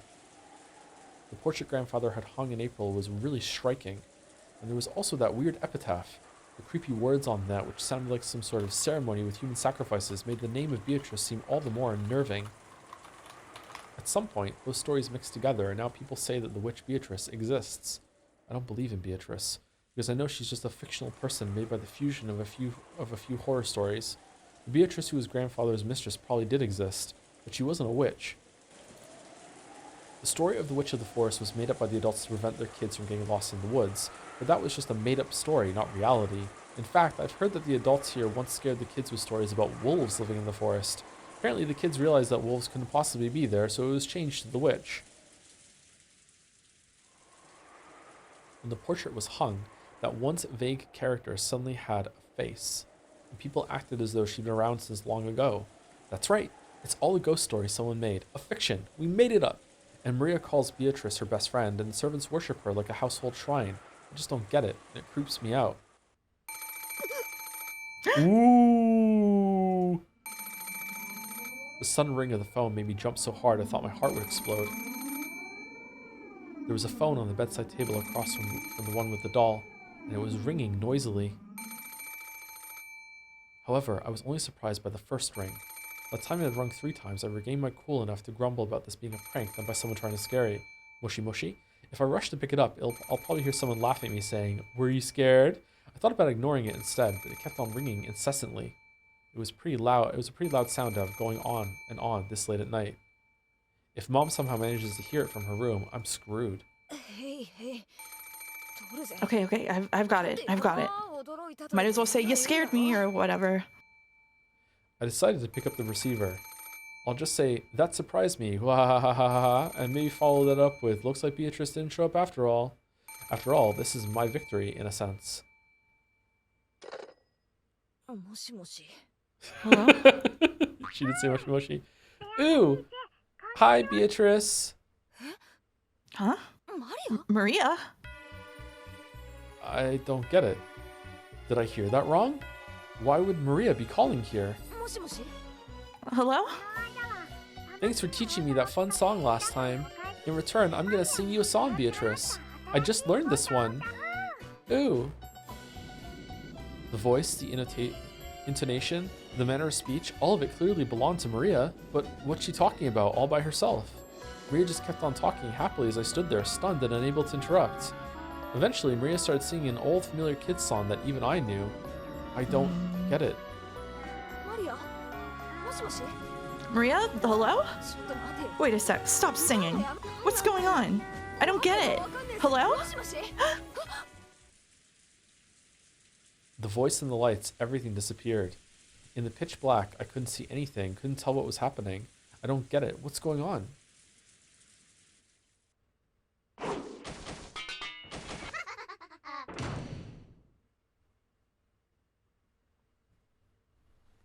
Okay, so did Maria record herself singing that song at some point, and that was a recording that was being played in the first episode? I thought they found her singing when they went downstairs. I can't remember. They did find her singing, yeah. Yeah. What the hell was that? Does being in darkness really slow us humans down so much? I know it's dark, but I really have absolutely no idea what just happened. What was that shuffling sound just now? I'm not sure. I can't explain it. I heard an incredible slithering sound, like someone crawling out of a bed. I didn't think I'd heard it. It wasn't that vague. I definitely heard it happen right next to me, clearly. However, there was no change to the bed. No one had been sleeping there in the first place, and the sheets were still perfectly straight. Someone had crawled out of the bed and had laughed in a creepy voice before leaving the room. That's what it felt like. Felt like? I'm here, and the bed's right there. I'm not only in the same room, I'm right next to it. So why am I so unsure about what happened just a few seconds ago? I gripped the receiver, which had gone completely silent, and waited there alone, unable to move, in a quiet room that seemed exactly identical to the one I'd entered. Huh? What?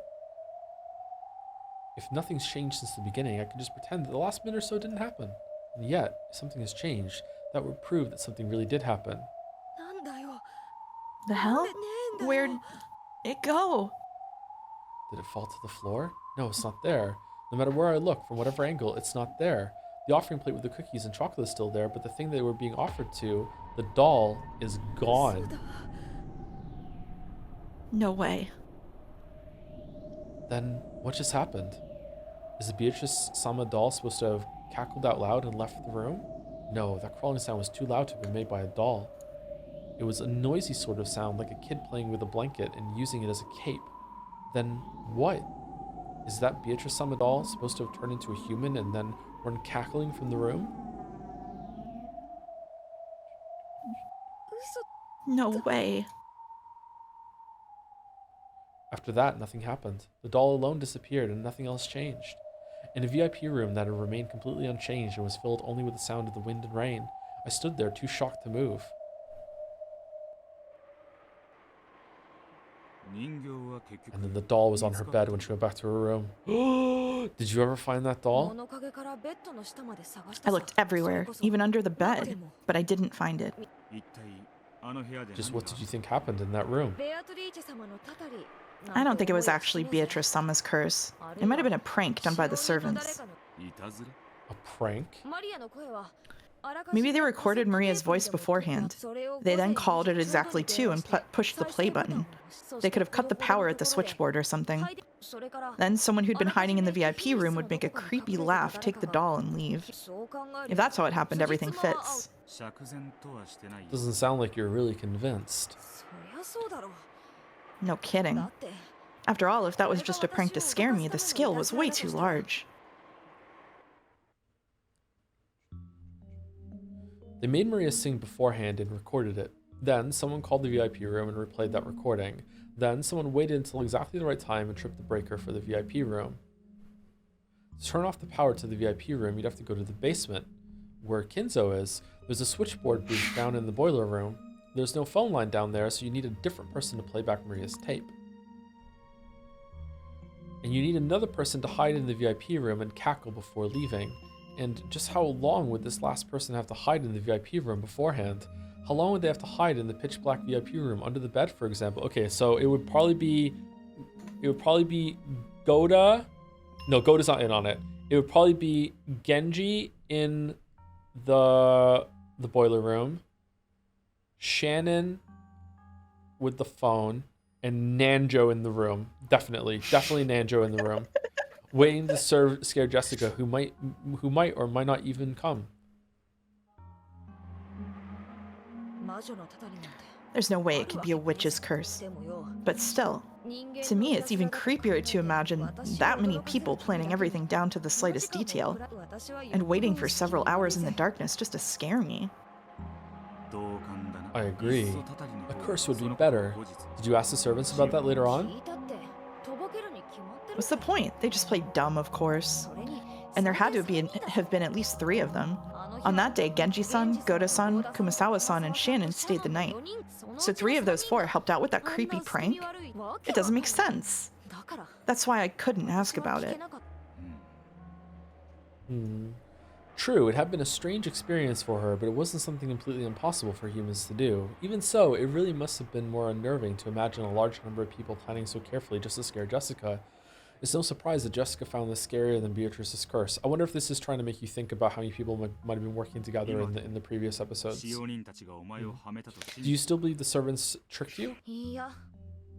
No. I was probably scared and mistook what I saw and heard. The doll probably just fell somewhere and I just had trouble finding it. Are you trying to say you imagined the whole thing? Other than the doll disappearing, there was no other proof that anything had changed. Later on, I talked to Maria, and she said she didn't know anything about that song or the phone call. I don't know if she was lying or not, of course. Anyway, what happened that night is just something I thought happened, and there's no proof of any kind. That's ironic. Even if you cling to have met Beatrice directly, you would have been just as unable to prove it. The shock lasted for a while, but as time passed, I began to think that lightning or something must have shut the power off for a second. And maybe one of the trees in the garden fell, which I mistook for that slithering sound. And the laugh? Maybe some strange bird. Anyway, I might have misheard something to get that sound. I act tough, but you wouldn't believe how much of a coward I actually am. That's why I let my imagination get a hold of me. I tried to use that as an excuse to help me forget everything that happened that night. Are you kidding? Creepy doll disappeared from that room and you checked everywhere to see if you could find it instead of running back to your room and hiding under the covers? You're brave as hell. I know, I would cry. I would cry. What the hell? And everything is enshrouded in darkness. People are actually pretty good at forgetting things if they try. After that night, I'd feel uncomfortable every time I heard the word Beatrice, but I tried hard not to let it show on my face.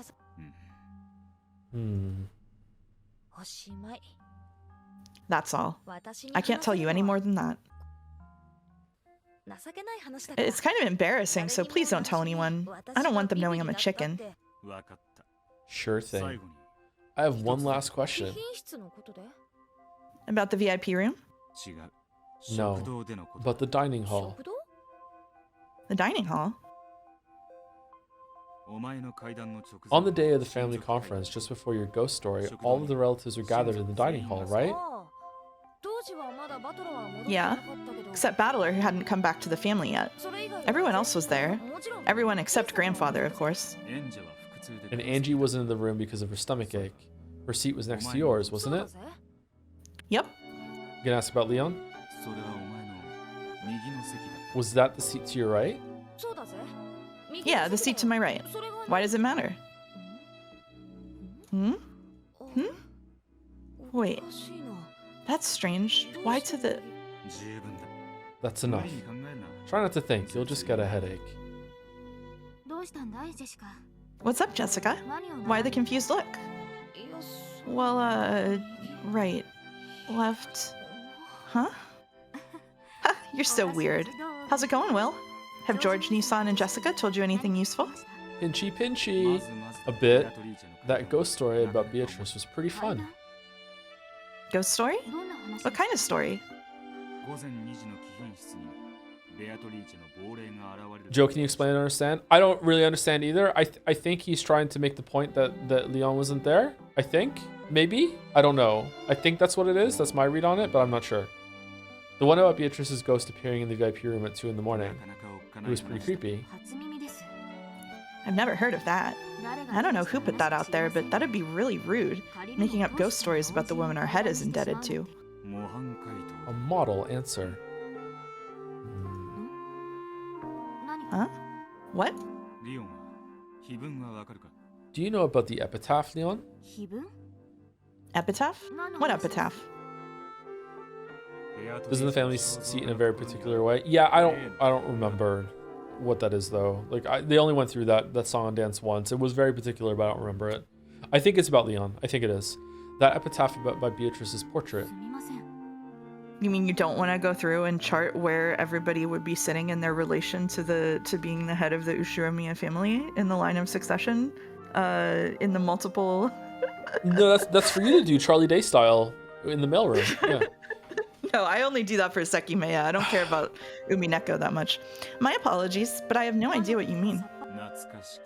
Behold the sweet fish river running through my beloved hometown. What on earth are you talking about? So, in your world, no, in this world, the portrait exists, but not the epitaph. Of course, I know about the large portrait of Beatrice hanging in the entrance hall, but I haven't heard of this epitaph. What is it? Huh. That's a very interesting difference. You've lived on Rekenjima your whole life, all your life, right? Of course. What's your point? When you were a little kid, you were told not to go near the woods, threatened about it. Yeah, they always said to stay away since it would be dangerous if we got lost. Because a witch lives in the forest? A witch? What witch? The Golden Witch, ruler of Rekenjima's night, Beatrice. Beatrice is a woman to whom grandfather owes a great debt. Don't you think it's a bit rude to treat her like a witch or a ghost?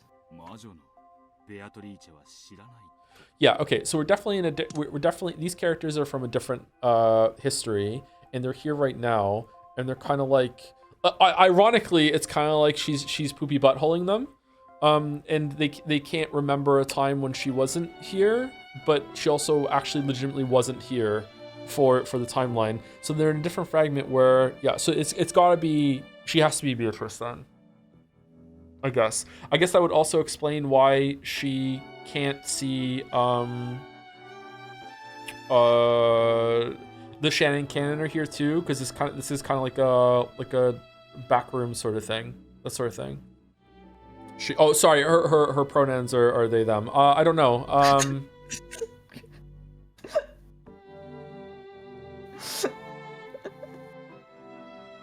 Joe, what is poopy buttholing? I mean, that's something your parents should have told you about and got you working on your whole entire life. Poopy buttholing refers to an episode of the very difficult to follow and understand show Rick and Morty.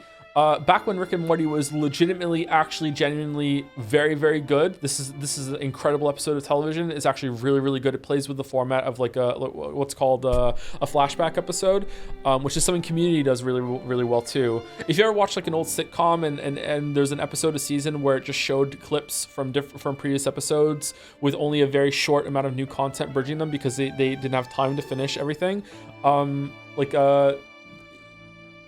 that episode of Rick and Morty plays with that idea by having different flashbacks, but the flashbacks are also like unique content. It's that sort of thing. And during that episode, they're infected by a parasite that is making them. They're not infected by a parasite. The new people in their life are parasites that are have a mind connection with them that are making false memories to make them think that they were always there the whole entire time. And it just keeps they just keep reproducing as the episode goes on. It's actually like legitimately. I know. Rick and Morty is like memed on a lot. That episode is really, really fantastic. So basically, they're not real, but they think that the character was there the whole entire time. That's what's going on with her, even more so than Erica. You didn't mention that one of the parasites is literally called Mr. Poopy Butthole. Yeah, well, that was the Poopy Butthole was implied. Yeah. Can we call it Mandela effect instead? No, it's something completely different. It's different. Yeah. So the first character that shows up is Mr. Poopy Butthole. Yeah. Anyway, sorry. Went on a journey there. Okay. That's okay. I was distracted because I have a friend who has managed to message me exactly at the time that I am streaming for like the last 4 times I've streamed, even though it's always at different times, which is really impressive. Ooh. So I'm just dealing with that. Sorry. Go on. You don't know about the witch Beatrice?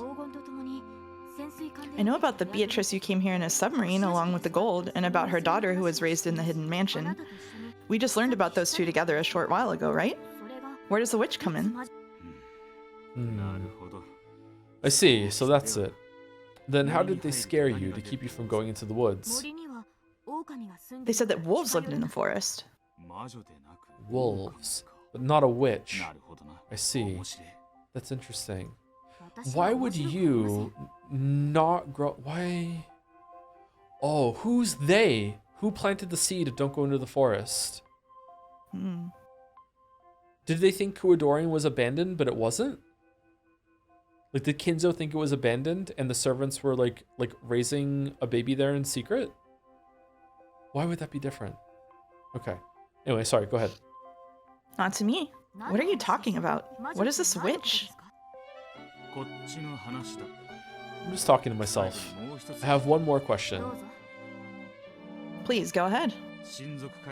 During the family conference, who sits to your right at the dining table? My little sister Jessica sits across from me. The next in rank is Aunt Ava's son, so George Nissan is the one on my right. What's your point? I get it. It's all mashed together in a confusing mess. Yep, but it is interesting. Yep. Well, I'm still in the dark here. Smash? Ooh. Smash. If you want, since we took early break, we could take a break here and come back and read like the 3 more short chapters and be done, if you like. Sure, let's do that. Okay. Fargo, thank you to Das Deg. Are we gonna have rain for the break? Rain for the break. Yeah. Oh, it auto advanced. No, I can still hear it Oh, the though. sound is still the on. sound is there, yeah. Sound is still on. Okay, cool. Thank you, Das Deg, for the resub. Do you feel like the marble race is the snail that will murder you from the hypothetical and the end is on the horizon at this point? Nah, it'll be fine. I just hope that something super long doesn't win because that might be miserable if it turns out to suck. Like I do still have some veto power in my arsenal that I will veto something if it turns out to be like creepy in the way that I find extremely distasteful that I'm actually going to be mad the whole entire time. And I will, if we're like a couple episodes in and it's literally hundreds and hundreds of hours. No, not hundreds of hours because I didn't agree to that. If it's like 50 hours and we're so far and we're like after 3 hours, I am just like dreading it the whole entire time. I may just go, okay, second place. We'll just go to second place. I don't know, but we'll see. Mm-hmm. If chat promises that it gets better, like after like 8 hours, maybe I'll stick it out. But I don't know. We'll see how it goes. But I'm not. They'll say that about anything. I'm not dreading about Steins Gate. Oh. They did say about Steins Gate. Yeah. I mean, I guess the benefit is that I don't have to read anything. I just have to sit here and just like, if it's terrible, I'll just be silent. Oh, I could set up a soundboard and walk away. Oh. Whoa. Whoa. Whoa, that was actually good. Yeah, I think we could do that. Yeah, okay. Thank you, Raggy 44 or Scooby Doo for the resub. I am the bone of my sword. All right, thanks for letting me know. Thank you very much. Thank you, Assmaster69 for the resub too. Who up answering their arc? We're in the answer arc. Thank you very much, Assmaster. And thank you to Visor for the bits. Does Joe know that his pronouns are they, them pick is from Higurashi? I do, yes. I do. I've imbued so much Higurashi information in Joe. Secondhand. It's great. There's a cat here. Mahoyo is linear and doesn't have any alternative routes. All right, thanks for letting me know. Well, that's told me something about something I was thinking of reading. Cool. Did you specify that you will watch an anime sober? I didn't know I could get some cider. That's true. Steins Gate winning is unlikely, but it would be so funny and oddly poetic. It's gonna win. Yep. Steins Gate is what's gonna win. Yep, for sure. Yep. Anyway, let's go on break. Be back in about 5 minutes. Okay. Oh, hello. Hello. Sorry, chat. That was delayed because of my chinchillas. Had a little fight. We come back, you're immediately barraged with marble. New marble. Hey Joe, during last week's Umineko stream, you said I could have half a marble after requesting it in a sub message. You moved on to reading right after though, so I want to see if that offer is still on the table. Yeah, you can have half a marble as long as you do not have another half. Oh no, do you have 500,000 points? I don't want to do this shit. No. Oh god. Then don't do it. Just say no. How do chinchillas fight? They try to jump on each other, and in this case, they stood up on their hind legs and squeaked angrily at each other because they were fighting over the water bottle. I should get them a second water bottle. Squeak.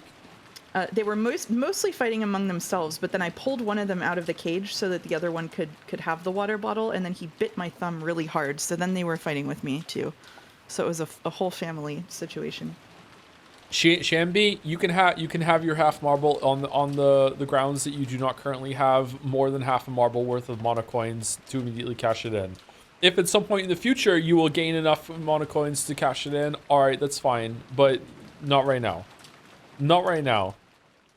I'm a fickle streamer. These are my rules. All right, Elitos, Lietios. Also, just because the marble race is going to be like ready soon, people can still buy marbles until we actually do the race. If people still want to buy extra marbles, you already gave them half a marble earlier this year. Okay, I remember offering someone half a marble last weekend, and it was something like as long as you don't already have half a marble, wasn't it? Didn't I say that? Did I specifically say, are you trying to like lawyer your way into being like, is that still offer on the table? Thinking I forgot I said that? Because if so, nice try. Okay. January? It's for Trigun. Trigun, Elitos. Okay, mark is complete. Trigun. There were no conditions added last week. Okay, I don't remember why this was offered. I don't know. Sure, why not? Fuck it. But if I go back in time and there are conditions and I'm being bamboozled. Okay, so when you gave them half a marble in January 2025, here's what the wiki says. Since there's already a purchased marble for Legend of the Galactic Heroes, a second one should cost 2 million mono coins. But this user only paid 1 million mono coins and asked if they could purchase half of this marble now and the other half later, which Joe agreed to. He also declared a different user could purchase the other half instead if they wanted to. So this user is trying to get you to go back on your word because you forgot, because you told them that someone else could purchase it or they could purchase it themselves, but you did not say that you could gift them the other half later because you forgot. So this user is trying to trick you. Ooh. Is this true? Is this true? Julia said you said 4 months ago I could have your marble. Is that offer off the table? No, it's yours. I consider my marble yours. Yeah, thank you, Retinas. Marble drama. Heads are rolling. Like Vash the Stampede is the man with a 60 billion bounty on his head. Billion. That's way more than John Wick. The reason, he's a merciless villain who lays waste to all those who oppose him and flattens entire cities for fun, garnering him the title the Humanoid Typhoon. This has just as a high rating as some of those like movies that we read earlier. He leaves a trail of death and destruction wherever he goes, and anyone can count themselves dead if they so much as make eye contact, which is easy to do because he wears glasses like he's Weebon the Professional. So the rumors say. In actuality, Vash is a huge softie who claims to have never taken a life and avoids violence at all costs. Wait, what? With his crazy donut obsession and buffoonish attitude in tow, Vash traverses the wasteland of the planet Gunsmoke, all the while followed by two insurance agents, Meryl Strife and Millie Thompson, who attempt to minimize his impact on the public, but soon their misadventures evolve into life or death situations as a group of legendary assassins are summoned to bring about suffering to the trio. Vash's agonizing past will be unraveled, and his morality and principles pushed to the breaking point. I fucking hate everything about this. Well played, Cheddar.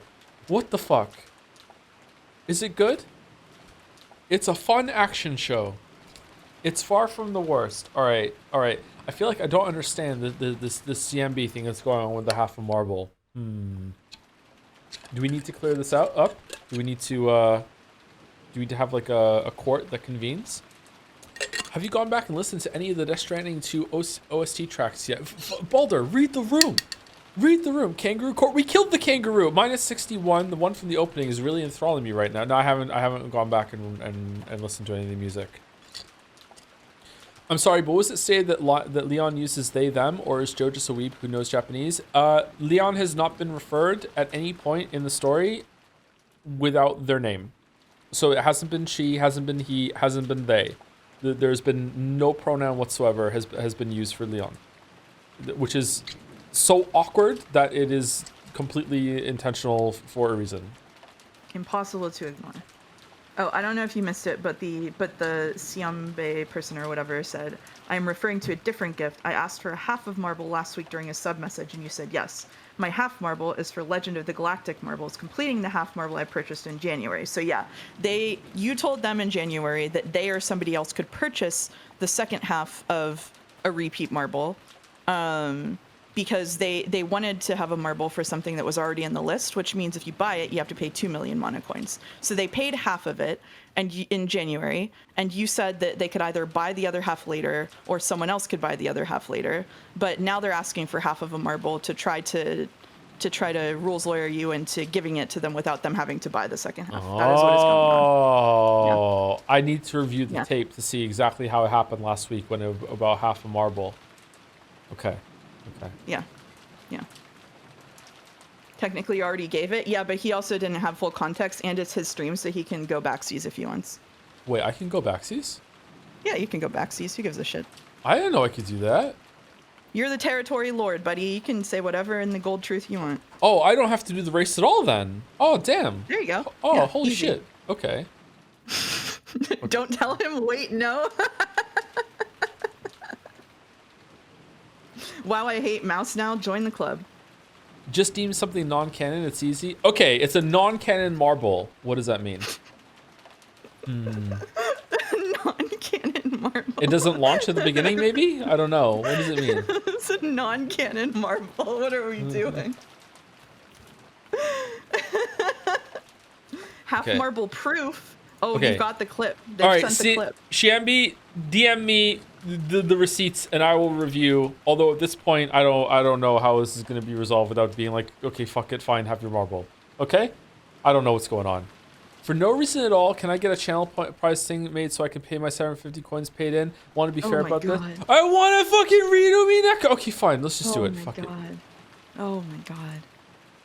How is there All right, another request? Oh, it just hasn't updated. Okay. I think a non-canon marble means you put it in the race, but if it wins, you just ignore it. Because it's not real. Sounds good to me. Alright. Custom rewards. No one's done Weeb Absolution in so long. You know that? Add a new custom reward. All the non-weebs 750k left long ago. coins for Mayo. If you cash this in and are not Mayo, you are just wasting your coins, Lamayo. For real, I won't refund it. I mean it. Okay. 750. Okay, there we go. 750 coins. Okay, Oh, it's thundering here. done. Careful. With non-canon marbles, everyone can have a marble. Adds a new meta where the winner may not even be real. We're not giving out non-canon marbles. Oh, you really did redeem the coins. Okay, cool. Wait, if I delete it without saying yes, it'll refund, won't it? Was this your plan? Probably. Was this your Nagas pressuring me into deleting it right away? Oh, was this a heist? Complete. Okay, deleted. Blackboard ass motherfucker. You don't even know what that means.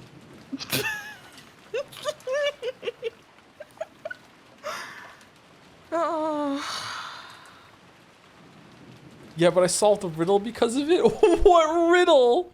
It was a clue for a key for a marble in the new epitaph that my server is running. Wait, what? What's going on your side of the stream? What? On my side of the stream, we're running another epitaph riddle. And August, who won the first one, has already gotten 2 keys in the new one. August is good at riddles. Yeah? Damn. Yeah. That's bullshit. No, August just literally solved the riddles. Especially this time, August just solved them. People simply need to be better. You know what? I am adding. Give me a number 1 to 5, Mouse. 4. 4. Okay. So the 4 has become 400,000. Okay? I am adding a new marble. Oh my god. And the marble is a chaos marble. Chaos marble, and it costs 400,000 mana coins. Your anime will be put up against. Give me another number between 1 to 10. 8. 8. Wow. Okay. Can I make a limited amount? Because I'm scared. I don't know. Cooldown I mean, you and could just close it. cooldown and limits. Okay. At least one redemption option below must be set in order to proceed. Enter a number. This is limits. Limit redemptions per. Oh, I can do per stream. All right. Oh, there you go. Okay. Okay, what is it?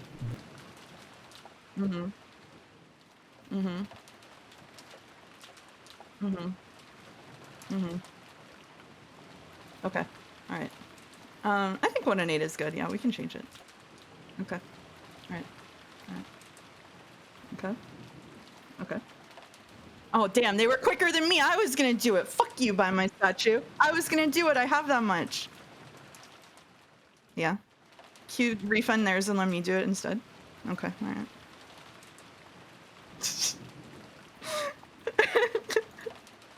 Oh, I've been muted this whole time. Oh. when I hit 1, how long have I been muted for? Oh, okay. He was not supposed to be muted. I didn't know he was muted either because I was refreshing it to try to fucking get the marble. Okay. What is your anime? You promise all mods will get a marble for free. When is that happening? Before we start the race, right before we start the race. Kaji. All right, Kaji. Okay, I go to the wheel of names or whatever the fuck it is. Wheel of names. All right. Okay. All right. Now, shit. This will take so much. It's not gonna take so much time. We're spinning it once. We're not doing eliminate. Oh, should we do elimination? To everybody who was complaining that we should just start reading again, this is your fault. Just yeah, exactly. Fucking people just keep doing their fucking anime marbles. This is what we're doing. All right, Kaji. Here it is. Star with a star, because this is the one this is the actual chaos marble that's been done. All right, I am now going to do the next 7 anime that I see in chat. I'm going to add them. Go. FLCL. FLCL on there. FLCL. Okay. Yeah. Evangelion. Jellion. Also Kaji. No, that's not fair. That's not fair. Okay, you know what? It's fair. Thunder? I did actually. Yeah, I thought it was in the thing. XL No, Saga. What's that? Fryrian. Okay, how many are we at? 1, 2, 3, 4, 5, 6. Cannon's hard. All right. 2 more. Die Buster. Okay. Chainsaw Man. That's what I saw. All right, there we go. All right, done. Is that it? This it? 1, 2, 3, 4, 5, 6, 7, 8. Okay. Oh, sorry. 1 second, Eric. Are any of these fake anime that aren't real? I recognize most of them. Okay. All right. Elimination. Here we go. What are we doing? Oh shit! The fake Kaji's just fucking gone. Okay. Oh my god. Okay, remove. All right, here we go. Fake Kaji's just gone. Okay, I hope it gets rid of Eric, because I don't know what happens if Eric wins. Okay, all right, good. Eric is gone. Thank fucking God. All right, here we go. Let's go. Woo! You okay? All right, Chainsaw Man. Chainsaw Man is gone. All right, let's shuffle. All right, here we go. Chat, what is happening? People complained that we weren't reading Umineko, so now we have Oh no! The real Kaji is gone. I'm sorry. Wow. I'm sorry, it's gone. Wow. I'm sorry. Sorry about your mono coins. Okay. FLCL? Oh, that's rough. It's gone. It's gone. It's That's rough. rough. That's it's rough. rough. It's rough. Yeah, that's rough.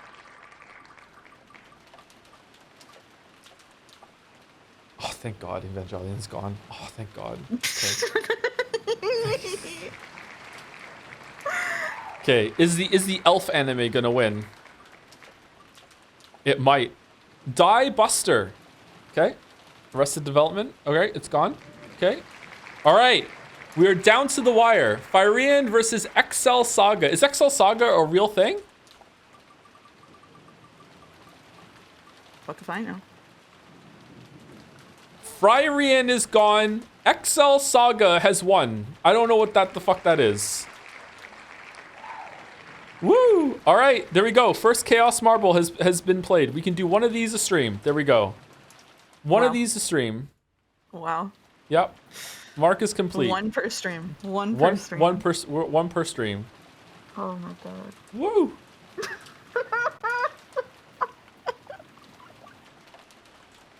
XL Saga. Oh my god. What the fuck is this? You know you're going to inflate the popular shows with marbles. You don't have to, like, I have backseat power now. I can do whatever I want. If it turns out to be too many, we'll just fucking stop doing it. It is hard to take over the world, and the enigmatic Il Palazzo, head of the Acrostic organization, knows this. So he aims to start small by conquering the city of Fukuoka. 2 young officers, Excel and her partner Hyat, are tasked with executing this plan, but standing in their way are the city security workers, a group consisting of 3 mostly normal guys, a very severe girl, and some robots. Regardless of simplicity, Excel and Hyat always manage to screw up their missions, which usually results in death and a lot of destruction. Hippoko Jiken Animation XL Saga chronicles the elaborate troubles that the Across officers get themselves into because Hel and Hyat never failed to do their jobs improperly. All right, there we go. It has one. I hope to God that it fucking doesn't win. We have a post from Koru. Holy shit, I won. I won with Excel Saga. I had a whole plan I was going to dedicate hours to get a marble, and I won on this stupid chaos thing randomly.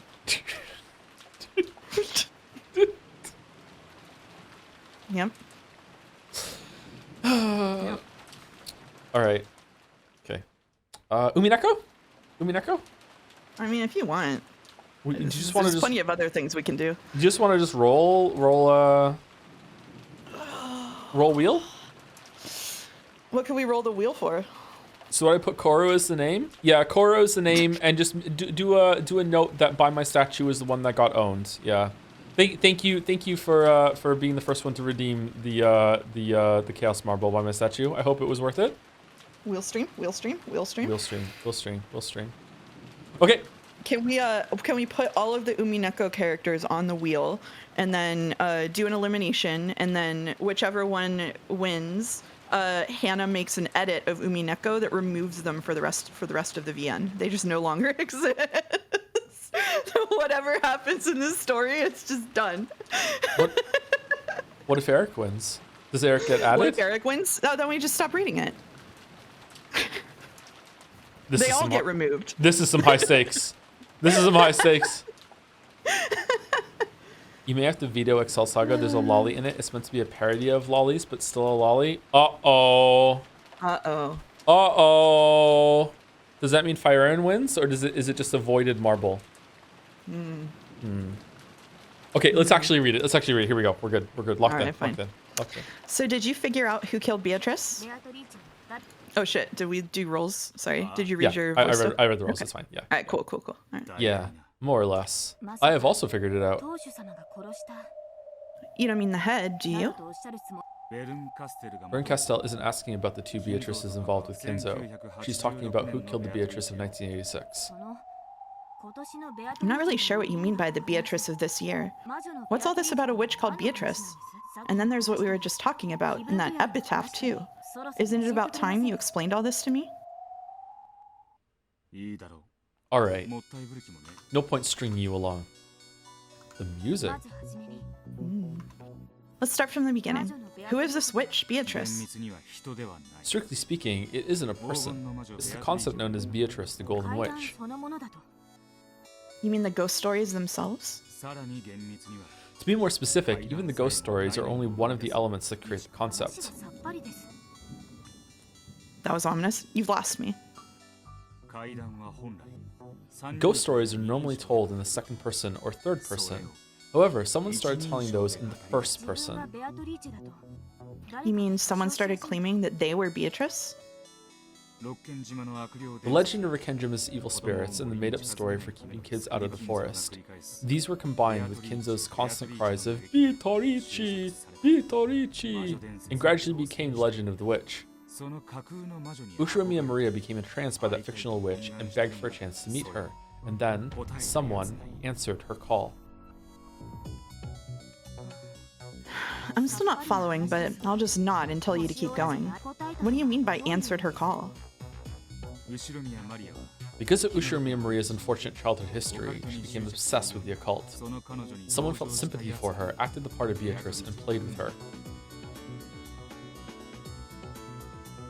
Maria tends to recognize people by their behavior rather than their physical appearance. Though Rosa is only one person, Maria calls her mother the Black Witch when she gets violent, and at these times, Maria views Rosa as a different person separate from her mother.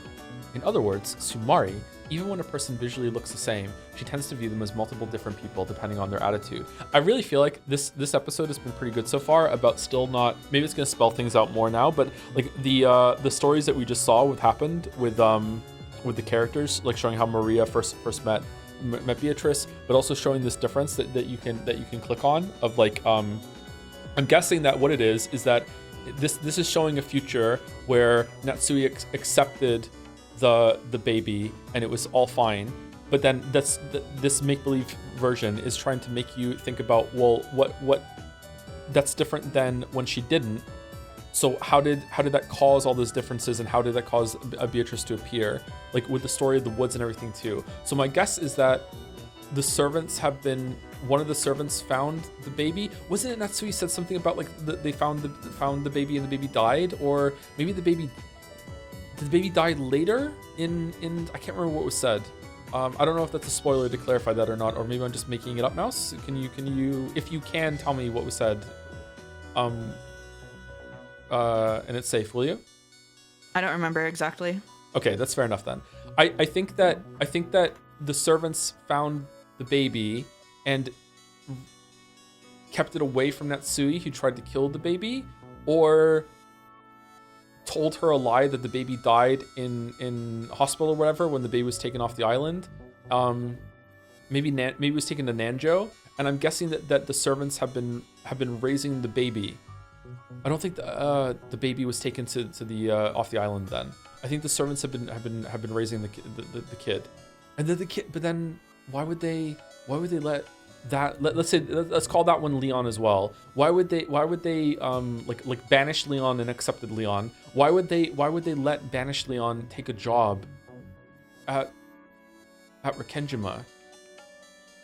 Is banished? Maybe I'm wrong. Maybe banished Leon is sent to the orphanage at some point. But then why the story about the witch in the woods? And the servants definitely seem to be in on it. And I feel like that's communicating that the servants were in on it when they were trying to make the witch story come more to life with Jessica in that room. I feel like that's what it's trying to communicate to me. Why would the servants be in on it? Do the servants also hate Kenzo and they're trying to... No, I don't think Genji hates Kenzo. Oh, all the scenes we saw were fake. Shit. What do you mean fake? All the scenes we saw Genji interacting with Kenzo, Kenzo's already dead. That's what I mean, they're fake. So it's hard. Oh, I see. Yeah. So Genji has never done that. Is it about Natsui? Did they don't like Natsui? Is it a revenge thing? But I very much like how this is presented. This is cool. I wonder if it's gonna spell it out now, but if it does, that's fine too, because it's kind of like it's a good way to make you thoughtfully think about some of the stuff that's happened in the past episodes. Like we're seeing some scenes and we're not being shown the meaning of them right away, but now maybe Will's going to go into it into detail and spell it out, maybe. Okay, anyway, sorry. In other words, even when a person visually looks the same, she tends to view them as multiple different people depending on their attitude. This fact puts the scene where Maria first met Beatrice in a new light. After being chased out of the mansion by the adults, Maria decided to have some tea in the rose garden. At the time, someone probably started talking to Maria. Then, when they heard the occult-loving girl talking happily about how she wanted to beat the witch Beatrice, this person acted as though Beatrice was possessing them. On the outside, they didn't look like Beatrice. However, when their manner of speech and behavior changed abruptly, Maria would recognize them as a different person. That's why her appearance was so sudden. Oh, I didn't catch that. Okay, that's interesting. We can probably view Maria's love of witches and the occult as a form of escapism. She believed the power of witches could bring about change in her unfulfilling and incomplete life. That's why she wanted to believe that witches exist. She thought that believing could make her happy. It's true that Aunt Rosa brought up Maria by herself and that she was always busy with work. I do feel sorry for Maria, but still. Don't neglect the heart. Maria believed for the sake of believing. She believed in Beatrice's conjuring trick from the bottom of her heart. That probably comforted her a lot. And at that moment, the witch Beatrice was born.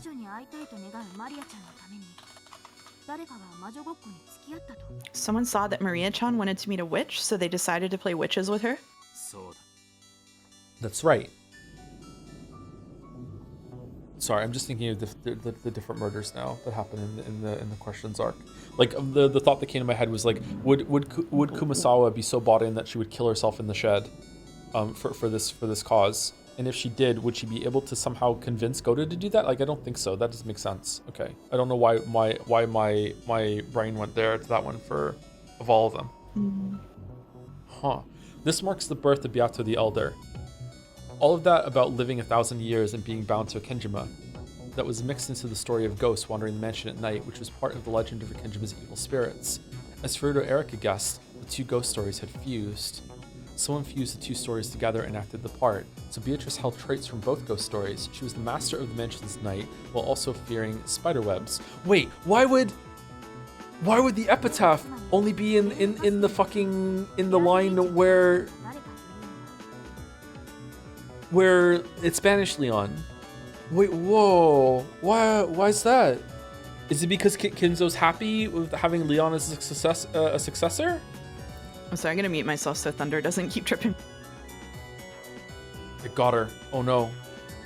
Oh, there was there was the money that was given out too to all of the people. Would the money be enough to go along with it? Oh, I thought what episode was that? Episode 4? I thought the money that was given out to the servants' families, I thought that was more of a I'm sorry, but maybe it wasn't. Maybe it was a bribe. Maybe it was like, hey, like you're all in bad situations. I want to go along. I want to do this thing on the island. If you go along with it, like to the point that you would kill or even kill yourself for it. It's like paying for a life. How much was it? Was it a lot of money? I can't remember now. That would mean that banished Leon would have had to have solved the epitaph and gotten the gold at some point. Oh, Okay, I don't know really what's going on. Okay, that's interesting thoughts though. I hope.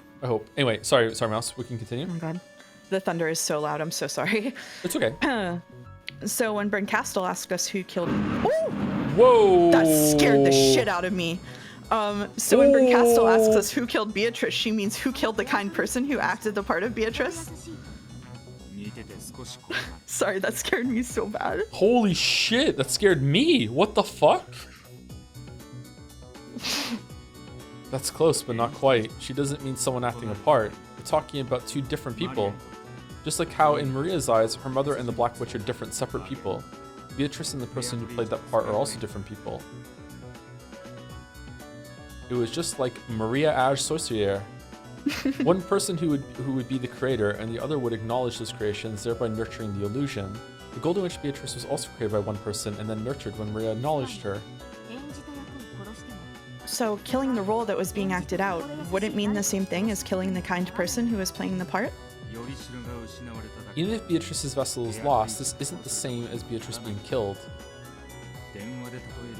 It's easier to understand if we use the telephone as an example. Let's say I call you on the phone. From my perspective during the call, the phone is you in the sense that it's what I talk to. But what if I break the phone? Okay, so who would be responsible then? The person responsible for Beatrice being dead in this fragment right now would be Natsui for accepting the baby? Or someone convincing Natsui? That's what I think. I think that's what they're building to here. Okay, sorry, go ahead. I see. If you kill the phone, you won't be able to talk to me, but that doesn't mean you've killed me. We know Maria once offered to let Beatrice possess her early on in their relationship. That clearly shows that Beatrice didn't look like the portrait at that time. So if the person acting the part and the witch character they play are different people, we're talking about killing just the witch character itself. Is that even possible? Only the actor can kill the character. In other words, Sumari, the person who killed Beatrice, is the person who played the part of Beatrice. You mean that the person who played witches with Maria-chan is the culprit Berncastle's talking about? That's it. But, as if that wasn't confusing enough, this chapel is now a world inside a cat box. The culprit is the cat. There are now two cats existing at the same time, one alive and one dead. Confusing is right. I'm still lost, but keep going. You're saying that there are two culprits? Right. The human who can create and kill Beatrice, and the human who never gave birth to Beatrice in the first place, who can kill the entire concept of Beatrice. Both of those humans are here. There was a hidden Sumari there, you're right. Then let me ask, in this Beatrice murder case, who are the two culprits? Let's start with the dead cat. Who is it? You. What? It's painfully easy to guess. Your world is the only one where the witch Beatrice doesn't exist. I don't understand. Both Maria and Jessica told me stories about the witch Beatrice. However, when they talked about the ranking system at the dining table, you weren't there. I wasn't there? Maria came to visit Rikenjima with Rosa, and Rosa was sitting next to her. That's impossible. If you exist, then Leon comes after Rosa, then Jessica, then Maria. There should be two people between Rosa and Maria in rank. In that case, they should be sitting on opposite sides of the table and separated by one seat. In other words, Sumari, in the world where Leon exists, it's impossible for Maria to be sitting next to Rosa. It was the same in Jessica's story. If you were added to the ranking system, then when looking down at the table towards Kinzo's seat, you should be on the left side and Jessica should be on the right. After that comes George on the left side and Angie on the right. Jessica and Angie will be sitting next to each other whether you're there or not. However, which side of the table they're sitting on changes. In the world where Leon exists, Angie's seat is on Jessica's left. However, if Leon doesn't exist, then Angie's seat is on Jessica's right. Every time someone talked about the witch Beatrice of 1986, they were all talking about a world where you don't exist. And in your world, there are no ghost stories about a witch. To you, Beatrice is either Kinzo's mistress or his benefactor, not a wandering ghost. I was so glad when I read this and they spelled all that out, by the way, because I did not want to go back and do the mapping of the seat chart. I was very happy he did it for me. The head loved Beatrice deeply, did he not? I can't imagine why she would be made into a ghost story. Exactly. If you exist, the witch Beatrice doesn't. Your existence kills Beatrice. Are you saying I'm the culprit who killed Beatrice? That's just crazy. How can I be the culprit if I don't even understand her and I've never met her? I wish I had mapped it out now. It would have been funny to do all that work, and then he just says it. Yep. Flip it around. Flip the fucking dining table board. If you don't exist, Beatrice will be born. Flip it? Are you trying to say Beatrice and I are sides of a coin? That's a good way to put it. That's it exactly. You're a coin, and Beatrice is on the other side. I don't get it at all.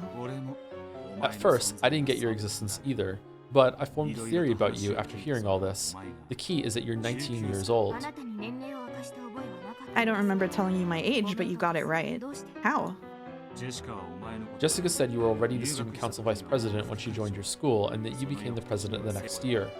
That means you're 1 year older than Jessica.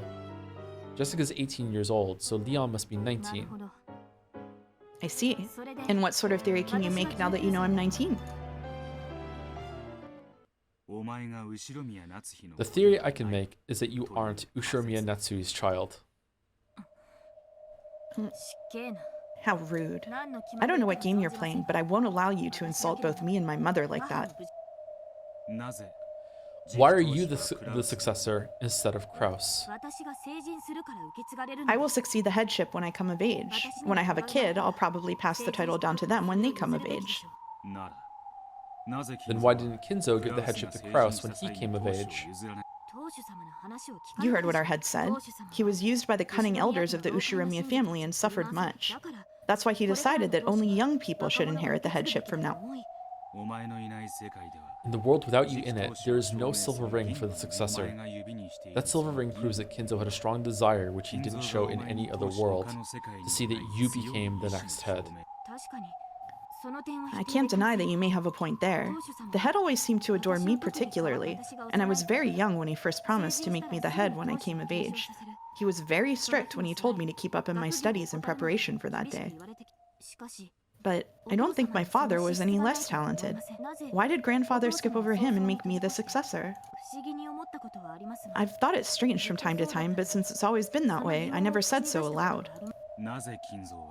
Do you know why Kinzo wanted you and not Kraus to become the next head? How could I know? Are you trying to tell me to stop neglecting the heart again? Do you think you understand how the head's heart works? Yeah. That's a funny line. Head and heart. Head's heart.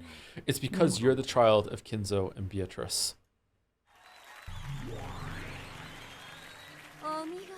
Well done. There was a crisp applause and a mocking laugh. Berncastel. That was faster than I expected. I thought you'd let me play a bit longer. Berncastel appeared sitting on the altar, almost as though it had become her own personal chair. When did you realize that Leon shared Beatrice's blood? As soon as I realized that Leon was 19, it was the same number as the baby from 19 years ago, the hit that appeared in the 5th game. Didn't that baby fall off a cliff? Leon is the baby who was accepted by Natsui and didn't fall off the cliff. In other words, Sumari, if Natsui rejects the baby, Leon doesn't exist. You're saying I'm not Mom's child? That's insane. You say that, but you don't look so sure. That's right. Ushiromiya Leon is not Natsuhi's child. This is the grown-up version of the baby Kinzo got from somewhere 19 years ago. Just got a baby from the baby store. Yeah, not somewhere. Leon clearly shares Beatrice's blood. The proof is in the silver ring, which is only ever given to Leon across all the many worlds. Why does the ring prove that I share Beatrice's blood? In all of the many worlds, you are the only one who receives it. That means that in all worlds, you are the most important person to Kinzo, second only to Beatrice. And his love for you is clearly greater than it is for his son, Kraus, or his granddaughter, Jessica. And you are 19 years old. In other words, Sumari, if we look back to see what happened 19 years ago, it can lead to a certain theory, and that is like shit is all fucked up and Kinzo is fucking awful, fucking hell, oh my god. 19 years ago? What's supposed to have happened at the time I was born? You heard it too, didn't you? You even heard it today. And Will was with you, right? You don't mean Aunt Rosa's story? That's right. Rosa's story came out in the third game, and when the age of the baby in the fifth game matched that date, a certain theory became possible. The fact that Kinzo brought a baby from somewhere and tried to add it to his family proves that the baby was somehow important to him. And I'm the child of the Kuadorian Beatrice. The Kuadorian Beatrice was the daughter of the Beatrice who arrived in that submarine. But Kinzo didn't think of her as a daughter. He believed she was the same person, Beatrice reborn. When that reborn Beatrice reached the same age as the first Beatrice and truly looked like Beatrice's double, Kinzo made a terrible mistake. I don't want to hear it! That's how it is. Kinzo got Beatrice pregnant with Beatrice, and then he got that Beatrice pregnant with you. So you're both Kinzo's child and Beatrice's grandchild. Oh my god, they're just saying it. Holy shit. If we consider Kinzo's heart, and this is the inevitable theory we reach for explaining why he treated you so specially. He regretted his mistake so much that he tried to make you his proper grandchild. In almost all cases, Natsuhi's pride is brutally hurt, and she refuses to raise Leon. Because of that, you almost always fall from the cliff and disappear. I heard that I was the child they were finally blessed with after so long, and that Jessica was born the next year. If you really never suspected Natsuhi wasn't your mother, then you should thank her in this world. The reason you never realized the truth is because she's shown as much affection to you as she did to Jessica. That's not a lot, though. There's no need to thank her. After all, it took a dizzying span of time just to find a fragment with you in it. Mathematically speaking, there's actually a 2,578,916 out of 2,578,917 chance of her refusing to raise you. You should probably be thanking me for creating this miracle, not Natsuhi. Huh. So only 1 in a 2.5 million chance of this happening. Okay. So the Kuadorian Beatrice had just a life of hell. Oh my god. The Kuadorian Beatrice's child, the Beatrice that we see interacting with Battler a lot, remains to be seen, but seems to be spared Kinzo's. I thought that baby was a replacement and it was his third try at it, but it seems like no, that's not the case. Okay, enough with your stupid probability games. Oh, I'm sorry.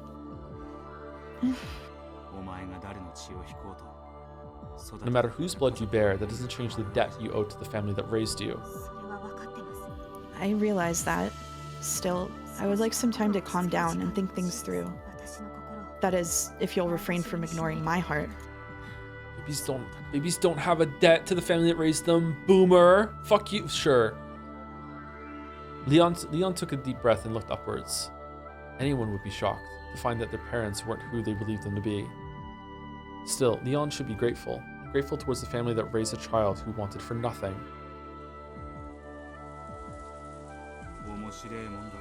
It is pretty interesting.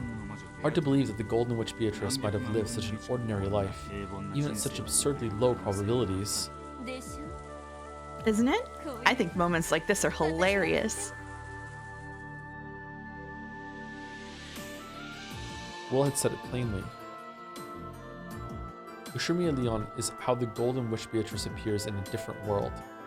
The baby Natsui rejected 19 years previous. If she accepted that child, this is the future that would have occurred. Pretty good. However, if she doesn't accept that child, the witch will be born. Just goes to show you, just always accept random babies that are given to you. The baby whose birth was not celebrated becomes a witch. Leon is the dead cat. However, Leon's existence has nothing to do with what you're interested in, the Rikenjima serial murders. In other words, Sumari, Leon is the cat that disappears when you open the cat box. Exactly. Leon is just a disappearing cat. But this was pretty fun for a side trip, don't you think? Okay, alright. Fucking lion, the disappearing cat. Yeah, okay. Alright, yeah. You're the one having fun. If I wasn't trapped here, I wouldn't even worry about reasoning this out. I think I know why I was chosen to be your partner in this strange detective game. It seems the Spring Castle Witch enjoys toying with people's fates and sneering at them. Wow, incredible! It's rare for someone to understand me on the day we meet. Apparently, I become something that gets called a witch in another world. And apparently, I'm the cause of some sort of crime. Is that my sin? It's no sin of yours. You are you. How things would be if the coin were flipped the other way isn't your problem. Thank you. Even so, I don't think anyone would be pleased to hear that they caused some sort of trouble in a world of different fate. Please tell me, what do I do in that other world? Burn Castel? Should we show the fragments to this kid?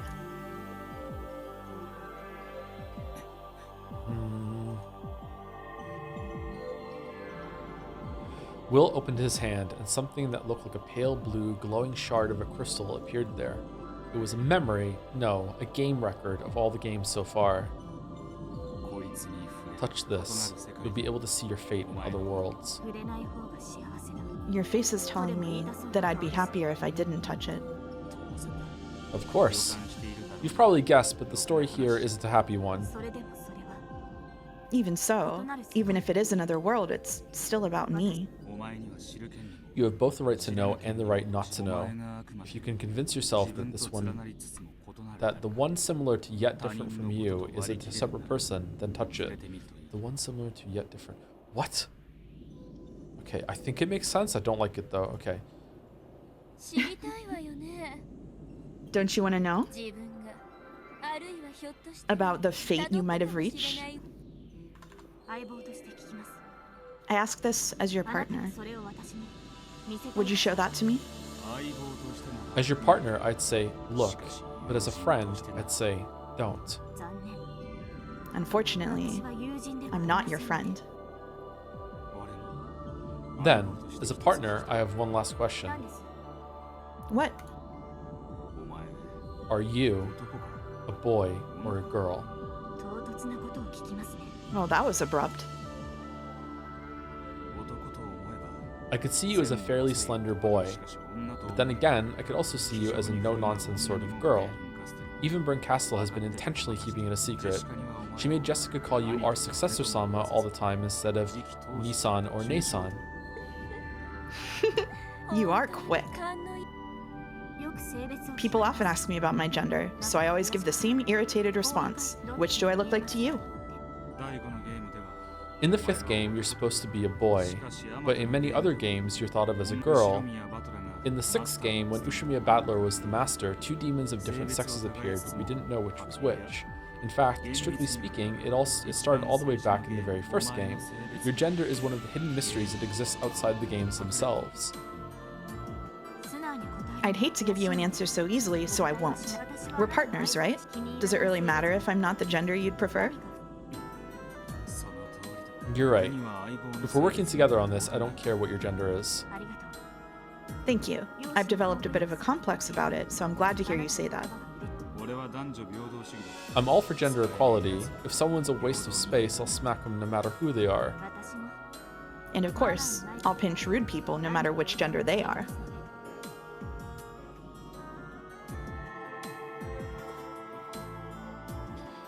Slowly, Leon reached out and touched the fragment. A moment later, Leon seemed to undergo a violent bout of dizziness and silently slumped over like a puppet with its strings cut. It was no surprise. When people who don't understand parallel universes have many different fates jammed into their heads, they tend to feel like their brains are swelling and their sense of self is melting away. Leon seemed to have lost consciousness.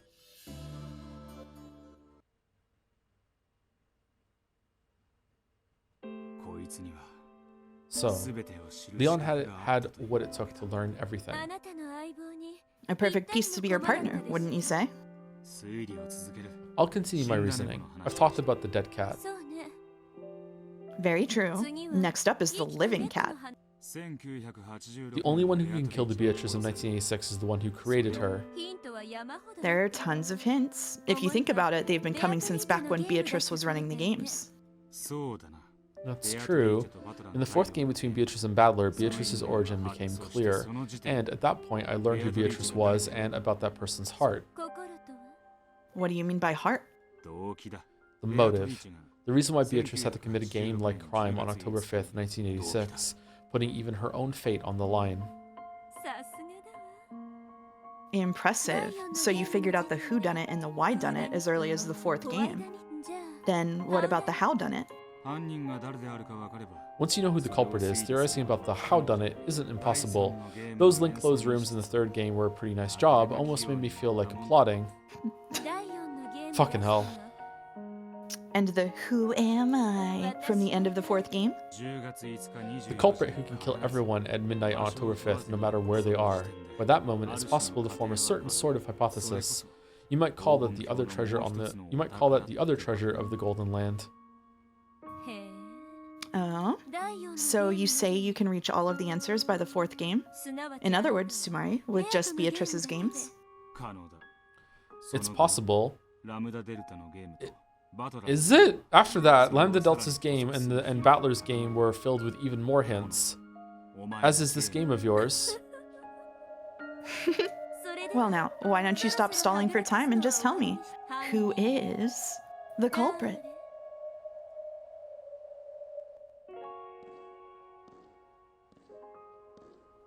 I mean, you did? I haven't figured out how she kills Battler at midnight when the island's empty.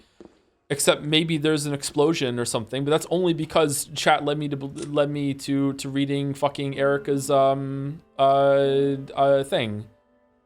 Whatchamacallit? I don't like I'm guessing that there's actually I don't know.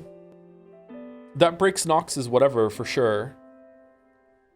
Does it? Well, yeah, we didn't find out about. I'm guessing that the explosives must have come from something to do with the military base, but we didn't even know there was a military base until this episode. So I don't know how you're supposed to how you're supposed to figure that out. Like I don't even think we knew there was an explosion. Oh, do we know there's explosions or hinted there's an explosion when it comes to Angie talking to Ava? I don't think so. I don't. It doesn't matter. Let's keep going. At that moment, though there hadn't been anyone but them in the chapel, small footsteps rang out. That silhouette slowly walked up to Willenburn Castle and gave a small bow. So, you've come. Did you call this person here? Yeah. Who done it? How done it? And why done it? I've understood this person's motive. And are you going to give up just because he's found out your motive? There's no concrete evidence, right? You could make a flashy fight of it with red and blue. That's not what this person wants anymore. They nodded slightly. Oh, their wish was about to be noticed.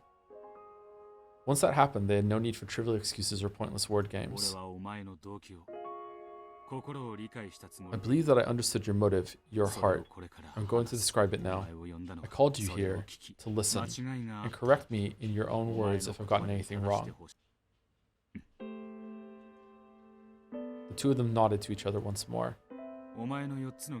In your 4 games, I found your message. And in the 3 games with different masters, I was able to picture the strange sort of fate that must have toyed with your life. It left me speechless. In every game, you die without revealing that truth to anyone. Having this person confess in this empty chapel might be pointless. However, even so, I believe it will give her some sort of salvation. People are only saved when someone understands them. No one understood this pitiful witch, even after her death, even years later, and including the man she wanted to understand her most. It's about time someone forgave her. At the end of the 5th game, Battler finally understood. However, it took him so long, and he didn't make it in time. So even though she's alive here and now, Battler cannot save her. So Battler isn't here at Beatrice's funeral. He won't come. He won't make it in time. This is Beatrice's funeral. You will confess, the Divine Master will hear, and I will forgive you. That's supposed to be Battler's job, but he didn't make it in time. So you'll have to settle for me. And Beato gave Battler so many hints, too. Lambda also gave that idiot a ton of hints. I even got a good laugh in at Battler's game of repentance for missing so much. But I won't make anyone laugh. I'll just dispassionately carry out your funeral. No more talking from you. That's my job. If you're ready, let's begin. No one will rush you. Bernkastel has closed off time for eternity until your funeral ends. You have as much time as you need to prepare yourself emotionally. The silhouette slowly shook its head. It had come here because it was already prepared. Will nodded to show he understood. Then the two looked into Bernkastel's eyes, and Will spoke out clearly. This is the culprit. That was a cool scene. Yeah.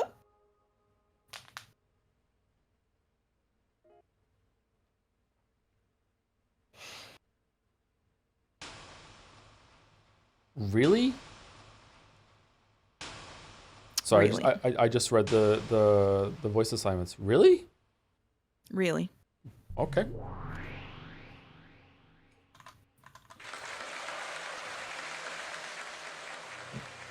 It's a lot of new artwork. Mm-hmm.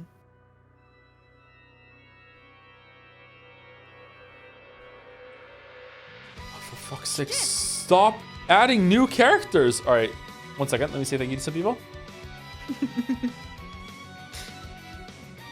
Jeremiah, are you there?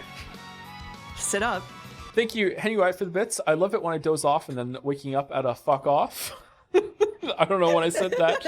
Thank you, Crazy Fist, for the resub. Can I redeem an unmarble to eliminate other people's marbles at random? No, like, it would be fun, but, like, I feel like people might be upset because 1,000,000 coins is actually difficult to get. If it was a lot cheaper, then yeah, I would do that, but not this time, at least. Sorry. Thank you for the resub. Thank you, Sir Kikek, for the resub.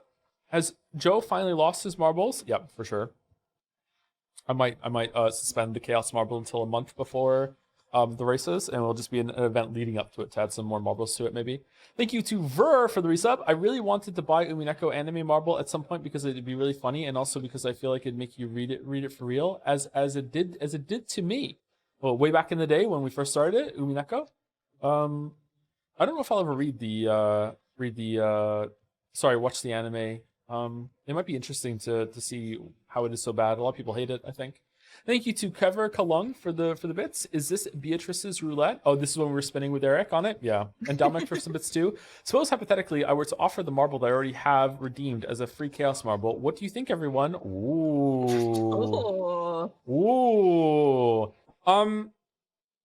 This looks like someone. This pose? Who is this meant to be? This looks so much like, is it Beatrice or Gap, or who is it? This looks so much like someone else right now, with the arms hanging down. I think it's Beatrice. I'm not answering that. Okay. Yep. Is this me or you? This is me. Okay. Listen, I am one yet many. What I speak is our tale. However, this is a small world, sealed by glass and cork, with no one to hear. None shall lay eyes upon it, and my entire tale shall be sealed away, set adrift in the sea of my heart until it disappears amongst the seaweed.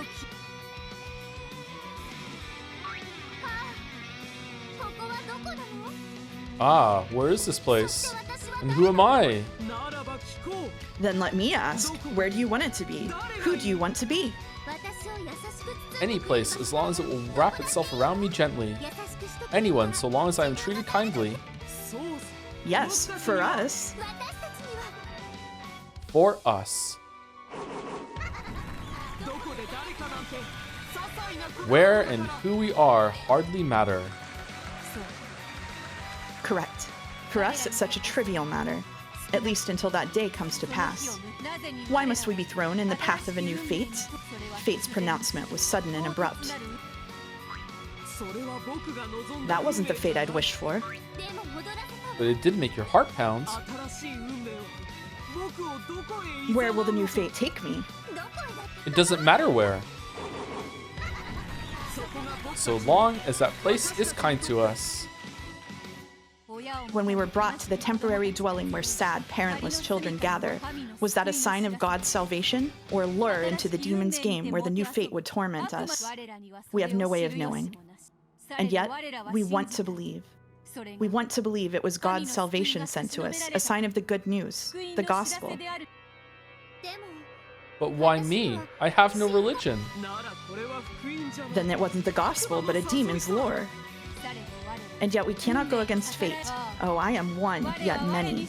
I pray that the new fate brings us blessings. The time is 1976 AD, in April, at a time still too cool to be called spring. In a strange new land, we were tormented by the same stale air and drafts.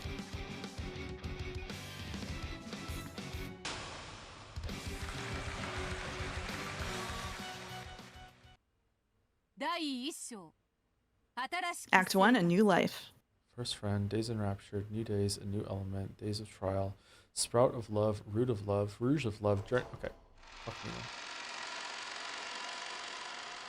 Thank you, McSwellian, for the resub with nice 69 months. Nice. And thank you, Huli Gordo, for the resub also. 26 months. Thank you very much.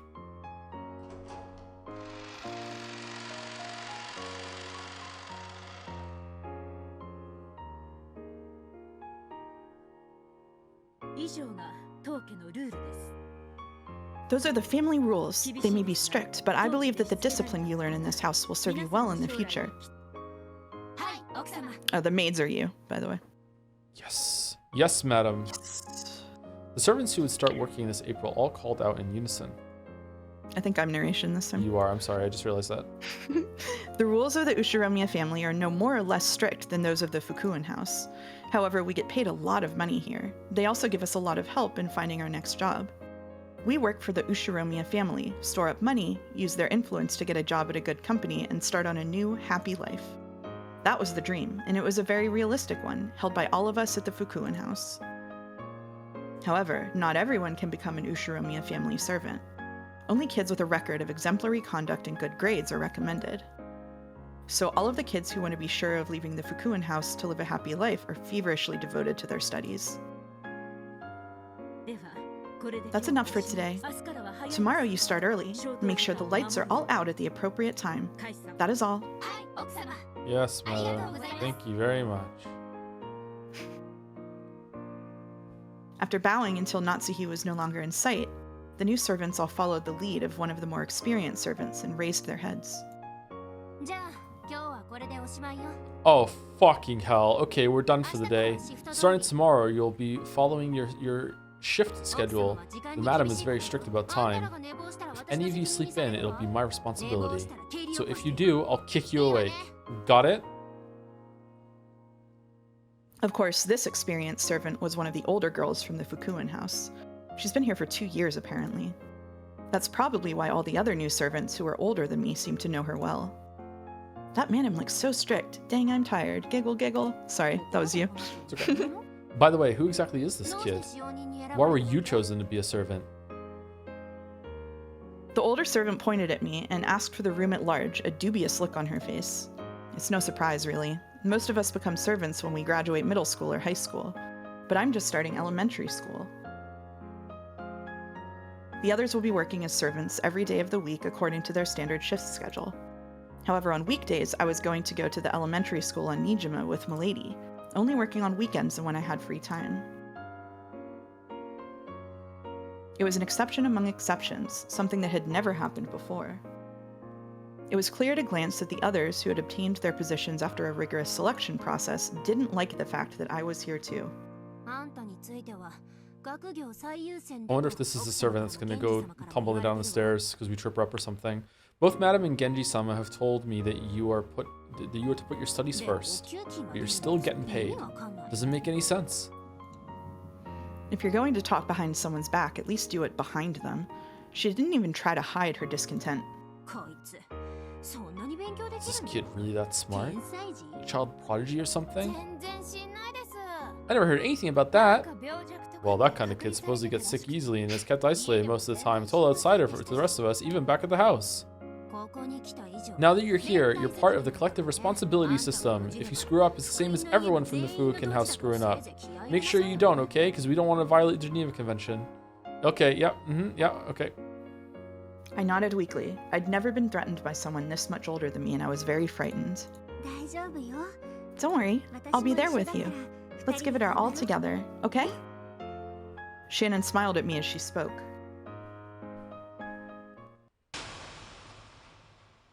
Oh.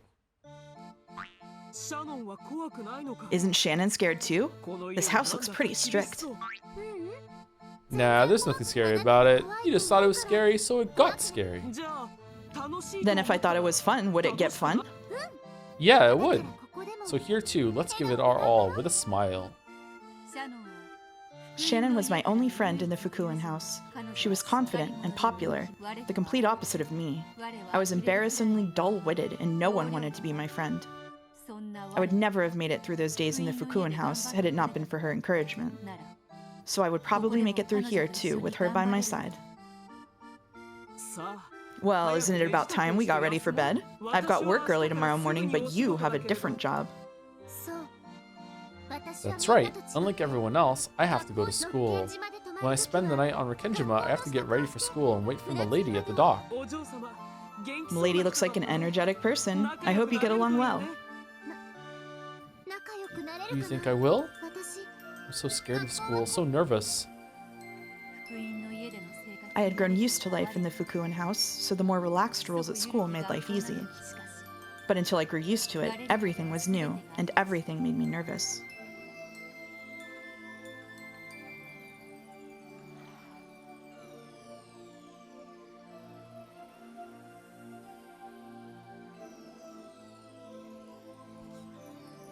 My new life on Rikenjima probably deserves an explanation. It was completely different from the comfortable yet stagnant life I'd lived at the Fukuoka house. In addition to the time I spent as a servant to the Ushiromiya family on Rikenjima, I also traveled to the elementary school in Nijima on school days. It was the start of a time that was both rushed and busy, with hardly a moment to relax. Unlike the time I spent at the Fukuoka house, I didn't get to sleep in the same bed every day. Half of the week, I slept in the servant waiting room in the Rikenjima mansion. I would return from school with Milady, go to the mansion, and work there as a servant.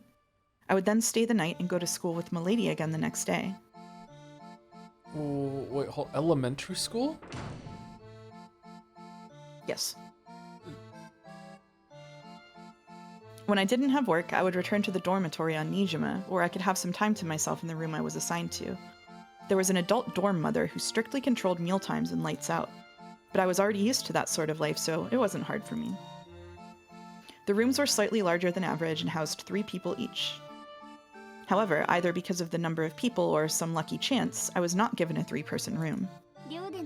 Looks like we'll share a dorm room too.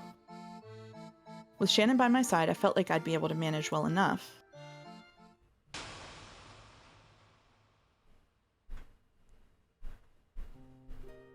Correct. Every year, new servants came from the Fukuoka house, replacing some of the old ones. It was something Father worked out with the house all on his own. The rest of us weren't allowed to meddle. And after all, our family would strictly discipline these children without families and support them on their path to adulthood, which I always viewed as the rich Ushiromiya family fulfilling its obligations to society. What sort of kids came to serve the Ushiromiya family? I'm sure they were serious, cute kids of irreproachable conduct. It seemed to me that there were a lot of glaring hyenas among them. Let's say they had high ambitions. As high as the moon, they were pitiable children without families. All were determined to use this rare opportunity to launch their careers so they could take control of their lives. Did all of them have to balance school and servant work? That must be tough. You wouldn't be able to get much work done. Before that child, there were no cases of a servant going to school while they worked. To be honest, I was fairly surprised when that kid first came to greet me. So obviously young. The others were all around 16 or 18 years old, but that kid alone looked 10 years younger. That one extraordinarily young servant came to the family mainly for experience, so not much was expected of that child's ability as a servant. Indeed. You certainly couldn't rely on that kid as much as you could an adult seasoned servant. To think that we would accept a child who hadn't even started school, no knowledge of housework, no practical experience, and not even finished with mandatory education. I don't know what father was thinking, but I always thought there was something clearly odd about it. I spoke to father about it. I asked him it might be better to wait for the servant to graduate middle school before starting here. And what did Kinzo say? Come on, we all know what he said. Oh, beatrice! By that time, he was already a complete shut-in inside his study, obsessed with the occult. If you tried to talk to him when he didn't want you to, he'd yell and tell you to stop interrupting the journey of his mind. That's like my top 10 favorite moments of the Viennas. Just fucking roast Kinzo, sorry. And father's decisions are absolute. However, the case of this particular child just didn't make sense. I even asked the Fukuin house about it. They said to ask Genji-san. I then asked Genji-san. He said to ask the master. And then you asked the master, and he said, Beatrice! No one knows the truth.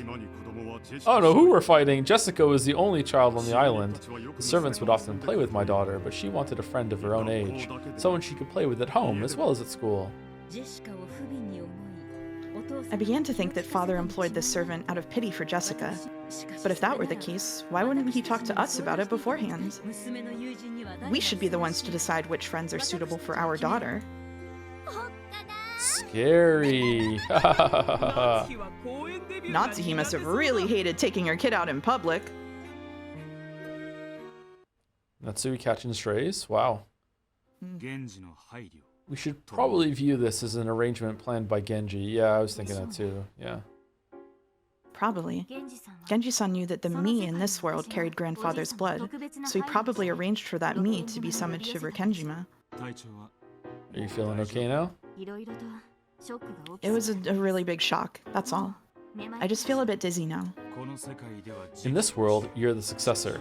But if we move to a different world, you're a servant, or maybe a witch. You do have a troubled fate. No kidding. I don't regret learning about it, but if I could forget it now, I would. Isn't it interesting? Even though you're a servant, you're actually an illegitimate child of the head. Isn't that romantic, like some fairy tale? Romantic? Considering how Mom must have felt, I'm not sure what to think. Sorry, the chinchillas are really bad this stream. True. In Natsuhi's eyes, the lion of this world is nothing more than the baby she hated and was forced to raise. And in this world, she rejected that child. Natsuhi must adore her natural child Jessica a bunch more. A baby that doesn't share your blood is nothing more than a dirty, lukewarm sack of filth. Holy shit, Castle. It's fine about the chinchillas, don't worry. Have some decency. Next time, I'll be the one pinching your butt. Thank you, Will. I think I understand, more or less. And that's exactly why I need to be grateful to my mother. She's raised me fairly all these years. Though at a probability so low it'd take a miracle to happen, animals are always brutal toward children that don't carry their blood. Lions do that too, don't they? You can probably sketch out Genji's line of thinking. The Leon of this world is a true, blood-related member of the Ushiromiya family. He must have wanted to let that child live on Rikkenjima somehow. However, it wasn't as though he could just suddenly show up in Leon and tell everyone who this was. Yeah. Maybe he wanted me to live on the island until I was used to it, and then reveal everything when the chance presented itself. However, the Leon of this world was not given special treatment. The silver ring doesn't actually exist. I wonder if that means grandfather never heard about me. That might mean that Genji never found a good opportunity to reveal the truth.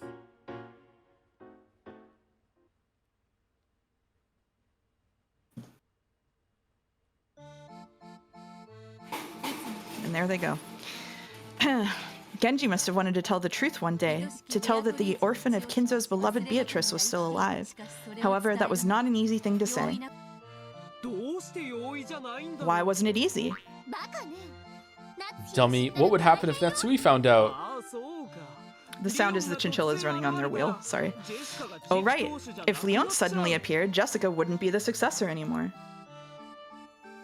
Strictly speaking, Jessica wasn't the successor, but since she'd been able to select the future successor, it all came to the same thing. I don't know why, I just let you take narration. The more one learns, the less simple this tale becomes. There were some who celebrated my birth and some who did not.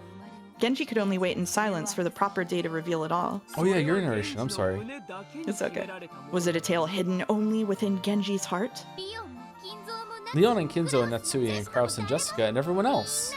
None of them knew this tale. Thus, the curtains slowly rise on this curious tale in the year 1976. Oh, I am one, yet many. Why must fate abandon us and continue on its merry way? People only found the young servant strange for the first month. Natsuhi and Kraus's protests came to naught. After all, there was no actual harm in it. So why not indulge Kinzo's whim? Eventually, everyone grew accustomed and began to accept this slightly abnormal, everyday life. However, it was not so for the other Fukuin servants, who were always close by and who believed that everyone should be treated equally. Their small bits of discontent over my special treatment began to accumulate as time went on.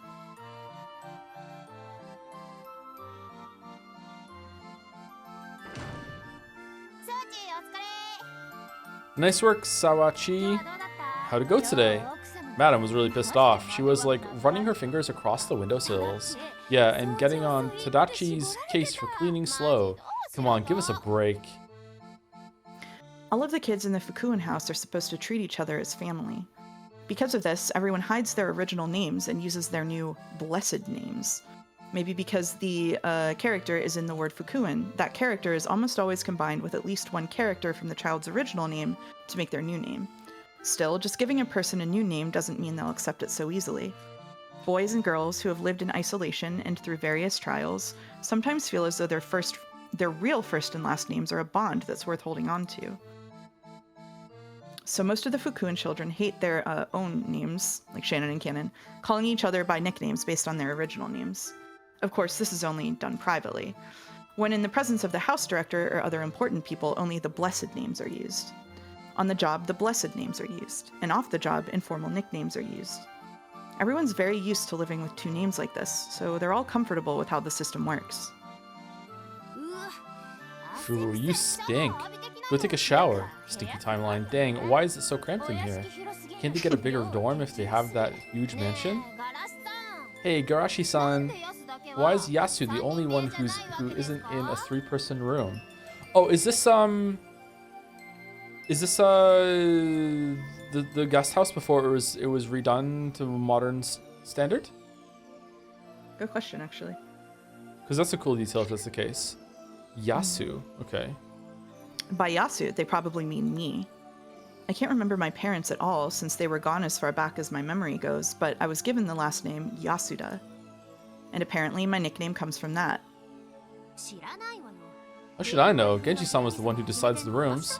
I don't like it either. Yeah, seriously. Wouldn't it normally go 2 and 2?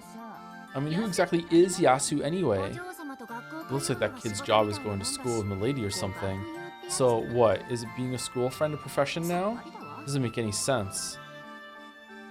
Of course, on days when I'm given work, I return to the mansion right after school and work alongside all the others. I help out with caring for the garden and cleaning up the mansion. I can't do any jobs on my own, so I'm always just helping out. Maybe because I'm young, the adult servants are always kind to me. My fellow Fukuin servants don't seem too happy about that, though. Don't you think Kumasawa-san's obviously soft on Yasu? It's like she's mistaken Yasu for her own grandchild or something. And why on earth does that kid get paid the same as the rest of us? I don't get it. I realize that you have school to worry about, but don't forget that you're a servant too, okay? You need to stop being a helper and learn to do work by yourself like the rest of us. We aren't going to let you take it easy forever, okay? I have been trying my best. However, I'm not very strong yet, so I can't carry heavy things. I can't carry a lot of things either. I can't fold clothes right, and I'm not good at using a dustpan. I just can't do it as well as everyone else. As my face turned red, I spotted Shannon, who was watching from the sidelines and not joining in. Shannon is my only ally. Unlike me, she can do everything well.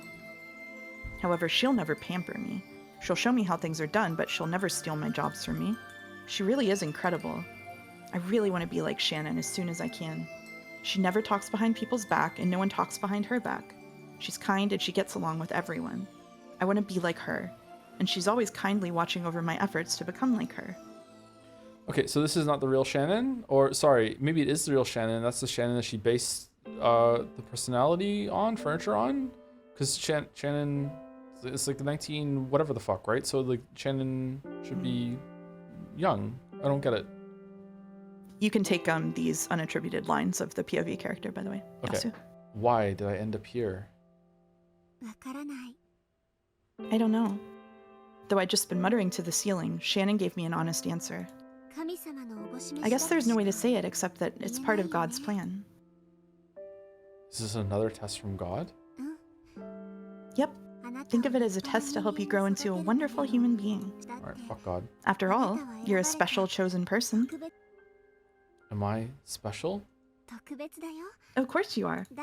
After all, everyone else here is huge, but you were the only one special enough to be chosen young. Why am I the only one who's little? I can't do any jobs by myself. Everyone complains that I'm just there to play with Milady. And yet, Madame made it clear that I'm not to think of Milady as a friend or speak to her in a casual manner. You may be 10 years younger than everyone else, but that means, if you keep it up until you're the same age as the others, you'll be much more experienced than the new people who come later.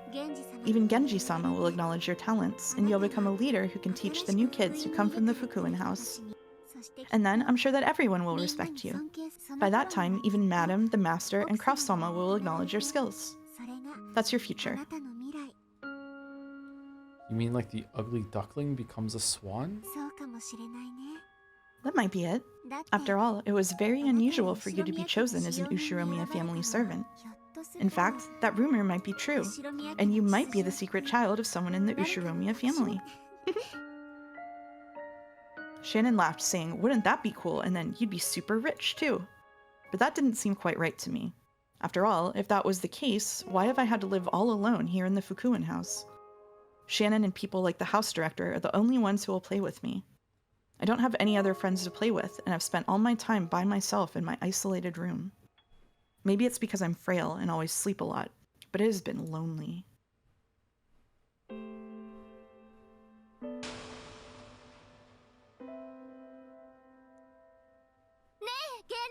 Hey, Genji.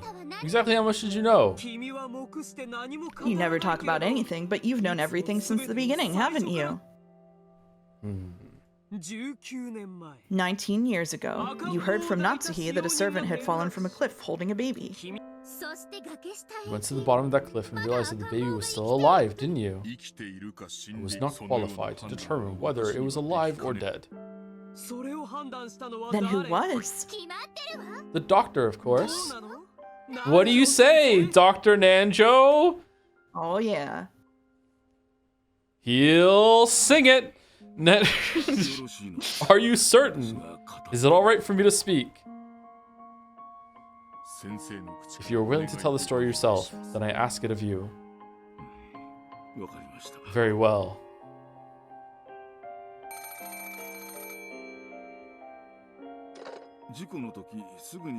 I was contacted by Genji-san immediately after the accident and asked to conduct an examination in secrecy.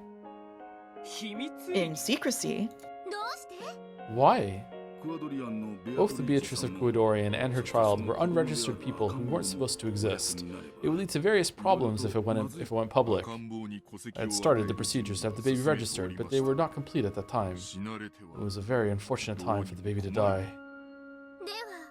So the servant who fell was treated as having died alone in an accident? Natsuhi wouldn't talk to anyone. It would have been easy to set up. But that baby was alive, wasn't it? Correct. Of course, the child was gravely injured. It was a miracle that it survived that wound. If the angle had been slightly different, or if Genji-san had been any slower in carrying the baby to me, that baby only managed to survive thanks to a series of miracles. I had given up. I didn't believe the baby could have survived that. But it did. How strong and resilient is life? No, this is fate. Fate. So the baby was fated to live on and eventually accomplish something great? Yes, I did think it was fate. I thought the blood of the Kuwadorian Beatrice-sama, whose life ended on Rokkenjima, must have imparted something onto this child to make it survive. However, Genji did not tell his master Kinzo that the child had survived. He simply said it had fallen to its death in an unfortunate accident. Kinzo mourned, but his mourning was one more of madness than of sorrow. Oh, Beatrice, why have you run away from me once more? Why? Even though I swore I'd never make the same mistake again, why? There was one matter in which Genji did not trust the master he so respected. That matter was whether Kinzo would be capable of accepting Beatrice's grandchild as her grandchild. Genji had served the Kuwadorian Beatrice for many years as well. He was very aware of what she had felt. He knew that she had accepted the favor Kinzo had bestowed on her and respected him as a father. However, her love was not the same as Kinzo's love. Kinzo thought her to be Beatrice reborn, and tried to use her to satisfy the many feelings he had felt for the late Beatrice. Of course, the Kuwadorian Beatrice could not accept those feelings. In the end, she had her chastity stolen by the one she thought of as her only family and respected as a father. She thought he was her father, and he thought she was his wife. Oh, what an irreconcilable forbidden love. There we go, sorry. Air it out there. This is not to say that I was incapable of understanding how Kinzo-sama felt. At the moment of her birth, even he did not plan on taking advantage of her, due to her resemblance to the late Beatrice-sama. They are so fucking, like, charitable, the Kinzo, man. He even spoke to me about it a few times when we were drinking. I always thought he was just joking. Was he surprised to find out that the daughter grew to look more and more like the mother? As the daughter grew, did he suffer from a forbidden emotion he couldn't suppress? I thought that he might commit the same mistake again. That was my view. Very, very smart of you, actually. Very smart. Fucking base Genji. Little late? Little late, but you know, I maybe locked in at that point, couldn't stop it, but holy shit, like at least, you know, good that you did this time. Beatrice-sama suffered much, and yet she never truly considered the difference between her feelings and Kinzo's. Beatrice-sama consulted me many times, laying bare her deepest feelings. However, I was unable to tell her. That would be hard to say. Imagine telling her that the one she respects as a father wants to use her as a replacement for her dead mother. Let me say this for the sake of Kinzo-san's honor. No, don't. Just don't. Under no circumstances do you need to hand it to Kinzo. Actually. He also suffered greatly. It pained him when he found that he could no longer think of his daughter as a daughter. I told him to love her as a father. I think Kinzo-san followed his logic and his conscience and fought for quite some time. Kinzo loved her. He poured his affection onto the daughter that Beatrice had left behind. He did so as a father. And yet, if so, why did he give the daughter the same name as the mother? Yes, Kinzo's sin started from the moment she received life. She was born and Beatrice died. He passed the name down from mother to daughter. From the moment of her birth, Kinzo had already decided that she was Beatrice reborn. The story isn't giving him any grace. Yeah, but the characters who see Kinzo with love are, so it's fine, but it's just irritating, you know? Like it's not bad writing, it's just irritating as a person. Anyway. We hate to see the people who are enabling Kinzo, yeah. So then we get Leon. Kinzo, trying to atone for his sin, tried to make Leon a proper member of the Ushirimiya family. Exactly.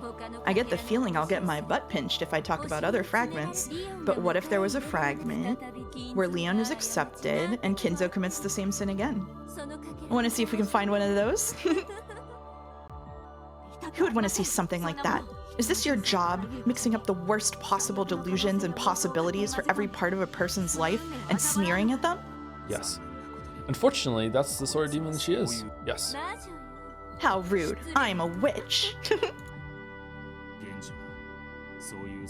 Genji foresaw that worst of all possible futures, and, trying to secure a better future, he intentionally lied about the baby being dead. Right. Kinzo was a man so impulsive that he used his own daughter. Genji, who knew Beatrice's feelings and felt sympathy for her, couldn't trust Kinzo so easily.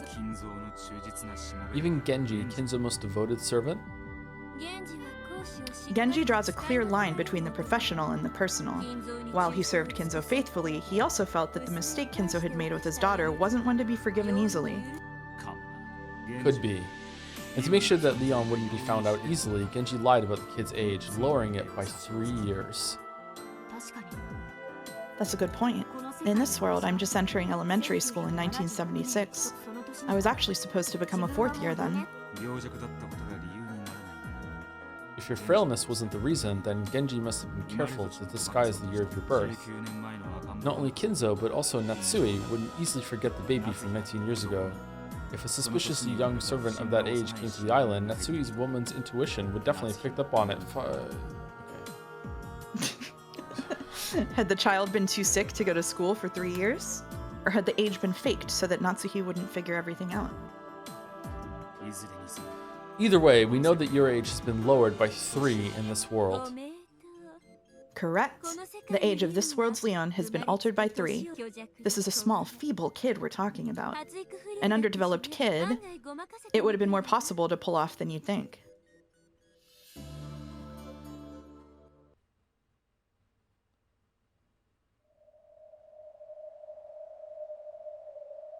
Genji decided to wait and see.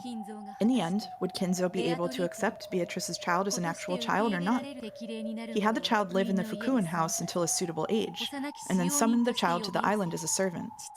Both father and child had no clue who the other was. Genji had an idea.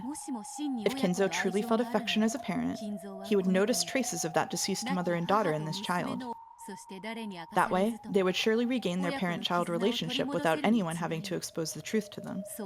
That's what he thought. Or perhaps the time might come naturally. When that happened, he could tell the truth to both father and child. Believing that this day would eventually come, Genji told nothing of this to anyone. He watched over Beatrice's child, waiting for the fated day. And time continued to pass. Days slid by as he quietly watched over Beatrice's child.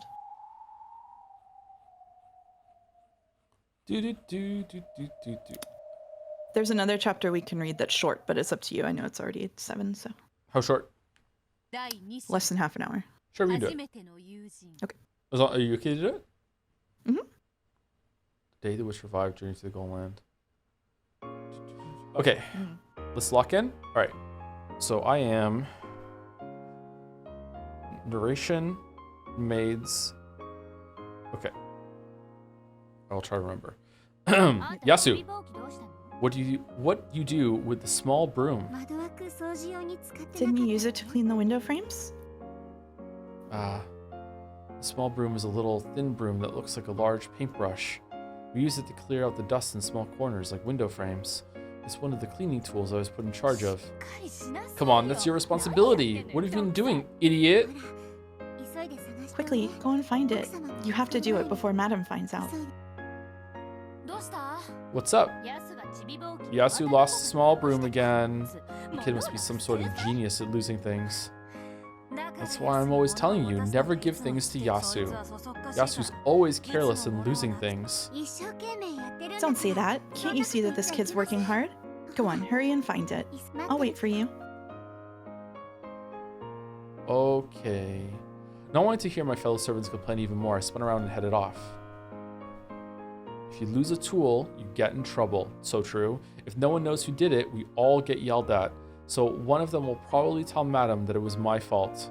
Still, it really is my fault that I lost it in the first place. I wonder when I lost it. We cleaned out the entire chapel today. The chapel is a large building behind the mansion. However, no one ever goes near it normally. Even so, we are ordered to clean it a few times each year. Kinzo calls it a sacred building, so Natsui is very strict about it.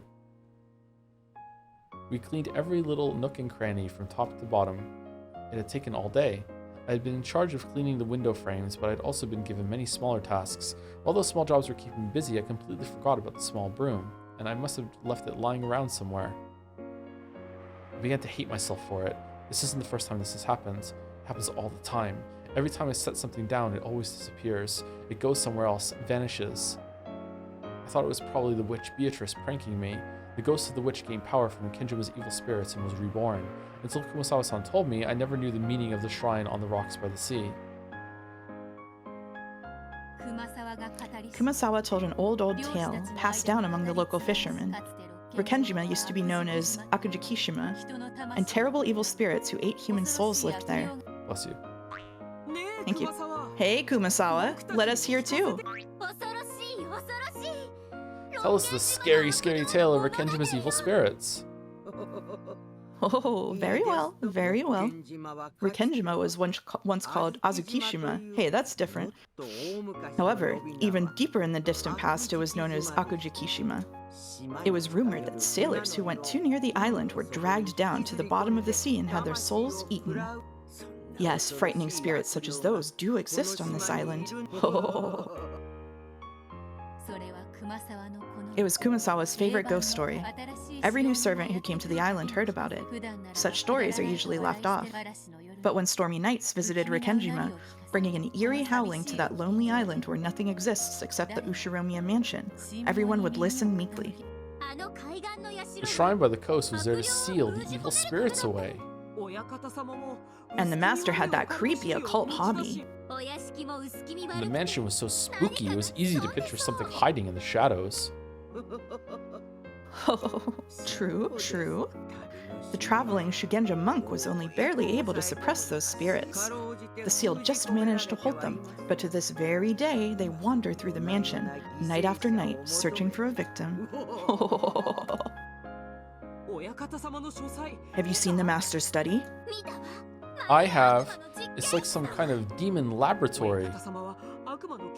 There's that rumor about the master researching demons. They also say he's researching how to revive his mistress, beatrice. Didn't they say he was gathering children to be sacrifices for his magic experiments?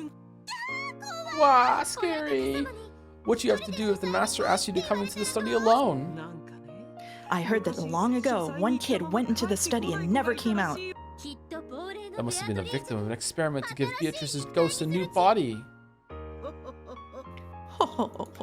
Very true. Beatrice-sama has become a ghost and wanders around searching for a body. The VIP room on the second floor is where Beatrice-sama dwells. You must always be respectful when cleaning that room. If you aren't...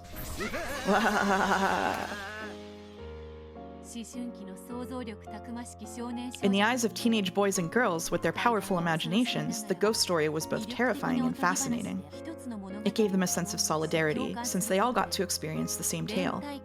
Then that sharing became an obligation, and accepting the story became a rite of passage for joining the community. This was something that had been passed on since long ago. That's right. Back when I first started work at Rikenjima, I heard that story from Kumasawa-san and the older servants. I heard about it too, mostly from Nei-san. I heard it too, from Kumasawa-san mainly. So not only the timid-looking Shannon, but a boy, Kanon, and a big adult, Goda, believed in the ghost story. Well, I didn't really. There are tales of ghost stories and jinxes in all jobs. There were several stories about the sort at the hotel I once worked at. So, Sumari, you thought it was silly and you didn't mind it at all? I think there was a need to blend with the community. That's it. Ghost stories and jinxes are the local rules of your workplace. If a newcomer breaks those rules, they can't expect to be welcomed in. So true, Umphi? Exactly. If I said witches couldn't possibly exist, that the whole idea was ridiculous, then I'd get into a fight with Nei-san. It was easier if I just appeared to go along with it. Come on. If you think that way, you'll be cursed. There was one servant who got seriously injured. All workplaces have stories like that. No matter how incredible the ghost stories and tales about the company founder are, you accept and believe them. That's what it means to blend in with your new workplace. Wow, everyone's so mature. That's what I think reading Umineko. Yeah, it's like how you have to go along with the Chan bullshit if you want to be a part of the streams. I went to each window around the chapel in the order I had cleaned them, searching carefully in all the places I might have left it. I'd been cleaning the windows with it, so it had probably been set down near one of those. When did I leave it behind, I wonder? Now I think about it, I don't think I had it anymore when I reached the last window, so I must have completely forgotten to clean that window frame. Ugh. Is this me? Yes. Ah. Through the window, I could see the others leaving one after another. Shannon turned around and glanced up, looking worried. I don't want to be responsible for making everyone wait, so I'm actually glad they're leaving without me. If I said I wanted them to wait for me, I'd be relying on them too much. Can I say something really quick? Sure. The other day, someone was on my stream, I think it was Fifi, like, what's your favorite Chan? And I was like, I'm on my own stream. I don't want to have to do the Chan shit. Like, I'm not into it. Whoa. Like, it's just not my thing. And yeah, Jelly got so mad at me in the chat. And I'm like, literally, it's my space. Why do this is my own space. Why do I have to play along with this bullshit in the place that I've made for myself? So what's your favorite Chan? None.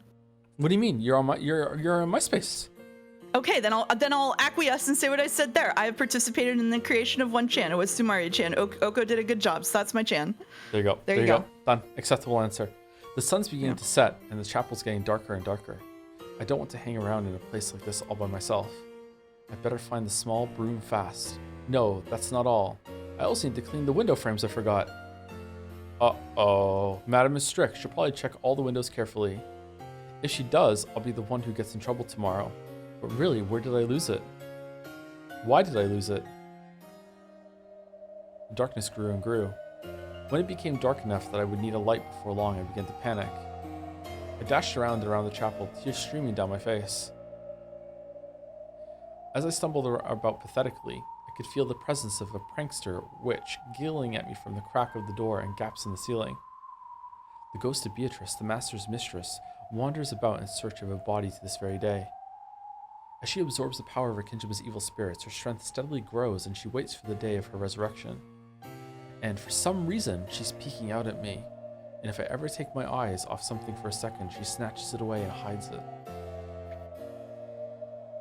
This isn't the first time this has happened. Whenever I look away, keys, handkerchiefs, pencils, erasers, all of them vanish almost right away. Even though I was planning to use them later, I just wanted to put them in their proper place, they disappear as soon as I turn around. It isn't someone hiding them as a prank. It's happened many times when I'm the only person around. Everyone always says I'm too careless and forgetful, and they laugh at me, get mad at me.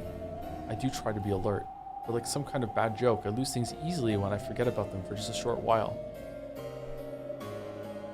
So sometimes I think this eraser is going to disappear sooner or later, and I stare at it. But at those times alone, it doesn't disappear. Nothing disappears when I'm alert.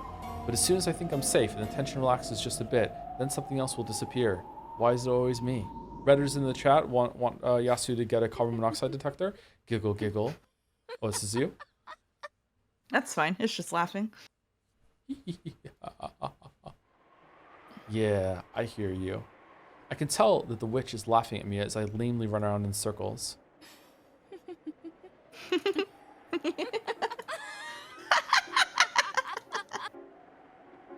Listening to that voiceless laugh, I finally slammed my hands against the wall, crying tears of frustration. Please, just stop it. Why do you always hide my things and get me in trouble? And the witch answered. Fool, isn't it obvious? Why else except to entertain myself by watching you wander about pointlessly? I couldn't bear it. Even though I knew what she said was true, hearing it said directly was incredibly annoying. I understand. That small broom probably is somewhere in this chapel. No, that's not quite it. I'm sure that the moment before I reached this window, it was right there on the windowsill. That's right. I'm sure I put it by this window. But the prankster witch Beatrice used her magic, and just before I reached this spot, she instantly teleported the small broom to the next window over. The instant I approached that window, a hole appeared beneath the small broom, swallowing it up. and it came out by the next window after that. It landed right inside it as though it had been there the whole time. And this happened over and over again. As I ran up to that window, the small broom fell into a magic hole and went to the next window. And when I went to that window, it went to the next window. And I realized that she was just making fun of me. So no matter how much I searched, it would be useless. But if I stop searching, it'll just be sitting there by one window or another. So this isn't a search. It's a test of endurance. I kept chasing after the small broom, and Beatrice kept making it escape to the next window over, trying to make me give up. This is an eternal chase that'll end only when one of us gives up.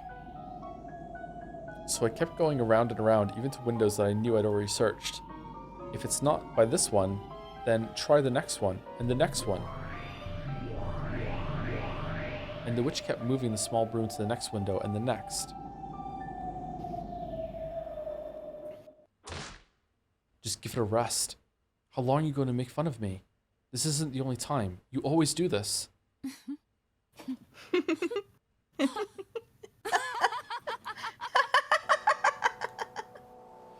The shrill, voiceless laugh of the formless witch continued to mock my sobbing. The witch is right beside me, laughing at me. As I dash around the chapel, she's following along with me, taunting me. Then she must be there. She's right behind me, just over my shoulder, still cackling away. I know that turning around won't help me since she has no form. I could try to look, but I mustn't look with my eyes. Once my eyes tell me there's nothing there, I won't be able to see anymore. I learned that from the director of the Fukuen house. You mustn't try to see with your eyes. You must see with the eyes of your heart. Who the fuck is the director of the Fukuen house? The dude that Angie went and saw? The whole world is filled with God's love. In the many blessings of everyday life, one can see God, angels, and the Holy Ghost. If you try to look with your eyes, you won't see them. You won't be able to see them, so you won't be able to feel them or understand them. With the eyes of heart, you will quietly understand. You don't look at their image. You see and draw them with your heart. Oh. In this way, I learned how to recognize things not of this world at the Fukuen house. It doesn't just mean being able to see God. This power lets one see all of those not of this world. Please, stop it now. Stop this prank. Huh. So you can speak to me? I'm clumsy, bad at my job, and I do put things down and forget about them a lot. But I know which things were my fault and which things were because of your pranks. How amusing. Not only can you perceive me in my formless state, but you even understand my little game. It seems you're a more interesting creature than I thought. Yasu. I'm usually called Yasu when one of the older servants is laughing behind my back at some mistake I've made. So when I hear that name, it feels bad. She called me not by the blessed name given to me by the Fukuen house, but by that unblessed name.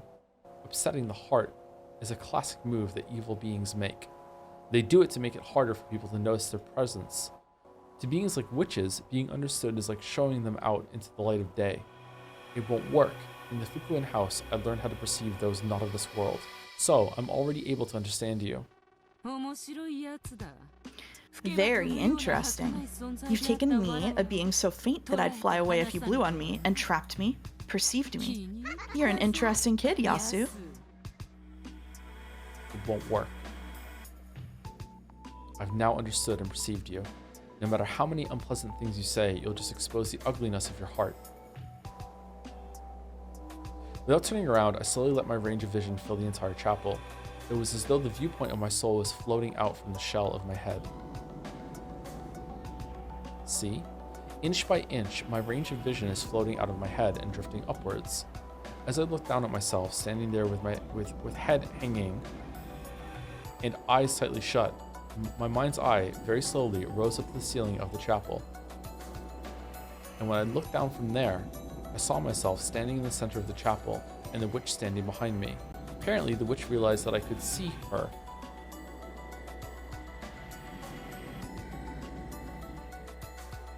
She turned around and raised her eyes to look at the eyes of my heart floating by the ceiling. At last, I could see the witch Beatrice with the eyes of my heart. A mere human that can perceive my form? The demonic lips twisted in an ugly curve. It was clearly a challenging, repulsive, demon smile. She wore a blood-red dress and hat. The design was completely different from anything humans wore. Her hair was blonde. It had countless beautiful curls like a princess from a picture book. But there was no trace of cuteness about her. I did think you were a bit different from the other humans, but it seems I was mistaken. Forget just a bit, you're nothing like those other humans. You sad witch, you can be seen by no one, heard by no one. Have you been pulling these pranks all the time just to catch the attention of humans? I use what little magic I have to interfere when humans aren't looking, but no matter what I do, none of them think it's magic. They decide that they just made a little mistake and blow my existence away like the candles on a cake. If so, then I've just saved you, because I understand you and have perceived you. Saved me? To me, this meeting with you is nothing more than a new way to kill time. It's getting dark. I don't have time to play with you anymore. Oh, my apologies. I was so engrossed that I didn't notice the time. Please give it back, my cleaning tool. Sorry, the chinchillas are just smacking things against each other. That small broom or whatever you call it, it's right there by the next window. But as soon as I get close, you'll move it to the next window over. My form is elusive, as is my magic. With a snap of my fingers, I can do anything. The witch snapped her fingers, and various things throughout the chapel were sucked into a black pitfall beneath them, disappearing. No, they didn't disappear. The instant they vanished into the dark holes, other dark holes appeared in completely different parts of the chapel, and the vanished objects fell out of those. Chairs, musical scores, clocks, and vases started appearing and disappearing all across the room. It made it feel as though countless tools were flying about the chapel. I can do things like this, but don't. After all, this would be a bit beyond a mere prank, don't you think? I wonder what the difference between a prank and magic is to a witch. When she snapped her fingers again, all of the loud flying objects returned to their original spots, and silence fell.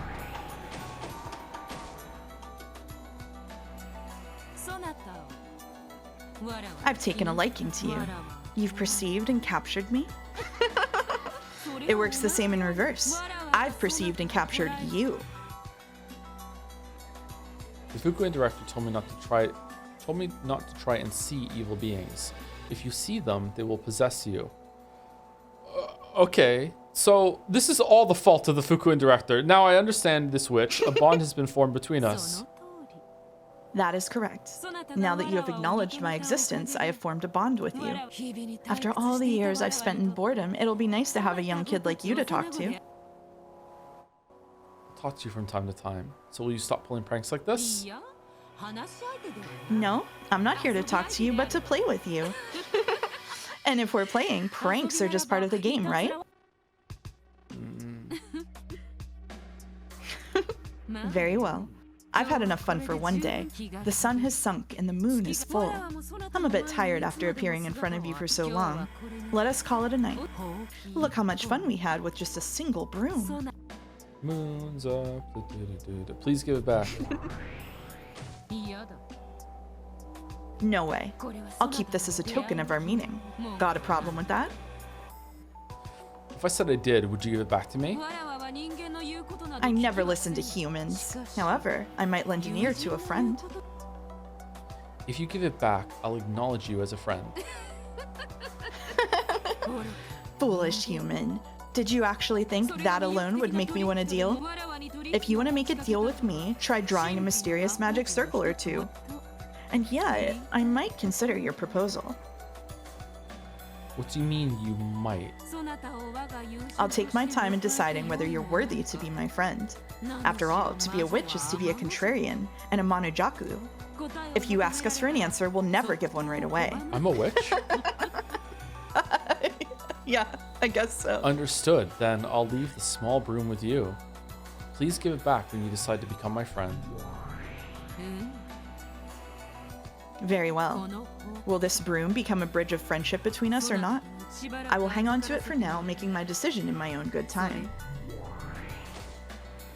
When the witch snapped her fingers, the broom for which I had searched so long fell out of a hole in the air. Yeah, that's fine. Landing between the fingers she had just snapped. This is goodbye. This game with you was far from boring. Let us play again sometime.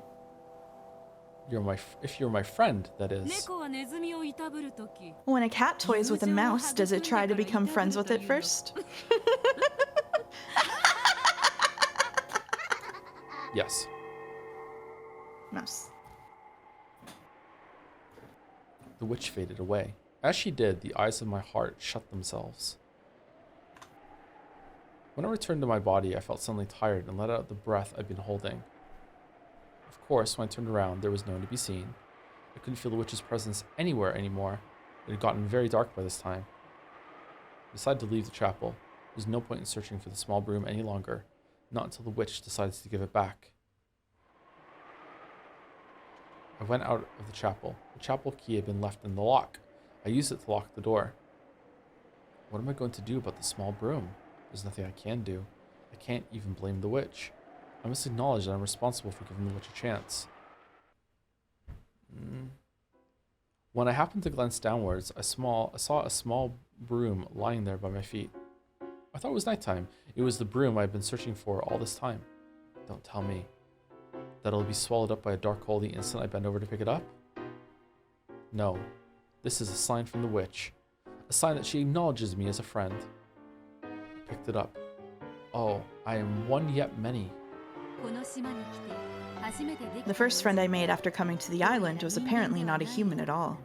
However, when I think back on it, it was only natural. What other sort of friend would you expect to make on a witch's island? This was the first meeting between me and Beatrice. However, as some of you listeners may have noticed, this was not a meeting with the real Beatrice. The witch I then called Beatrice would later be known by another name. However, she was clearly not human, and being bonded with one who is not human means being bonded with their world. I still had no way of knowing the varied fates that waited for me on Rikenjima. Okay, I think this has been well set up by what we saw Maria and Angie go through in a similar way, especially Angie. With all the like the bullying and isolation leading to the creation of furniture.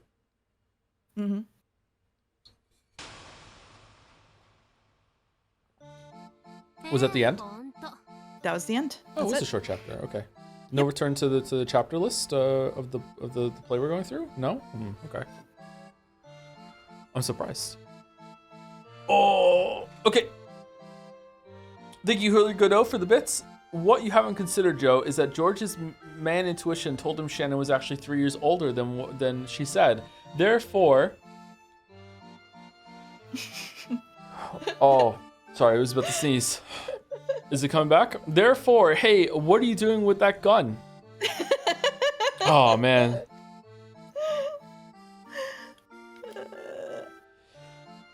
Oh, no, it's going away again. Oh, no, the fucking blue nose. Shit. Oh, fucking hell. I hate it when the sneeze goes away. All right, anyway, we are done. Thank you very much for reading, Mouse. There's a lot today. Yeah, thank you. Yeah. Sorry for defiling the sacred name of Chans on your stream. I'll never do it again. No, it's okay. It's okay. Don't worry about it. Don't worry about it. Yeah. It's all right. All right. Walrus Raid. I don't know if Walrus Raid is doing Umi News, but it might be Umi News. You're glad I survived the thunder. Thank you. Are you streaming Umi on Tuesday? I don't think so. No. I think it's gonna be Death Stranding too. How are you feeling? Like in general, I'm feeling okay. I'm gonna sneeze again. No, it's going away. Oh no. Oh. No, not one of those. I hate those. I hate those. The rest of the night now. God those are the damn worst. it. Yeah. God damn it. I'm gonna have to go put pepper up my nose. Does that even work? I've never heard of that. Oh god.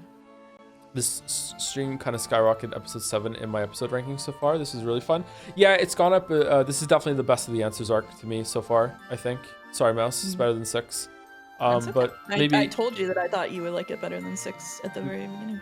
Maybe the ending is going to change that, but we'll see. We're only halfway through it. Yeah, so, I don't want to accidentally run out and get a fascist tattoo, so we better make sure that we get to the ending first. If your first tattoo was Umineko, that would certainly be something. So we'll see. Sekimeya egg tattoo. With the legs? Yeah, with the legs. All right, Raid's about to go out. See you later, everyone. Bye, everyone. Thank you. And as always, anyone who's stuck around or is watching on the VOD, or I don't know if these make it into Nodge's uploads or anyone else, see you later. Have a good weekend. Sucker Mary Barrels. See you for Sekime tomorrow, and more Umineko next Saturday. Death Stranding 2 on Tuesday, Wednesday, Thursday, Friday. Surely we'll finish it this week. See you later. Goodbye, chinchillas. Goodbye, chinchillas.